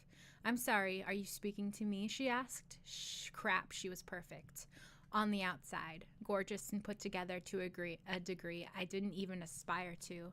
On the inside, she was a snake. I asked you if I stammered.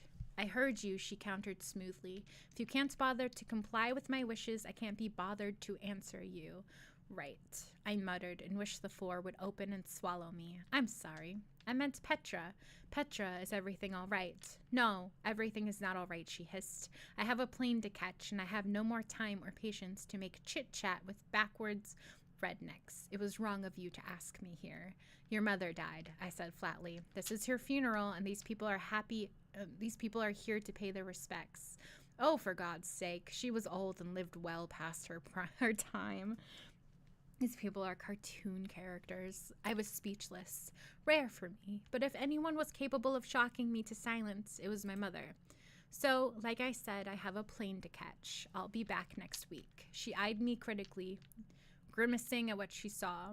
You need some lipstick. You're lucky you got blessed with good genes, because you certainly don't do anything to help. With that loving little nugget, she turned on her stiletto heel and left. I glanced around to see if we'd been overheard and was mortified to see we had clearly been the center of attention. Jesus, she's mean, Gemma said, pulling me away from prying eyes and big ears. Do I look awful? I whispered, feeling the heat crawl up my neck as the mourners looked on with pity. Not for my loss, but for my parentage. You're beautiful, Gemma said, inside and out. I need to smoke, I mumbled. Can we leave yet? Gemma checked her watch. Yep, we're out of here. I don't want to go home yet, I said, looking around for Bobby Joe Gimble, the funeral director. Where in the heck was he, and did I need to tip him? Crap, I had no clue what funeral etiquette was. Do I have to? Already took care of everything, Gemma told me. Let's go. Where to? I asked. Darn, I was grateful she was mine. Hattie's. Thank you, Jesus. Hattie's sold one thing and one thing only, ice cream. Homemade, full of fat, heart attack-inducing ice cream. It was probably my favorite place in the world. I'll have a triple black raspberry chip in a cone cup, I said as I eyed all the flavors. I didn't know why I even looked at them. I was totally loyal to my black raspberry chip. My ice cream couldn't talk back to me, break up with me, or make me feel bad. Of course, my love could extend the size of my butt, but I wasn't even remotely concerned about that today. Besides, I planned a very long run for later. I needed to clear my head and be alone. Healthy. Sorry about your loss, Sugar, Hattie said, and I nodded. Her big, fleshy arms wobbled as she scooped out my treat. That was a sentence. Do you want sprinkles and whipped cream on that, baby? I glanced over at Gemma, who grinned and gave me a thumbs up. Yes, I do. Me too, Gemma added, but I want mint chip, please. You got it, Sugar Buns, Hattie said and handed me a monstrous amount of ice cream. It's on me today, Astrid. I feel just terrible I couldn't be at the funeral. It's okay, Hattie. You and Nana were such good friends. I want your memories to be of that. Thank you for that, darlin'. Ever since my Earl died from siphoning gasoline, I haven't been able to set foot near that gosh darn funeral parlor. I swallowed hard. Her late ex-husband Earl had siphoned gasoline since he was 10. His family owned the local gas station, and apparently, as legend had it, he enjoyed the taste. But on the fateful day in question, he'd been smoking a cigar while he did it and blew himself to kingdom come. It was UGLY. Earl was spread all over town. Literally. He and Hattie had been divorced for years and hated each other. It was no secret he had fornicated with over half the older women in town, but when he died like that, he became a saint in her eyes. A bit down on the inside of my cheek. Hard. Although it was beyond inappropriate, whenever anyone talked about Earl, I laughed. Astrid totally understands. Gemma gave Hattie a quick hug and pushed me away from the counter before I said or did something unforgivable. Thanks, I whispered. That would have been bad. Yep. Gemma grinned and shoveled a huge spoon of ice cream in her mouth. Where in the heck do you put that? I marveled at her appetite. You're tiny. You're a fine one to talk, miss. I have the world's fastest metabolism. I'm in hell. Wait. Problems. Clearly, trigger warning. Good Lord. That's the only good thing I inherited from the witch who spawned me, I said, and dug into my drug of choice. I winced in pain as my frozen ice cream butt extender went straight to the middle of my forehead. Are you okay? Gemma asked. I took a deep breath and pinched the bridge of my nose. God, I hated brain freezes. I'm surprised there's a brain to freeze. I didn't need to say that. I don't like fat phobia. No, not right now, but I've decided to change some stuff. Nana would want me to. My best friend watched me silently over her ice cream. I'm going to stop smoking, get a real career, work out every day, date someone who has a job and not a parole officer, get married, have 2.5 kids, and prove that I was adopted. That's a pretty tall order. How are you going to make all that happen? She asked, handing me a napkin. Wipe your mouth. Thanks, I muttered. I have no freaking idea, but I will succeed. Or die trying. Good luck with that. Thanks. Do you mind if we leave here so I can chain smoke till I throw up so it'll be easier to quit? Is that the method you're going to use? Gemma asked, scooping up our unfinished ice cream and tossing it. I know it seems a little unorthodox, but I read it worked for Jennifer Aniston. Really? No, but it sounded good, I said, dragging her out of Hattie's. God, Astrid, Gemma groaned. Whatever you need to do, I'm here for you, but you have to quit. I don't want you to die, ever. Everybody dies, I said quietly, reminded that the woman I loved most had died only a week ago, but I've got too freaking much to do to die anytime soon. Chapter 1. 3 months later, she becomes a vampire. Laugh track. Irony. Yay, we read that. It's fine. It's just like boomer humor. Or maybe not boomer humor, like Gen X humor. The ones slightly ahead of me who are just like, LOL, isn't it? Sex in the City humor. LOL, isn't my ass so fat? And it's like, yeah. Anyway, we were like doing stuff. Why are you making this weird? Okay. Back to looking for a freaking book to read.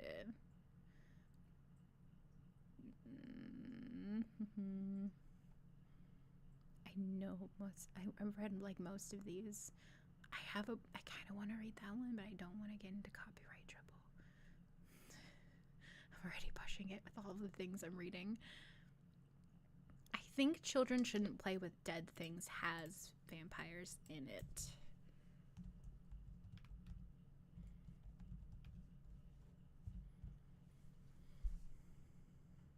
Okay. These are not at all what I was looking for. I was looking for Martina McAtee.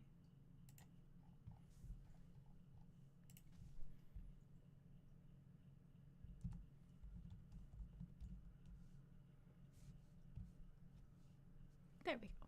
Oh, why is it audiobook? About you can buy it in paperback. Interesting. Anyway, Children Shouldn't Play with Dead Things. Dead Things series by Martina McAtee.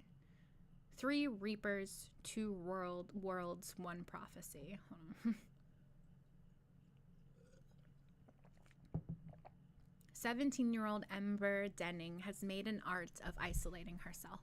She prefers the dead. She spends her days skipping school in old cemeteries and her nights hiding from her alcoholic father at the funeral home where she works. When her own father dies, Ember learns her whole life is a lie. Mace is a monster, a soulless assassin tasked with a single purpose: follow Ember. He only has 2 rules. Do not interact with her, do not kill her, simply watch and report.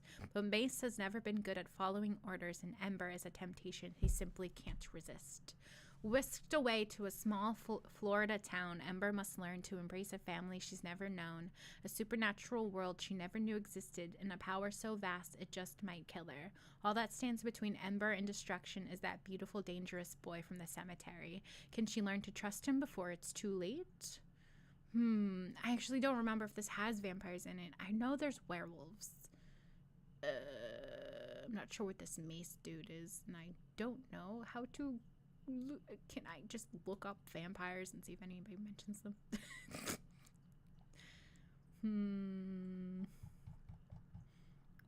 Oh, wait. No. It's about the author. Damn it. Darn it. Gosh. What am I saying? If you like snarky gay teens and pop culture, then you'll love this Laugh Out Loud series that will have you turning pages. I feel bad if I was wrong because we have a theme and we've been sticking to it for a couple hours now.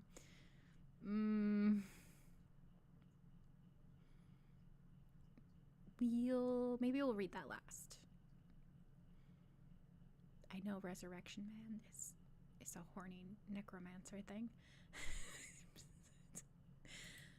Blue Rose the Noru. Ah! Oh god, what did I do? You can't see. I'm scrolling through Kindle again. I think the Demon Slayer's sword probably doesn't have anything to do with vampires.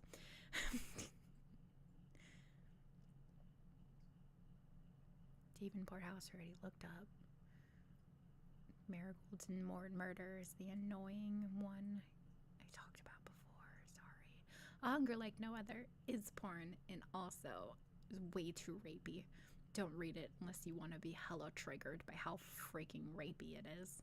Smoke and Rain might. Who knows? We'll try it.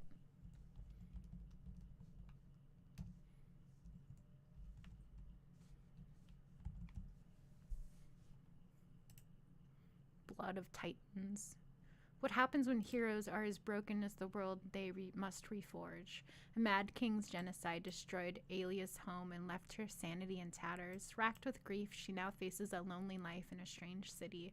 The war has other plans. Caught in the crossfire between the gods and their creators, Alia's new friend, Armin, abandons his idyllic jeweler's life and his humanity to protect them both from the coming terror. Across enemy lines, bastard Lieutenant Brentimir Barackborn is horrified by the blood on his hands. If he has any hope of redemption or surviving the war, he must choose between his newfound family and the gods he worships. As Armin and Brentimir's sacrifices grow, Alia realizes that only the darkness inside her can end the bloodshed. Various gender, sexual is not the series for you. Doesn't actually tell me enough. So, but this one about dark waters, about like mermaids. Oh my god, am I actually out of books? That can't be possible. Yeah. Okay, my gut says that one Children Dead Things book is about vampires, and I'm going to have to trust it. If I'm wrong, I'm wrong, and that's okay. I don't think anyone here actually cares. I do, but that's fine. You can be wrong for like 20 minutes, you know? Not a big deal. But now I had to find it. It lost it, well, all the scrolling. Where did it go? Oh, wait, I can search my Kindle. Children. There we go. Add. And then download.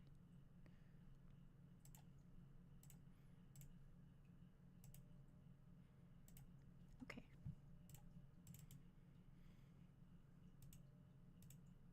A bunch of acknowledgements.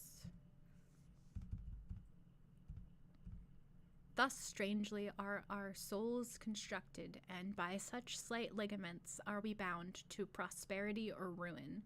Mary Shelley, Frankenstein. Oh, can you guys see the little drawing? Oh, it's a cute little drawing. Oh god, what did I do? Okay. Chapter 1, Ember. You know, Miss Laundry, you have the best skin I've ever seen on a corpse, Ember Denning told the body lying before her. I would know, I'm a professional. She dusted powder across the older woman's cheek, Ember's whisper conspiratorial as she added, but if you see your sister up there, don't tell her I said so, since I may have said the same thing last month. Her latest client was predictably silent on the matter. She sighed. She needed livelier friends. Ember? Ember squeaked in terror, spinning around, makeup brush brandished before her like a weapon. Her boss chuckled. What are you going to do? Rouge me to death? She dropped her hands and shrugged, defeated, going back to her task. It's a powder brush, actually. He looked at his watch. What are you doing here, Ember? She furrowed her brow, hoping she looked suitably confused. I work here? That got her the eyebrow. Miller Hammond was a lot of things, including the owner of the funeral home she stood in, but he wasn't stupid, and he wasn't buying it. He folded thick arms across his chest and fixed her with his best hardened stare. He was trying for threatening, but his dark, freckled skin and kind eyes, he looked like he should be playing God in every movie. My bad. He was trying for threatening, but with his kind skin and eyes and yada yada. You know exactly what I mean. I thought you were going to the cemetery today. She shrugged, eyes sliding away. The day's technically not over yet. Girl, do not play games with me, he said. You need to go see your father. You missed his wake. You cannot miss his burial. You need to see him before. He trailed off, letting his words go unspoken. He didn't have to say it. She needed to see him before social services came to collect her. She didn't see the point of shoving a 17-year-old into foster care for 1 year, but the social worker had assured Ember her opinion didn't matter. Why do you even care? She asked, tone casual as she slammed her brushes back into their proper containers. He didn't care about me when he was alive. Why should I care about him now that he's dead? It's not like he knows I'm there. He glanced at the old woman lying on the table. Who are you trying to convince? You spend more time talking to the dead than the living. Her face flushed. She didn't have a good answer, so instead, she said, the difference is these people just died. She snapped her rubber gloves off. My father has been dead for years. Somebody just finally laid him down. Ember, he said, his voice soft with something, sympathy, maybe pity. Your dad was troubled. He was a drunk, Ember finished. He loved you. He moved towards her, but she held up her hand. He stopped, palms raised in surrender. She hunched in on herself. She had a thing about personal space, but she gave him a ghost of a smile anyway. It wasn't his fault she was weird. Miller was just trying to help. He was always trying to help. No, she started, apology dying on her lips. Nope. You don't have to believe me, but you do have to listen to me. Not another word. Take your skinny behind out of here and go do what's right. Now. I'll have Alice finish up with Miss Landry. I do not have a skinny behind, she thought with a huff. Wow, it's just night and day here. First we want a flat ass, now we want a fat ass. I do not have a skinny behind, she thought with a huff. Fine, she said, snagging her sweater from the hook by the door, but don't blame me when she ends up looking like one of those queens on Bourbon Street. Not the queers. You can't look like the queers.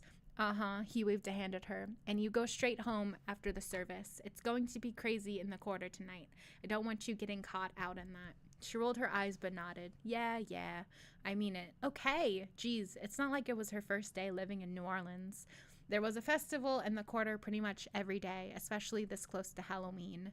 Oh, and Ember.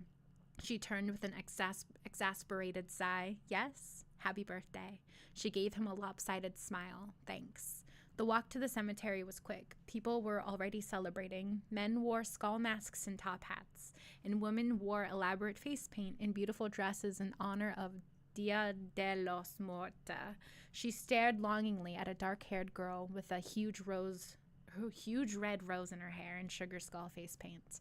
If Ember were an ordinary girl, she'd be preparing for the event with her friends. Despite sharing her birthday with the Day of the Dead, she'd never celebrated it. She smiled at the girl as they passed, but the girl dropped her eyes and moved far away on the narrow sidewalk. People avoided Ember as if a force field existed around her. It didn't hurt her feelings anymore. It was why she usually ignored Miller's fatherly warnings about being careful. Nobody wanted to be near her. People were afraid of her. She just didn't know why. It was cold even for that time of year. Swollen gray storm clouds marred the afternoon sky, casting the landscape around her in shadow. She pulled her sweater tighter, hoping her arm hid the largest hole. She shivered as the wind picked up and swirled the fallen leaves around her feet.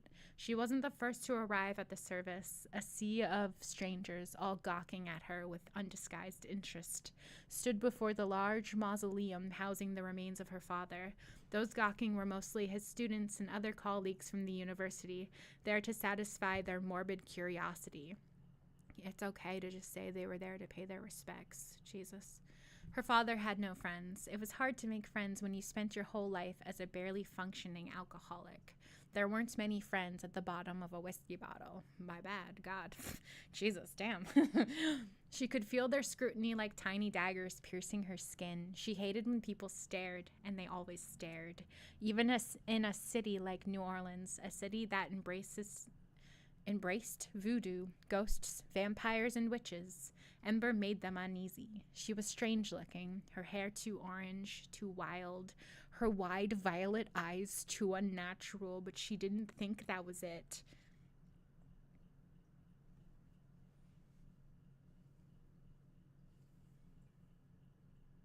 I'm just thinking about my immortal. She wasn't the only unusual-looking person in the city, but New Orleans was a superstitious place, and something about her triggered people's paranoia.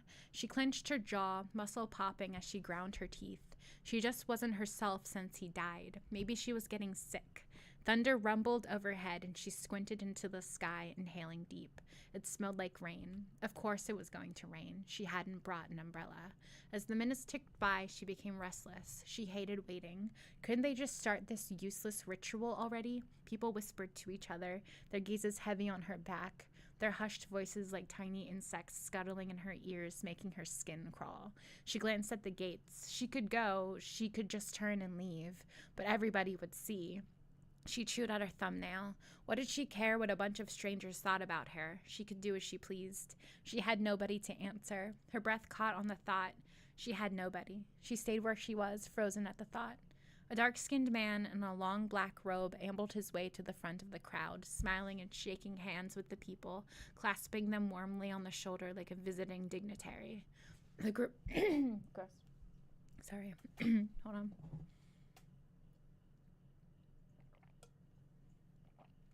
I hate, like, coughing into people's ears. Oh. Sorry. It's getting to me. All the sad story. The group quieted, and Ember watched as the woman closest to her smoothed her hands over her blouse as if there would be an inspection after the service. Ember rolled her eyes. Brothers and sisters, the man's voice boomed in the silence, echoing off the surrounding stones. We are gathered here to say goodbye to a dear friend. She couldn't help the snort that escaped, covering it with a cough as eyes swung towards her. It was the Reverend's job to spout off platitudes about the dead, she reminded herself. What was he going to say? Dear friends, we've gathered to say goodbye to a man who was a lousy professor and an even worse father, a nasty, neglectful jerk that spent his days trying to decide if he would ignore his only child or verbally abuse her to the point of neuroses. He spent most nights passed out in his vomit, and none of us are sorry he's gone. This crowd would love that. As he spoke, her anxiety grew. She felt feverish, a heat overtaking her body, starting at the soles of her feet and crawling higher as the minutes passed. Beads of perspiration formed on her lip, despite the cold air whipping around the stone mausoleums. She had to be coming down with something. She tuned out the preacher, her eyes fluttering as she swayed on her feet, vision swimming. She blinked hard several times and dabbed at the sweat on her forehead with her sleeve. Was she going to pass out? A wave of black umbrellas swung in the air as the sky opened up. People huddled together, trying to ward off the frigid cold and the sudden torrent of rain. Ember made no move to protect herself from the torrent, all her energy focused on remaining upright. Her hair stuck to her face, her sweater and black dress clinging like a second skin. She should be freezing, but she was in flames. Her mouth dry and head stuffed with cotton. What was happening to her? The preacher droned on despite the weather. The woman in the blouse rushed forward to shield the good reverend with her obnoxiously large black umbrella. What was this lady's deal? Was she trying for extra grace in heaven? Ember's fingers buzzed like she held a live wire, the sensation growing until she was sure a million fire ants writhed beneath her skin, scratching and biting. I don't know why I have that highlighted. People inched further away from her. Could they see what was happening, or did they simply question the sanity of a girl who didn't have the sense to get out of the rain? Her eyes scanned the perimeter, looking anywhere but the crowd. At first glance, she thought him a statue, an apparition in the deluge of rain. He sat perched on top of a mausoleum, crouched like a gargoyle with his elbows on his knees, a hood shrouding his face. 3 stone crosses rose behind him, giving him the appearance a post-apocalyptic monk guarding a sacred shrine. That feeling beneath her skin intensified, and she fought the urge to tear at her flesh with her nails. How could anybody not see something was wrong? She balled her hands into fists, clenching until her nails pushed tiny half-moons into her palms. The pain brought the tiniest bit of relief if she just focused on it and not the razor blades beneath her skin. It hit her then, pain like a lightning bolt ripping through her skull. She would have hit her knees, but she was paralyzed, hanging like a marionette doll controlled by some unseen puppet master. Her limbs wouldn't budge, cement heavy and useless. She tried to scream, but no sound came. Nobody looked her way. Could they not see there was something wrong with her? Dread clung to her as real as the fabric against her skin. She was on fire. She needed to cool down, but the rain was as hot and thick as the blood pounding in her ears. She was going to die like this, standing at her father's funeral, drenched and in agony. Her eyes settled on the figure in the distance. If he were a monk, maybe he'd hear her prayers. Maybe he could end her misery. He tilted his head, and she stupidly thought maybe he'd heard her somehow. Maybe he could sense what was happening. He stood then, rising from the top of the mausoleum like another spire. He pushed back his hood, but she still couldn't see his face. Why couldn't she see his face? She needed him closer, needed to see him, to know he saw her. She was going crazy. What did it matter what he looked like? He was too far away to help. She was going to die there, and he was going to watch. She found the idea weirdly comforting. At least she wouldn't be entirely alone in the end, not like her dad. Another shot of pain seared through her vision whiting out. She hoped it happened soon. At this point, she welcomed losing consciousness, anything to make the pain stop. But if she closed her eyes, would she only pass out? She didn't think so. Her panic ratcheted. She knew with a sick certainty that if she succumbed to this feeling, she was going to die. She didn't want to die. Tears gathered in her eyes before slipping down her cheeks. Ember felt it then, a slippery coolness washing over her. Icy fingers pressed against her temples, working their way under her skin and soothing the searing heats like ice water through her veins. She wasn't sure how long she stood there, eyes closed, breathing deep, letting the break overtake her. When the sensation faded, she opened her eyes. It wasn't raining anymore. She watched the crowd drift away, not one of them ever looking back. She blinked, trying to clear the frosty cobwebs clouding her brain. She took a timid step forward, shoulders dropping in relief when she found her limbs were working. She looked to the mausoleum in the distance, but there was nobody there. Had he ever really been there, or was this what it felt like to go crazy? I can't promise that there are vampires in this story, but there's the first chapter. There you go. Children Shouldn't Play with Dead Things by Martina McAtee. Oh, it's not even up on here. What if it was one that hold on. There you go. You can get it on paperback, apparently. Doesn't it have paperback, audiobook, and audio CD? That's so weird that it doesn't have an option to get the ebook. Okay, well, whatever, who cares? Maybe one more. What do you guys think? I feed my cats at 10 o'clock and they get really, really like whiny and annoying before 10, usually around now.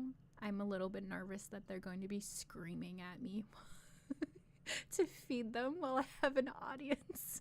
I like to be yelled at in private. Thank you very much. Oh God. Okay. Let's see. Echoes by Alice Reed. It's a pretty cover. It may not have, it's probably got nothing to do with vampires, but it's got a pretty color. Or cover, not color. They wake on a deserted island. Fiona and Miles, high school enemies, now stranded together. No memory of how they got there. No plan to follow. No hope to hold on to. Why did I download this? I'm just like showing my whole ass on the internet right now. Each step forward reveals the mystery behind the forces that brought them here, and soon the most chilling discovery: something else is on the island with them, something that won't let them leave alive. Echoes is a thrilling adventure about confronting the impossible, discovering love in the most unexpected places, and above all, finding hope in the face of the unknown. Sure. With wanton disregard just has a dude with a gun on it. Wither. Okay, Wither by Amy Miles.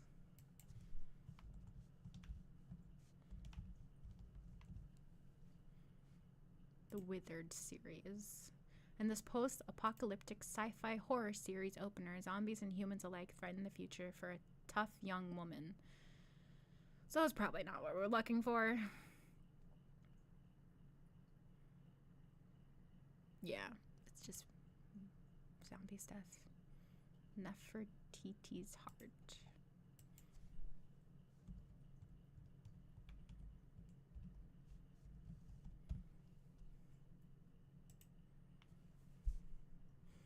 Cara Devon has always been curious and impulsive, but tangling with a serial killer might cure that permanently. 1861, Cara has a simple mission in London: finalize her father's estate and sell off his darned collection of priceless artifacts. Her plan goes awry when a killer stalks the nobility, searching for an ancient Egyptian relic rumored to hold the key to immortality. Nathaniel Trent, known as the villainous Viscount, is relentless in his desire to lay his hands on both Cara and the priceless artifacts. His icy exterior and fiery touch stirs Cara's demons, or could he lay them to rest? Self-preservation fuels Cara's search for the gem known as Nefertiti's heart. In a society where everyone wears a mask to hide their true intent, she needs to figure out who to trust before she sacrifices her own heart and life. It's got a pretty cover. I think I just got it because it's got a pretty cover. And it doesn't sound that terrible. It doesn't even sound that bad, honestly. I keep saying it like it doesn't sound that bad, but like, I kind of want to read it, just not right now. Let's see. Skin and Bones has a wolf on it, so it could have a werewolf within it. we're at the end of we're doing our best here. Susan Harris.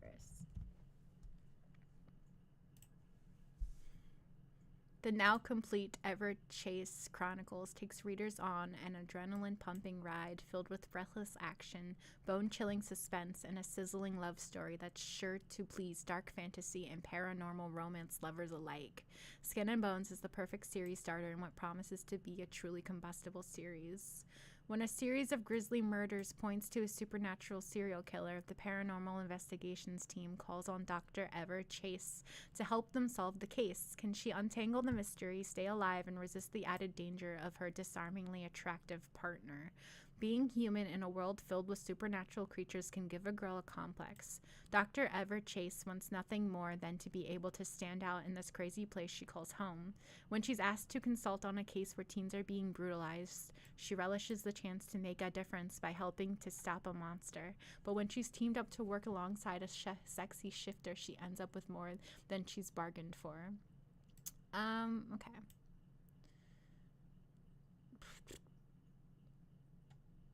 It doesn't mention it doesn't even like hint that maybe the bad guy is a vampire. Just says he's a sexy shifter and she's a scientist or something.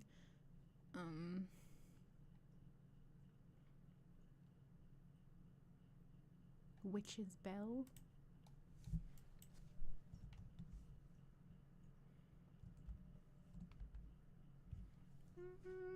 Probably not. Yeah, okay. It's apostrophe S. Nope. That's just Bunch Bells. Okay. Witch's Bell, Odette C. Bell.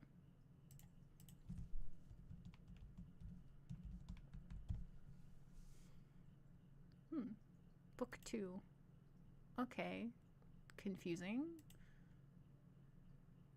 It's book 1, Witch's Bell. Book 2, Witch's Bell. Book 3, Witch's Bell. Book 4, what? I have a feeling she keeps... Okay. Can this witch survive in a world of magic, possibilities, danger, and love? Ebony Bell owns a cantankerous magical bookstore with a personality like a battering ram. Her best friend is a detective who drives like a photon shot from the sun, and a tall, dark, handsome, but seriously irritating stranger named Nathan Wall has just walked into her life. Oh, and she's a witch, a consultant witch, to be precise. She spends her mornings selling books and her evenings investigating magical crimes for the local police department.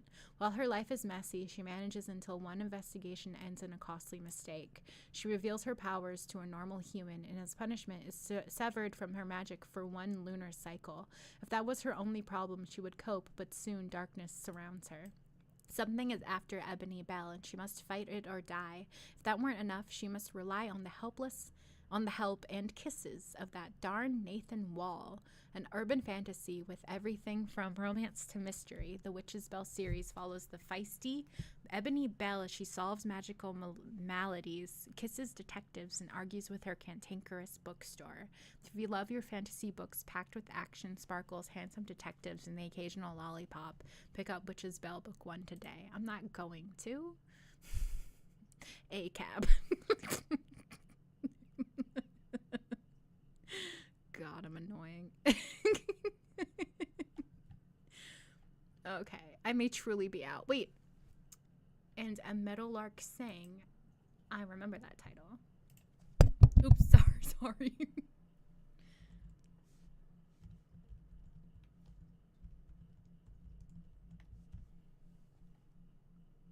Okay. Prairie Memoirs, Born Mennonite. Okay. This is one word.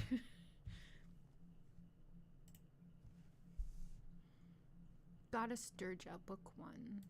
The world demands balance. The great goddess Durga demands it at the tip of her sword.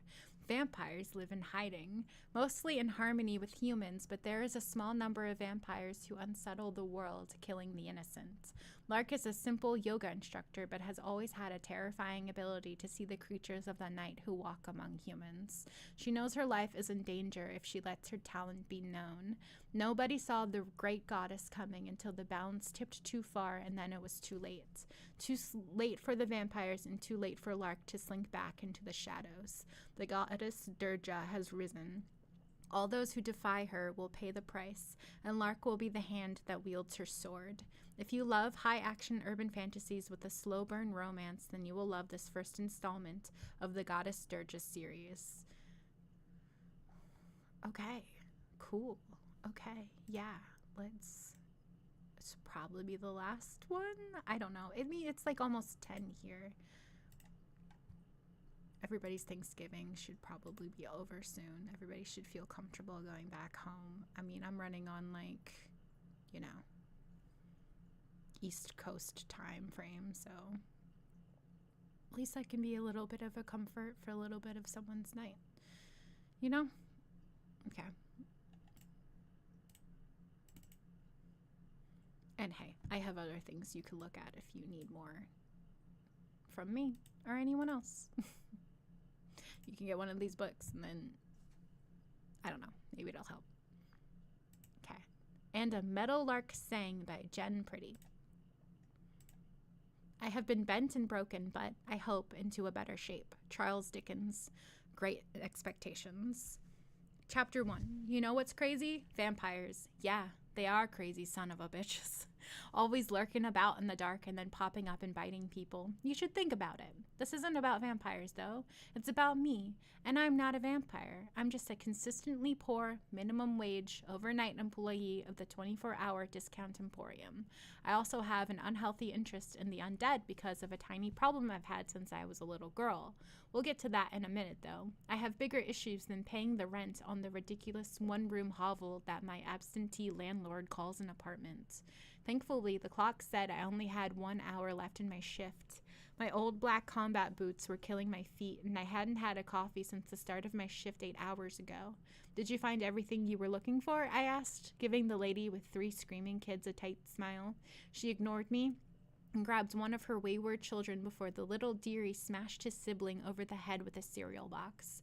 She loaded all her purchases on the small counter, and I dutifully scanned the items. With her distracted, the children got away from her and started destroying the display of Pringles my boss had me construct at the start of my shift. I don't know why I did, Pringles.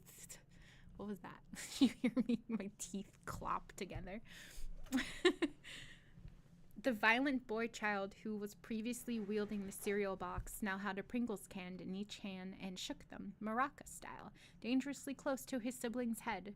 The younger child started screaming and ran back to his mother's side, knocking a stack of batteries off a shelf in his haste. I tried hard to like children, but until they could act like humans instead of rabid animals, I was out. Okay. That will be $14.70, I said, trying not to let annoyance show in my face. She handed me a $20 bill while reprimanding her oldest child and trying to get her still crying child into the cart amongst the baby and the carrier and the shopping bags. When they were finally out of the store, I sighed and started straightening the disaster left in their wake. I told myself busy work made the time go faster, but my brain knew better. When my shift finally ended and the elderly woman who worked mornings shuffled in, I went to the break room, collected my wallet, cell, and keys, and then hustled out hoping to sneak past my boss's office. Can I speak to you a minute before you go, Lark? My boss, Mr. Fellman, said in his deep baritone voice. Crap. He always smelled bad. The schedule was in the break room, and there was no earthly reason for this weekly recitation of my shifts. He seemed to think I was irresponsible, or maybe he just thought I was stupid. I'm not. Stupid, I mean. I'm not irresponsible either, but the fact that I was quiet and petite made people think I needed my hand held and the crust cut off my sandwich. Maybe, misogyny and sexism and all that, but I kind of doubt that's why. They might just think you're stupid because you're stupid. Have you considered that? Why am I saying this? I'm being mean for no reason. God. I dutifully took a half step into the tiny closet he called an office and stood awkwardly waiting for him to speak. Have a seat. I'll go over your schedule with you, he said like he did every Friday. I found if I put the dates into my phone while I was in front of him, he would leave me alone until the next Friday. I got out my phone and sat in the hard plastic chair across the cluttered desk from Mr. Fellum. You're so smart. You're so smart the way you called him Smellum instead of Fellum. You're so right, bestie. You're not dumb at all. Fuck. I have you down for Monday, Wednesday, and Thursday, he said, trying to straighten some of the papers on his desk and failing to put a dent in the mess. I typed madly on my phone so it would be convincing that I was putting it down. I always worked overnight, Monday, Wednesday, and Thursday, so remembering was not a stretch of my mental capacity, but he's the boss. In all honesty, I was sending a text to my neighbor Frankie, reminding him we were going out tonight. As soon as I sent the short text, I got a confirmation reply, my phone on silent so my boss wouldn't know. I smiled up at him to let him know I had dutifully put that critical information into my phone. There was no reason for that to be so long of a sentence. There should be a period in there. What are you doing? He smiled back and leaned forward on his desk. The smell of cheap cologne and cigarette smoke clogged my nose before he said, "That's great, Lark. I'll see you Monday night then." I stood and pocketed my phone, muttered a thanks that would not do anything to increase his faith in me, and headed out the door. I was used to being thought of as slow, so I tried just to let that go. I had no close relationships or family, and it was better that way. What? Why are these two sentences in this same tiny paragraph? What about people thinking you're dumb and having no friends or family are related enough that you have them in a 2-sentence paragraph? I am a master at keeping secrets, and I have plenty of them to keep. I made it to my car and unlocked the door. It wasn't a great neighborhood, but my old Honda was nearly rusted through and wasn't attractive enough for any of the local thugs to be bothered stealing. The sun was just peeking over the horizon between the buildings. This was my favorite time of day. Before the people started filling the streets, the sun was for other people, not for me. I was born for the night and always struggled to keep my eyes open during the day. One of the families I had lived with cared enough to have me checked for some kind of sleep disorder. There was nothing wrong with me. I just slept during the day and stayed up all night. School was a disaster for me, and I only managed to graduate because I finished my last year online at night. My car started on the second try, and I drove across the city. It took me almost a year of taking the bus and saving every penny to buy the car, but I couldn't afford to keep it unless I lived in the tiny shoebox apartment across town, so it really wasn't the saving grace I thought it would be. I wanted to put some roots down here, though. The city was beautiful in places, and the crowds big enough I could hide. So I made every effort to carve out a life that I could see myself living. I pulled into my parking space at the back of the brick turn-of-the-century house that had been converted to 8 small apartments. Mine, the smallest, was on the top floor. It was really an attic crawl space, but luckily my diminutive 5 feet allowed me to stand up in the middle. Probably the only benefit to being short, I suppose. Still sad, though. The morning sun streamed through the open blinds of my apartment as I dropped my keys in the bowl by the door and walked into the tiny kitchen. I flicked on the stereo to cover the sound of the Petersons fighting on the floor below and took out a frozen dinner. Didn't matter that it was 7 a.m. It was dinner time for me. I popped it in the microwave and closed the window blinds. The darkness of my apartment was soothing after a full night in fluorescent lighting. Excuse me. Once I'd finished my dinner and washed my fork, I changed into pajamas and collapsed into bed to sleep until it was time to head out with Frankie. My eyes peeled open slowly and checked the clock. It was already 4 in the afternoon and time to get moving if I wanted to eat and get dressed before Frankie banged down my door. I hopped into my tiny shower and scrubbed the sleep out of my eyes. My black, shoulder-length hair was low maintenance, so when I was done, I tried it quickly, checked my pale complexion in the mirror, sighed, wrapped myself in my favorite robe, and made breakfast while watching the news.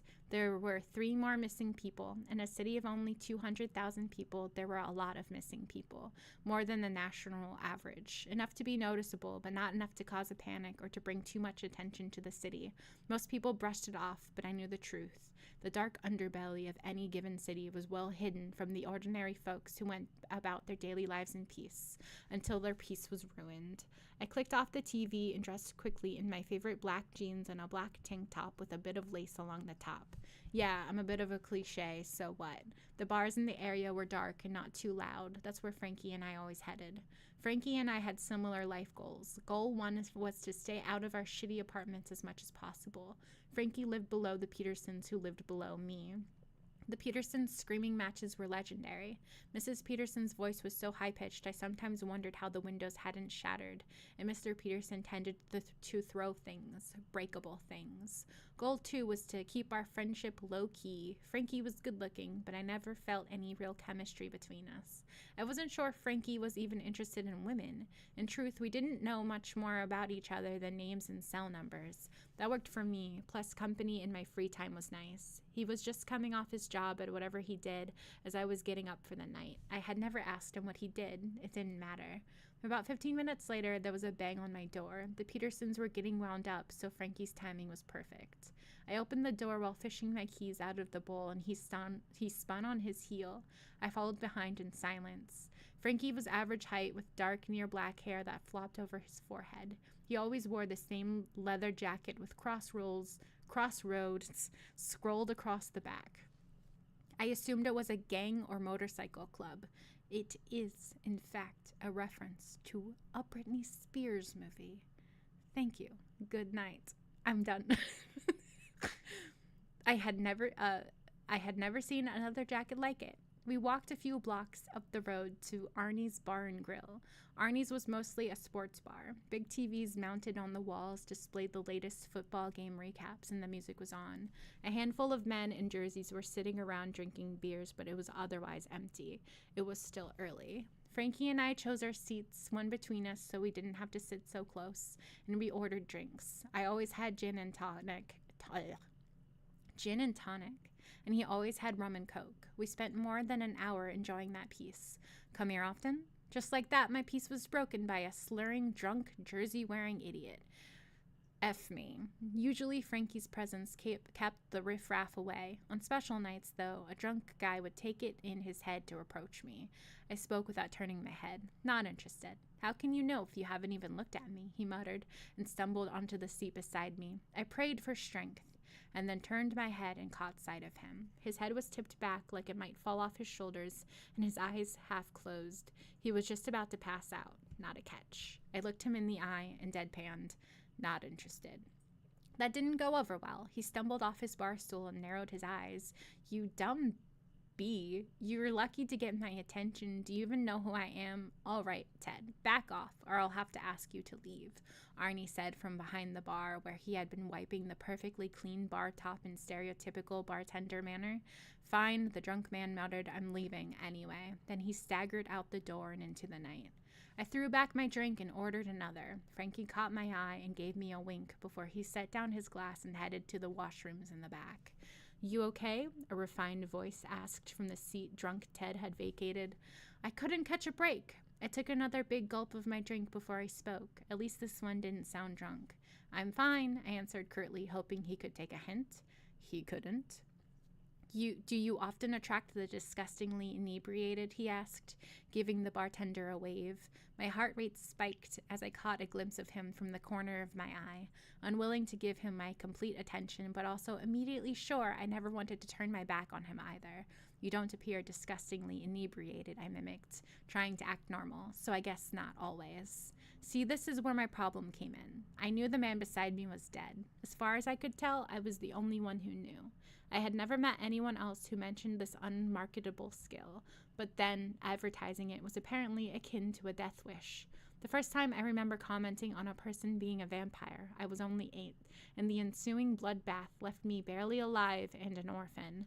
Not a mistake one repeats. I briefly turned my back to the vamp to watch Frankie saunter down the hall. I finished my drink quickly before peeking back at the stool beside me. It was now vacant. I breathed a sigh of relief. I did not need that kind of stress in my life. I had assumed after my first encounter with a vampire that being able to identify the vamps made me an instant threat and target. No reason to test the theory and no need to tempt fate by hanging around one. By midnight, Frankie was toast and I was tipsy, so we walked our sorry butts home and said goodnight. It was more of a grunt and a wave, but the sentiment was there. It was only about 2 a.m, so I surfed the net for a while. Surfed the net, okay, Grandma. And then turned on a movie and settled down to watch. At around 5:30 Saturday morning, I headed out to the gym. I taught yoga for beginners twice a week and took an advanced yoga class every other day. My therapist recommended yoga to one of my foster families when I was a preteen. It became my secret place of peace, the first place I could go to be near other people without the need to interact beyond trivial small talk. This morning was my kids' class. They were mostly 12 to 15-year-olds who were into competitive sports, and their coaches used yoga for cross-training. It was a fun, easy class with well-behaved and disciplined kids. The rewards of teaching kids were not lost on me. I enjoyed their enthusiasm and energy. It was the exact opposite of everything else in my life, and I didn't squander it. Hi, Lark, one of the girls from the hockey team said. I had 4 hockey girls in my class, and they were all diligent and polite, a product of the highly competitive local sports team that consistently developed national-level players. I smiled, one of my first honest smiles this week, and waved back before strolling to the change rooms to lock up my stuff and get ready for class. It was a full class, including a few new kids. They worked hard, and we focused on breathing with some small exercises they could practice at home, and I demonstrated some new positions we would be working on for the rest of the month. By the time my class was over, I felt relaxed and supple. The stretching always helped focus my mind, and the exercise calmed my body. A horde of sweaty teens wandered off to the change rooms, and I headed to the weight room to work on my upper body strength for a while. My advanced yoga class demanded much more strength and control than the basic classes, and I was lacking in that department. With my goal of eventually owning my own yoga studio, I felt compelled to work hard now, even though it was all a pipe dream. My chances of ever being able to pay rent on a studio were 0, but I kept my focus on the dream I had been chasing since my teenage years. Clearly, I should have been focusing on my surroundings too, because when a throat cleared behind me, I turned and found myself face to face with not 1, but 2 vampires, and they were staring at me. Woo. Yeah. Okay, back. A Meadowlark Saying by Jen Pretty. Jen Pretty. Didn't realize that was their name. And yeah, that's what, $3, $2.99 on Kindle right now. I'm not sponsored, and I don't like Amazon. Oh God, that's my alarm. I have to move my camera now. Oh God. Hello again. Am I still connected? I am. I have to feed my cats. I'm surprised they're not screaming at me right now. Thank you for joining me this Thanksgiving night. Check out some of these books. Don't, whatever. It was still a fun little thing. I hope maybe I helped someone. Maybe not. I don't know. But, you know, whatever.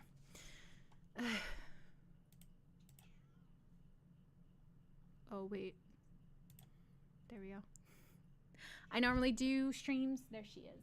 She's crying at me. I normally do streams on Sundays at 6. I intend to do that one this week.